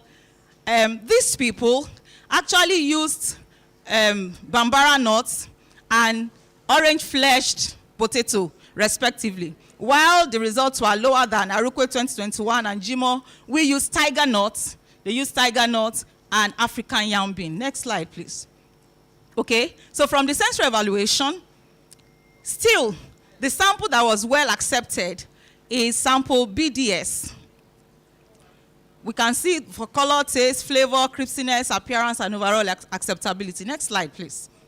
So sample BDS was the most preferred in color, in taste, in flavor, and overall acceptability, while sample HK9 is the least acceptable. Sample BDS is sample 95%, 5% when it comes to sensory evaluation. However, next slide to my conclusion. Okay, so let me conclude that the production of acceptable cookies by substituting wheat flour with white and yellow trifolate yam can be harnessed because of the contribution to the nutritional properties, looking at the protein, fats, fiber, and the likes. Though the moisture content was very low. Why? Because when you harvest trifolate yam, the moisture content is lost. There are other researches that were carried out. The moisture content reduces, which accounts for the hardening of the esuru.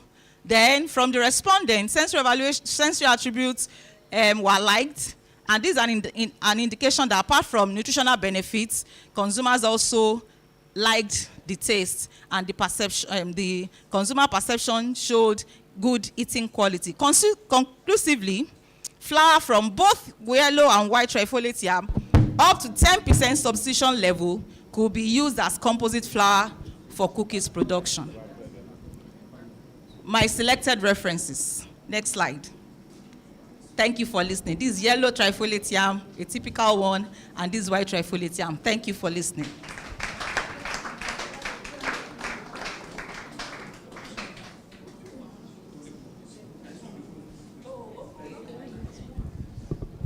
Thank you for the presentation.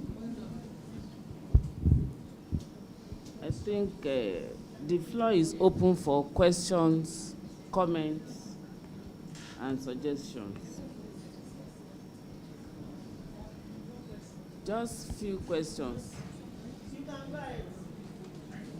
Speak on.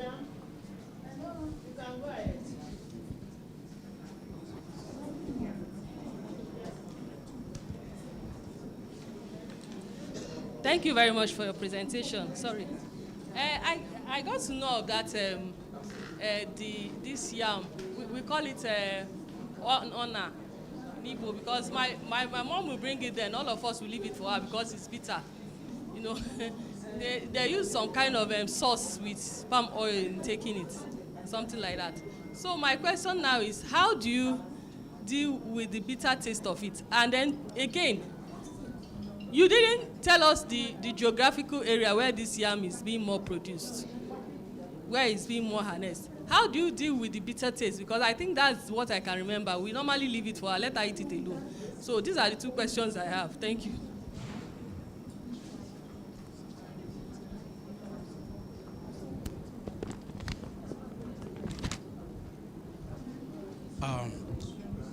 I appreciate you, the presenter.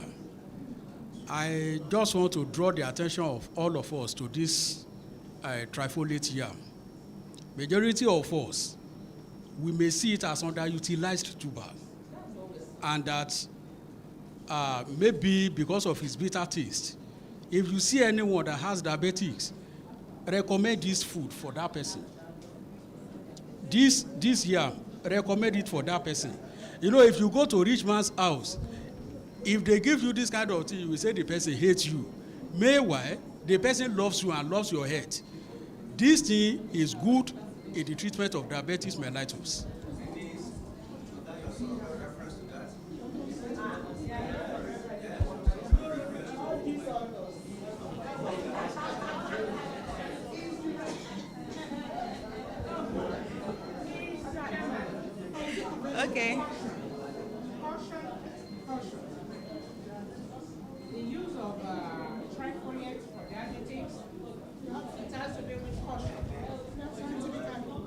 Are there supports? My brother, is there any scientific support? Has work been done in that area? Or are you suggesting that it has been done for diabetics? Okay, all right.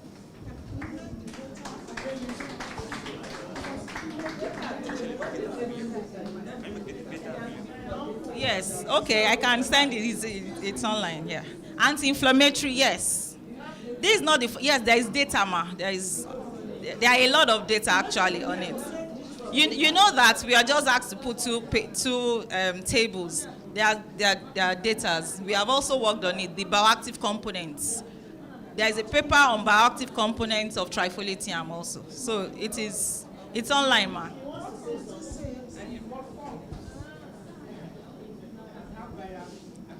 I still want to say, because we are professional, any research that we do, or any claim that we want to make, and we have the scientific data, we need to encourage to make this data available.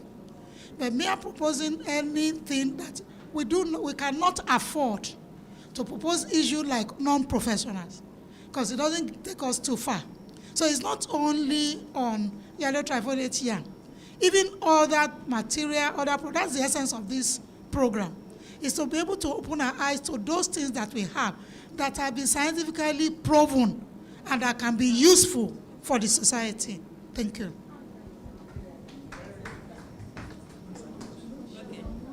Thank you, ma. I say again that the claim of my brother has been scientifically proven.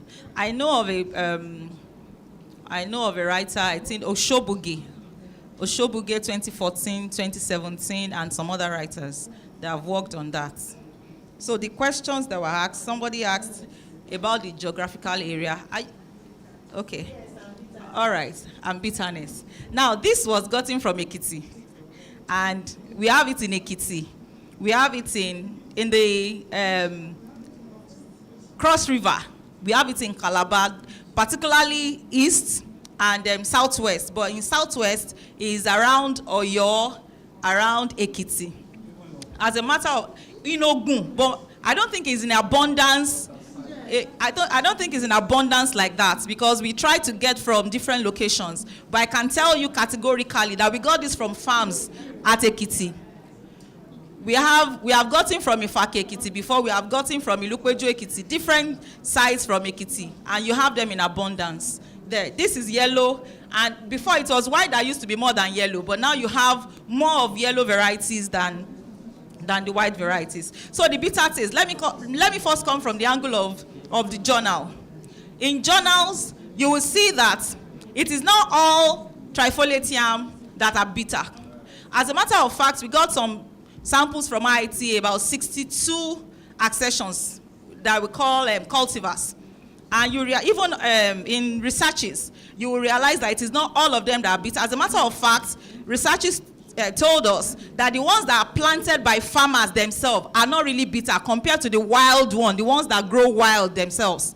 And so it's not all of them that are bitter. Though some people call it another name for trifoliate yam, some people call it bitter yam.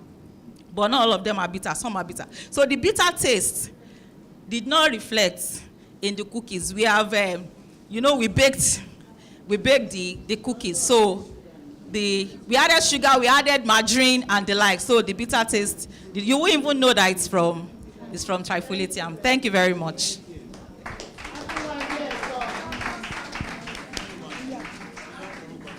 The next presentation is on proximate composition and sensory acceptability of air-fried snack made from wheat and matte bean composite flour by Akinwande et al.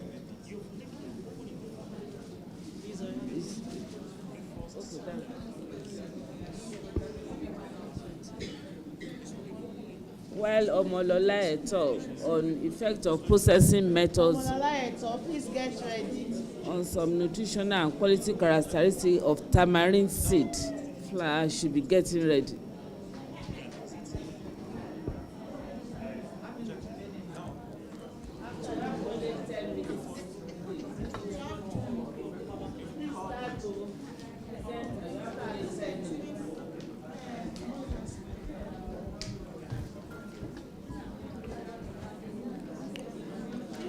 Good afternoon, everyone. Standing on existing protocol.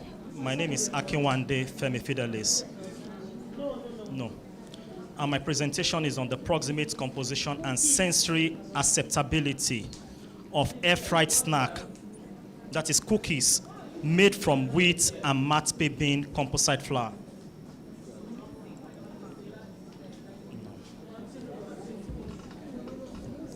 All right. So, as we all know, cookies are basically a flour-based pastry confectionery that are conventionally made from the wheat. Yeah, that's it. That are conventionally made from the wheat and are generally accepted as snack and convenient food. The basic materials for cookies are wheat flour, your sugar, your fat leavening, flavoring agents, and they have nutritional value depending on the cereal that is used. Cookies are known to contain generally about around 18.5% fat, 78.23% carbohydrates, 1.0% ash, and around 7.1% protein, as the last speaker had actually affirmed, according to Dabel et al. 2016. Air frying, which is the technique that was used as against the conventional oven baking in this situation, is a method of food preparation in which the ingredients are actually enclosed in a type of small convection oven and cooked with little or no oil added to it. So you have the air circulating around it, the hot air. It's a kitchen countertop appliances that can mimic deep frying by circulating hot air rather than submerging the food itself in masses of oil. Air fryer is known to be safe, versatile, and easy to clean. Our wheat flour is made from, of course, the wheat cereal, which is blended for use. And we have two types, the soft or the weak type, depending on the level of the gluten, and also the hard or the strong type. The hard and the strong type are generally used in bread, while the soft one, as we know, is used in cookies and other soft things like cake. Now, the focus, which is the matpe bean, being introduced into this as a composite flour. Matpe bean is known as ora dal, or called black gram. It's an underutilized legume that is known with the Asian people, but we also have it present in Nigeria. It's usually black in color. If only the slide were projected, you'll have seen the picture. It's black in color and it's lentil-like, just like the normal beans, just with it's black coated. When the black coat is removed, it is white and creamy, generally. And it can be whole and also split washed white. Now, black gram is known to be highly nutritious and a good source of protein, good source of carbohydrate, lipid, and a lot of minerals and bioactive components. The nutritional composition for the ora dal, please, can we project that? Oh, okay. Both for the nutritional composition or the value, both for 100 gram of the splitted one and the coated one, the energy is 347 kilocalorie, the protein is 24, carbohydrate 59.6, total lipid is 1.4 gram per 100 gram of each, calcium, iron around 15.4 and 3.8 milligram per 100 gram. And for the whole one, 371 kilocalorie, protein is also 25.7, higher than the other one, the splitted one. Total fiber is 25.7. Okay, that's it on the board. Then the sugar, 0, calcium, 57, iron, 5.14, and sodium, 29. The justification for this work, wheat grain are often poor in lysine and other essential amino acid. Therefore, matpe bean can be added to the wheat grain to increase their protein content. The mixture increased protein content than the cereal component alone is the most evident outcome of this particular blending. Legume typically enhance the quality of cereal protein by adding essential amino acids such as the lysine and occasionally the tryptophan, the threonine. Conversely, methionine deficient legume can be augmented with cereal grain that do not lack the amino acid. So the creation of cookies using composite flour made of wheat and matpe bean might offer a cost-effective, nutrient-dense product that would address the issue of food security and malnutrition. The aim to produce this air-fried snack from matpe bean and wheat flour. Objective, these are the materials and method. The matte bean was obtained at the bazaar shop at Ilukpeju. Other materials from Mushi Market. This is the flow diagram for the matte bean being converted to flour. The formulation using the D-optimal mixture, they actually gave us 9, but 4 were repetitive, so we just stayed on the 5. This is the flow diagram for the wheat flour matte bean up to the cookie production. Then the results obtained. Sample WMB, which is 85% of wheat flour and 15%, as can be seen on the board, actually had the lowest moisture content and also had the highest fat content, which is as a result of the percentage of the matte bean flour that is used because it's creamy in nature, and also due to the baking ingredients such as the margarine, which could have resulted into high fat content, as we can see in the results. The total ash content also had a rough estimation, which is an indication of the mineral present, is also higher in the WMB, which has the higher percentage of the matte bean. Same with the protein content. For sensory evaluation, they were all acceptable, but sample WME, which had the lowest amount of matte bean, was the most preferred, even though they all were acceptable. And in terms of taste, texture, color, appearance, and overall acceptability, the result, clearly shows that they were all acceptable. Like I said, WME had the highest overall acceptability. In conclusion, the use of matte bean flour in cookie production can be used to address issue of protein energy malnutrition in sub-Saharan Africa, where we are. The wheat cookie is one of the common next baked snacks among all classes of people. Blending of wheat flour with matte bean had a significant effect on the protein composition, as already shown in the results. And like I said, up to 10% of the matte bean flour should be encouraged for the production of cookies, and this will tend to reduce the cost spent on wheat and enhance the utilization of this underutilized legume. Thank you. Selected references. Thank you so much for being timely in your presentation. I'm just wondering, this matte beans, how is it consumed locally? Same way beans are consumed, cooked as porridge, also used, as pudding, and in various forms the way you use your normal beans. Like I said, it's peculiar to the people from the eastern country, basically. They also use in soup production also. That is the picture of the matte bean, and that is the hulled one. It's called black gram. Black gram, yeah, black gram. Okay. Now the floor is open. Black gram beans.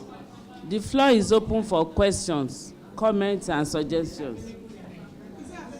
Yes, I know this in Nigeria. But I'm surprised. Okay, like I said, it's more peculiar with the world is a global village, as we all know. Asia, it's more, the Asian people eat it more, but the Nigerians are also aware of it because it's a highly prevalent Thank you. Who also use it. So I got it at the bazaar shop at Ilukpeju.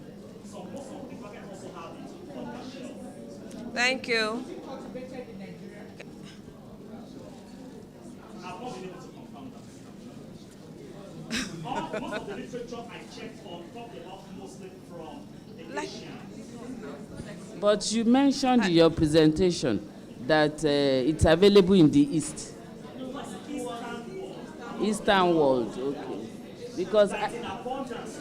Because I am seeing it for the first time. Okay.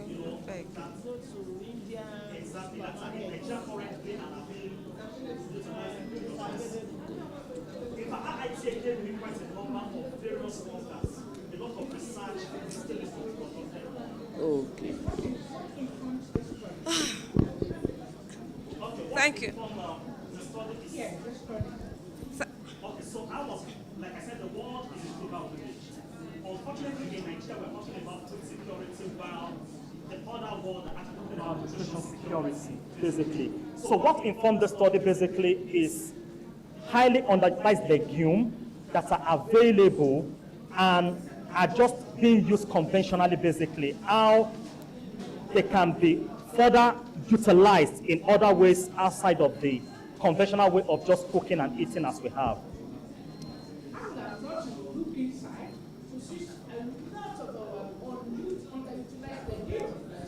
Yeah, we have. Yes, PG.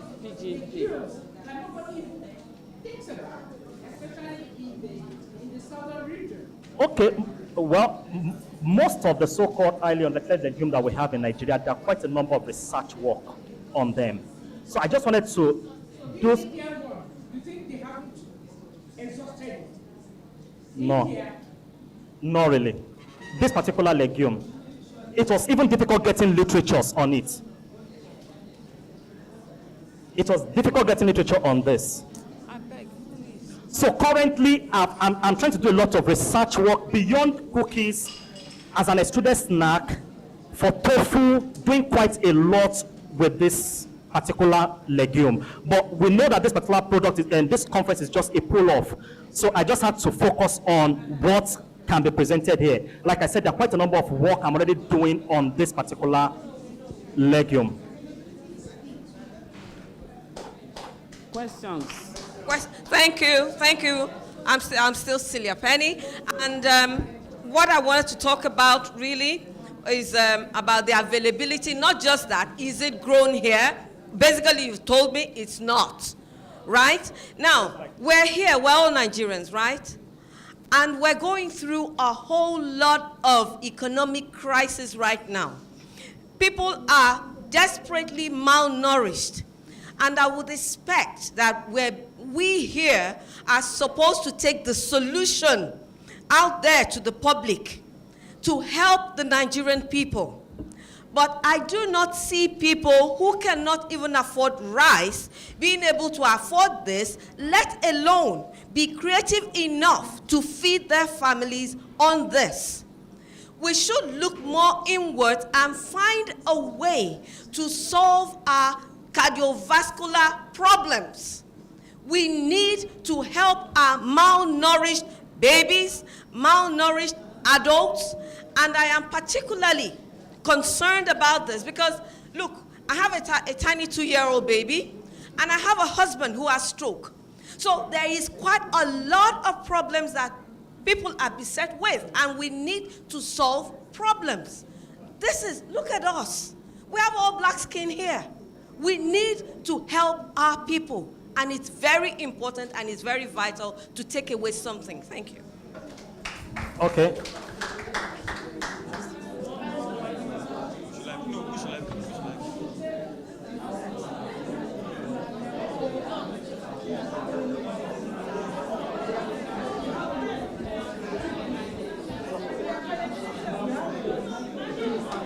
Good afternoon, everyone. Good afternoon.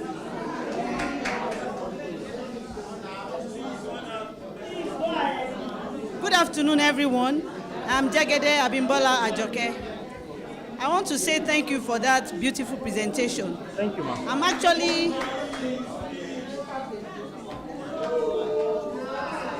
I am hearing matpe beans for the first time, maybe because of the word.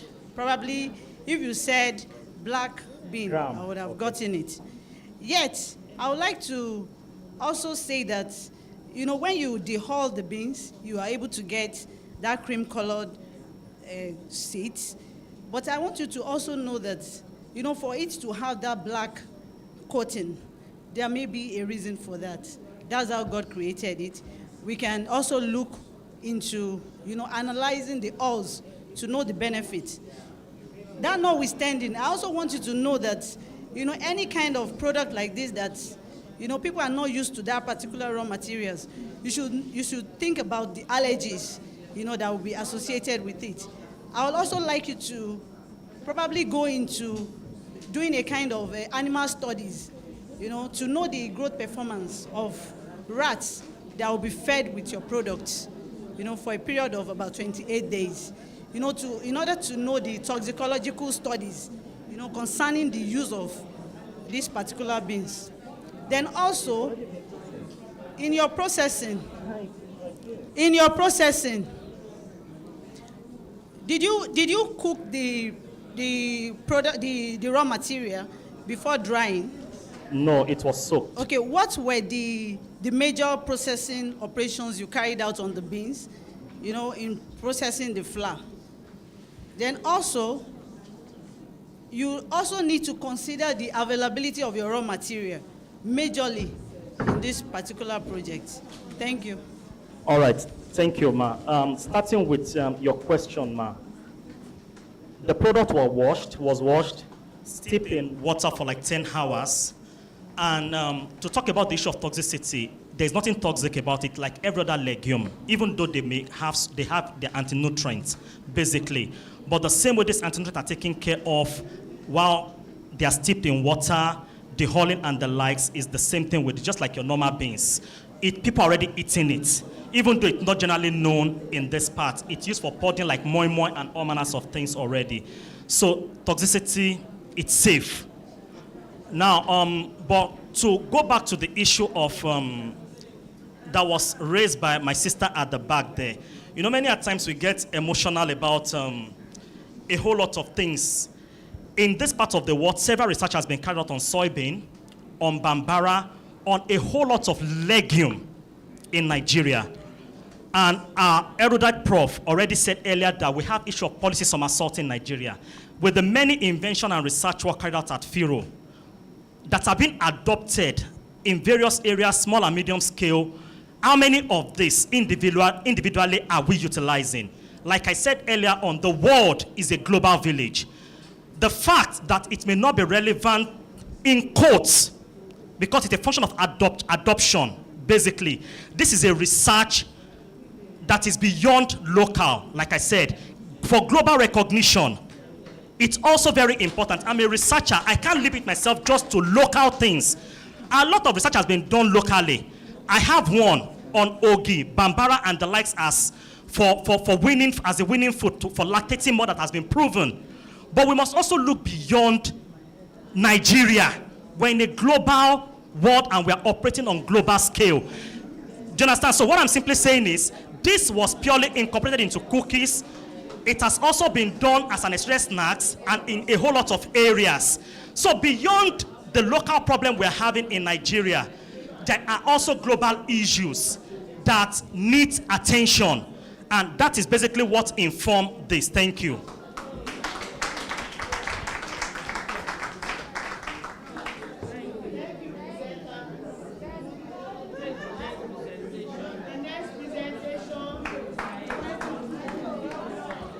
Omolola Eto. Omolola Eto. Omolola. It's on effect of processing methods on some nutritional and quality characteristics of tamarind seed flour by Omolola Eto. Omolola Eto. That's the last one. Where is Omolola Eto? Omolola Eto. Anyone like that? Hello, Sima. You can come forward. The last presenter is not here.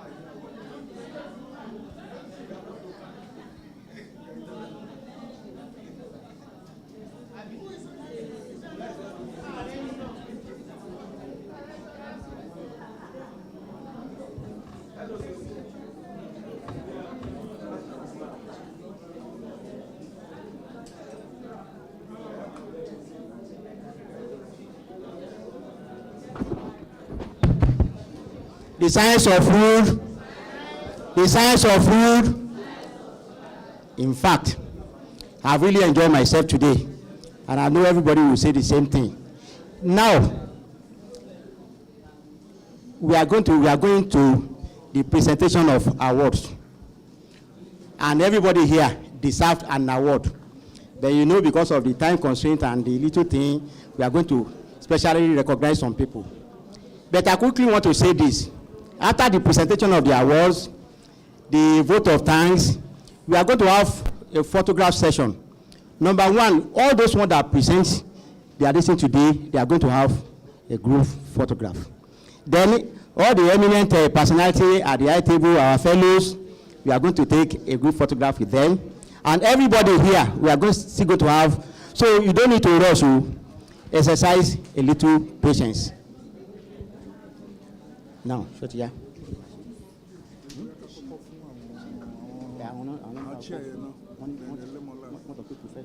Professionally, academics.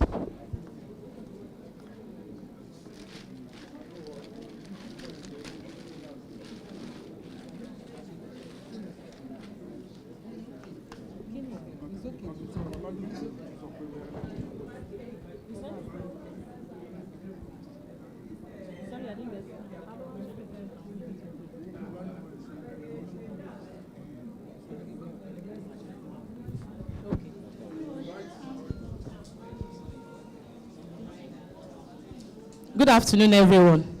I want to believe it has been an insightful and exciting section. Thank you very much for your patience, and thank you all for your active participation in the first technical session for Lagos chapter ReFoSTS. I believe we all deserve a round of applause for ourselves. Because it's part of our culture in NIFST to appreciate people. We have a lot of people here that has done great and mighty things towards the growth of NIFST Lagos chapter, and then towards the growth of food security in Nigeria as a whole. So permit me to call on Professor Gloria Lemon to come and present this first award to Ma, please. We'd like you to come and present the award. Mr. Aino, there's the chapter chair, so that you can also join her.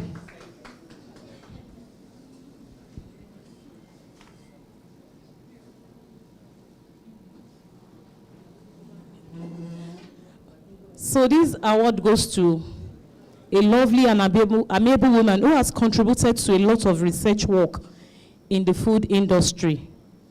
She's one of the fellow of the institute. I have the honor and pleasure of calling on Dr. Oluwatoyin Oluwole.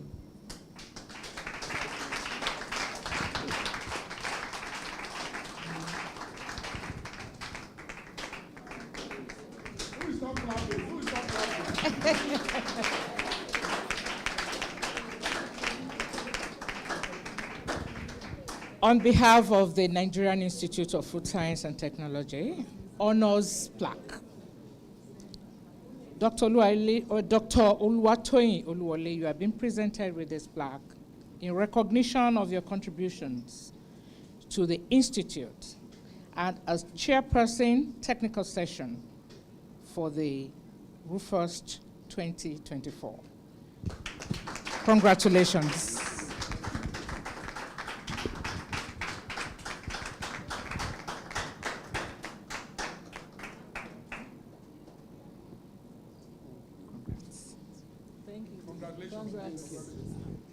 Thank you very much, ma'am.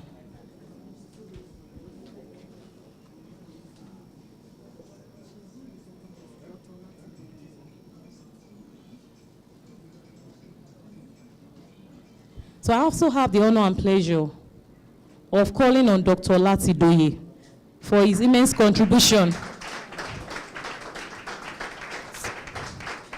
in the Institute and also in the area of academia and research. Thank you very much, sir. Dr. Olawale Olatidoye. On behalf of the Nigerian Institute of Food Science and Technology, honors plaque. I wish to present you with this in recognition of your support to the Institute and as a chairperson technical session of the ReFoSTS 20. You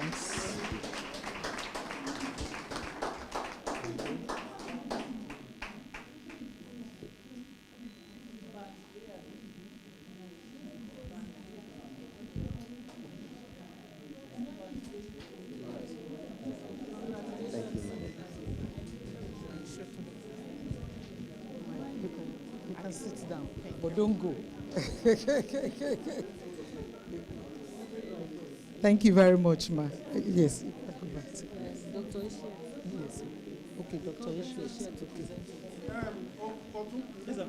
Please, Dr. Eshiet, can you please step forward? Dr. Eshiet, please step forward, ma.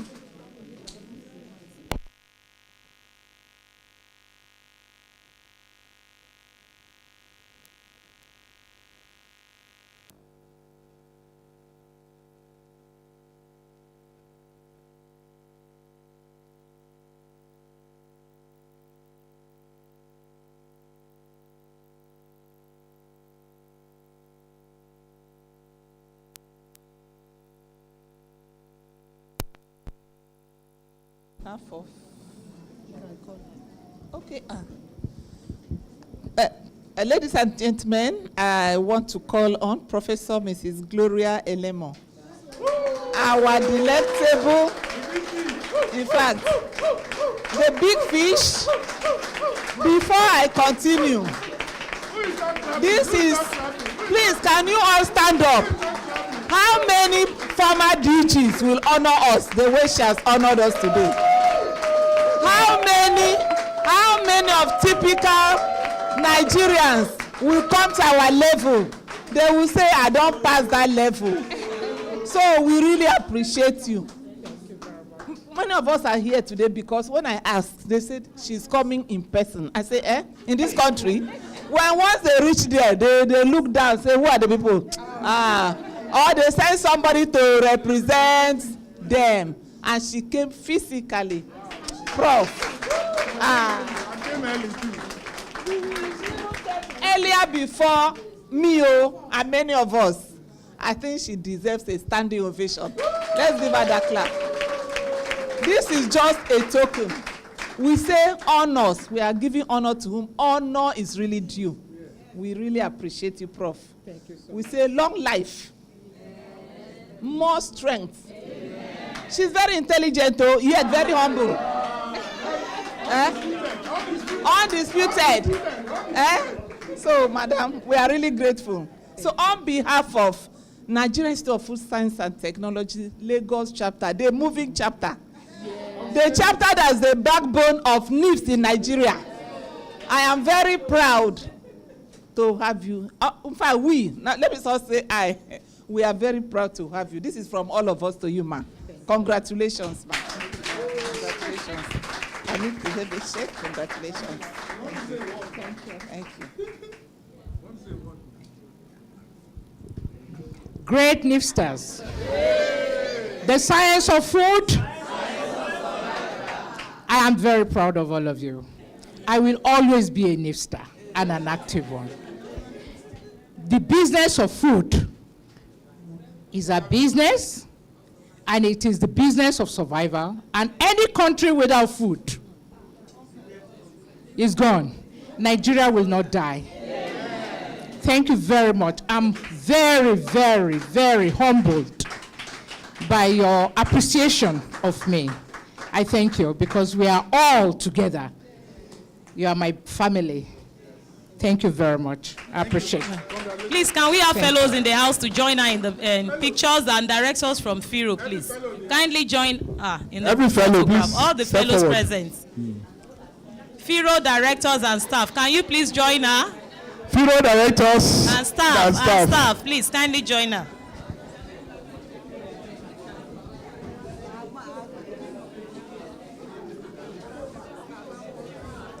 FIRO in the house. You are oppressing us, so FIRO is oppressing us here today.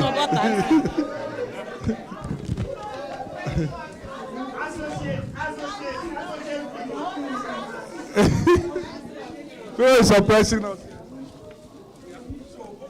Okay, so both of thanks, and then we'll sing the national anthem. After the national anthem.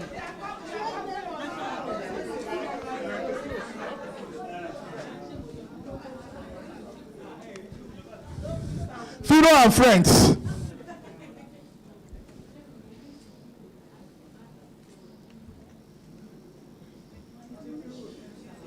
Thank you. The chairman of the session. Yes, chairman of the session, and then LOC. How many LOC are here? Can we have Dr. Latidoye and Dr. Oluwole also for a group photograph with her? The three awardees together, please.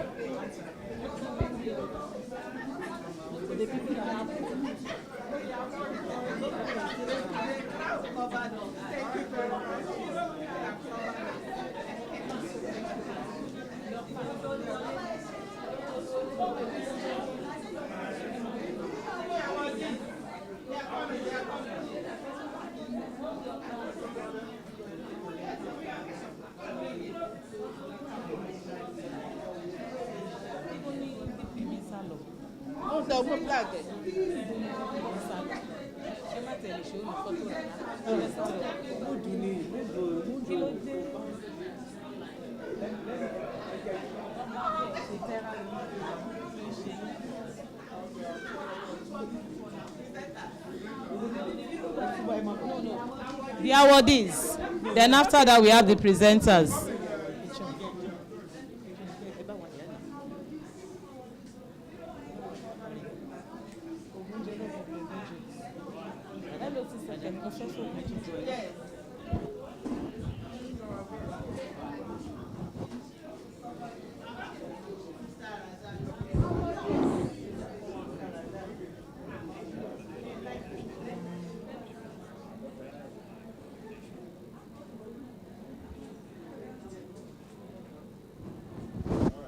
Please, can we have all the presenters here in this room to join them in the picture?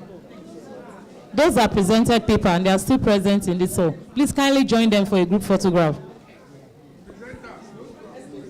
We need to see your face at the front page of Guardian newspaper tomorrow.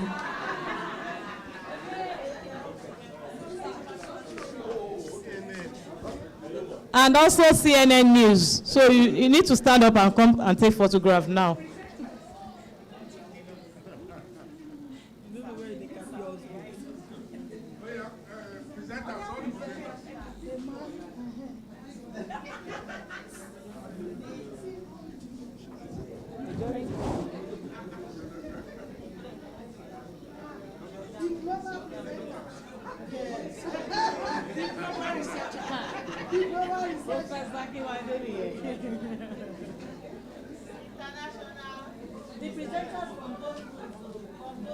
Presenters from both rooms, please kindly come forward.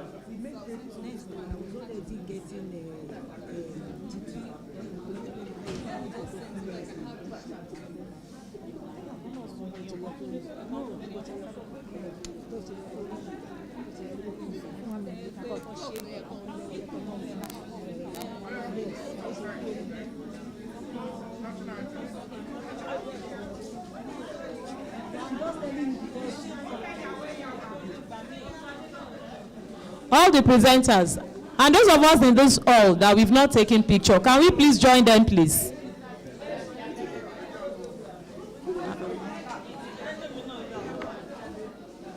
Other participants, please, can you join in the group photograph? We can make it in 2 batches, please.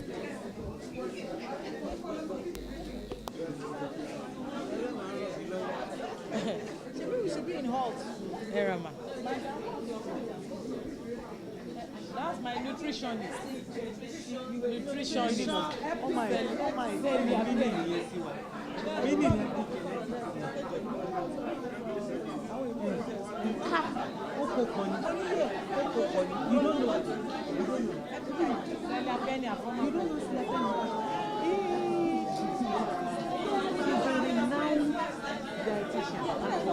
We can have it in 2 batches.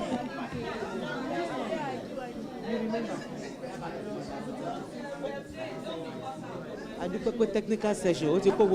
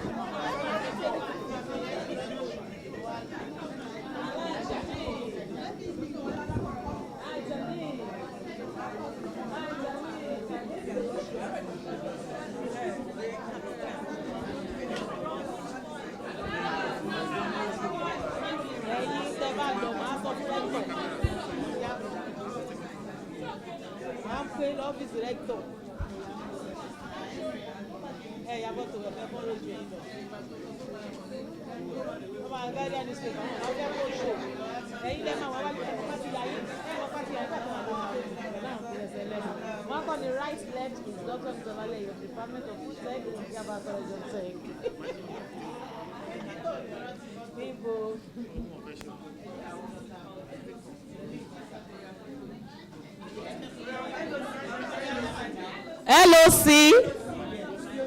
LOC members. LOC. Are they here? Okay. Sorry, ma'am.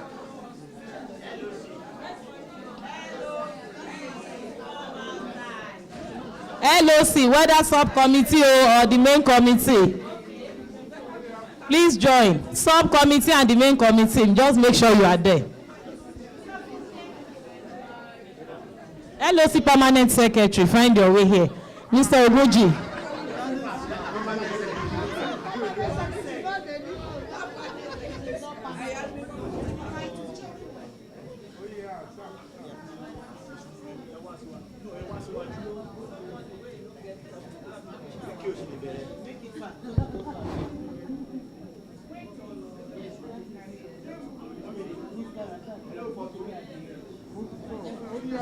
Please let our mommy here at the middle.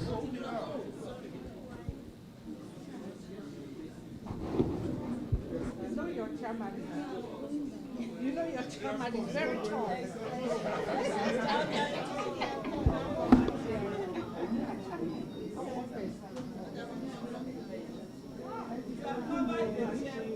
Oh, yeah.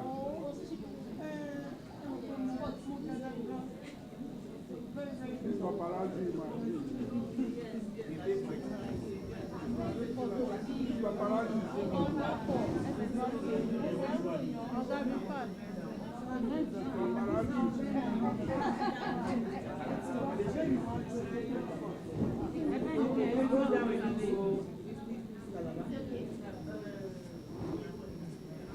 I understand we have different tech here. Yaba Tech, Classroom Tech, NAFDAC Tech, all the tech, just come.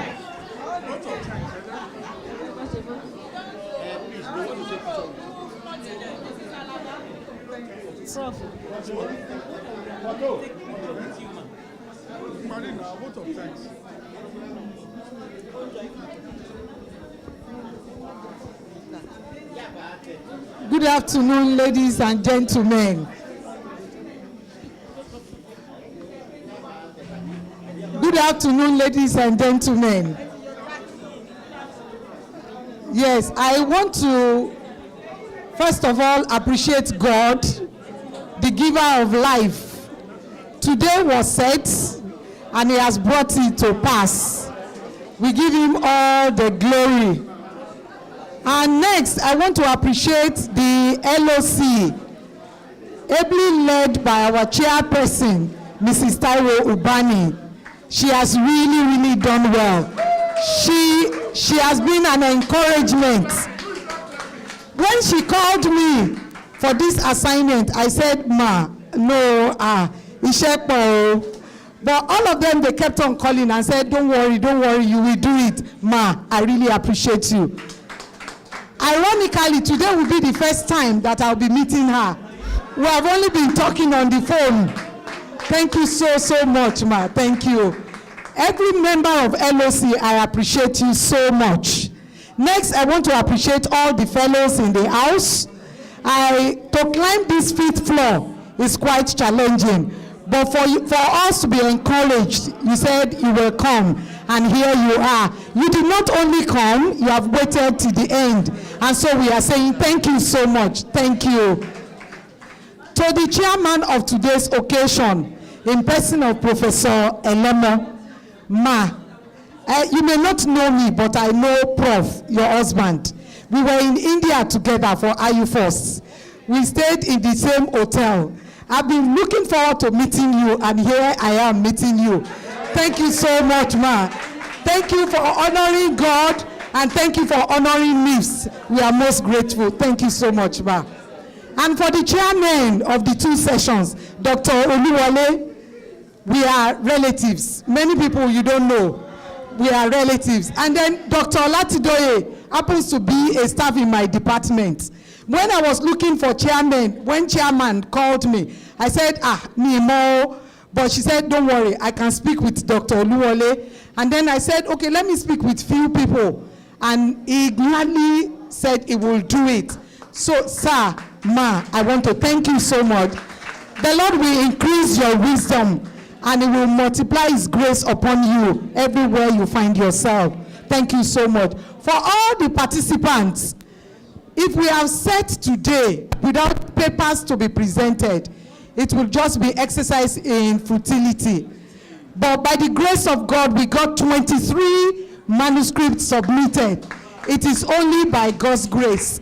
Many people, they will call for papers, but nobody will show up. But you encouraged us, and even this morning, somebody was still calling me, please, can I submit paper? I said, it is not like that. That paper will still need to be reviewed. So thank you so much. God bless you, and God increase you in all your areas of endeavor. I'm so much grateful. And to all the reviewers, some of them are here, some of them are not here. It's just one call. And I was telling somebody, I said, you know what? All you need is that you make sure you make impact anywhere that you go.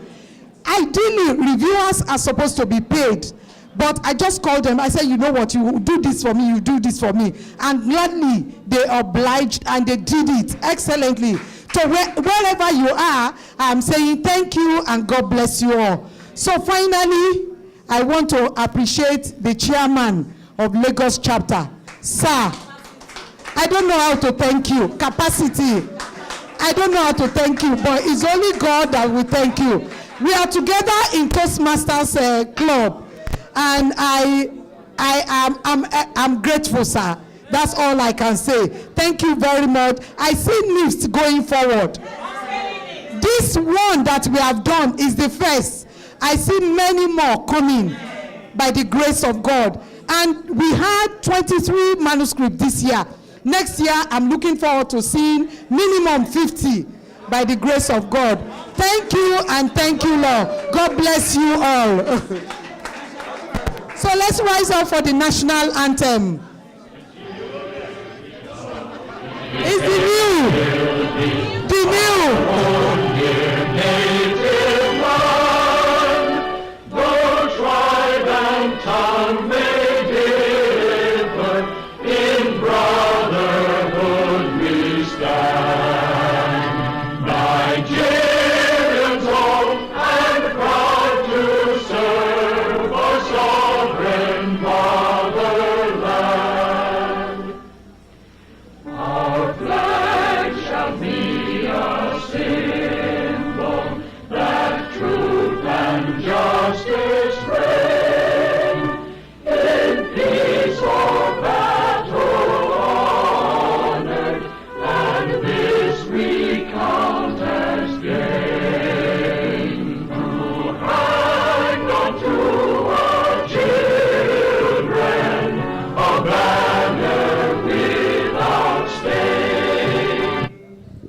Thank you so much. Upscaling NIFST, upscaling NIFST, upscaling NIFST, NIFST Lagos chapter, upscaling NIFST, NIFST, upscaling NIFST. NIFST Lagos chapter, thank you very much. Have a wonderful evening.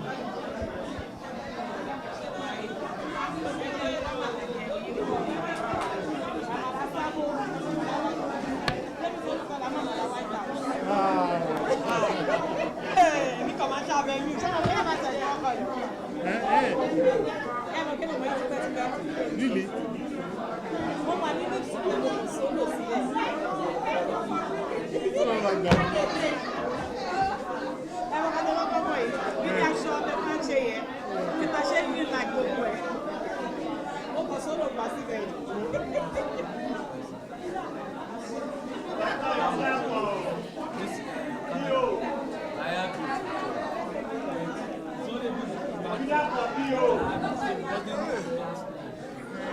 You can get the basket. You can get the bigger one. You sell it in Alaba. There's a bigger one that is bigger than this. Huh? It will be there. Same place. Yeah, because this one is still lasting like 2 hours. This one lasts like 2 hours. Yeah. So, but the only thing that I normally plug it, I'll try to do it.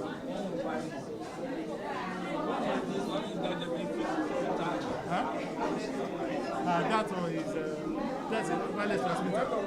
That's a transmitter. Wireless transmitter.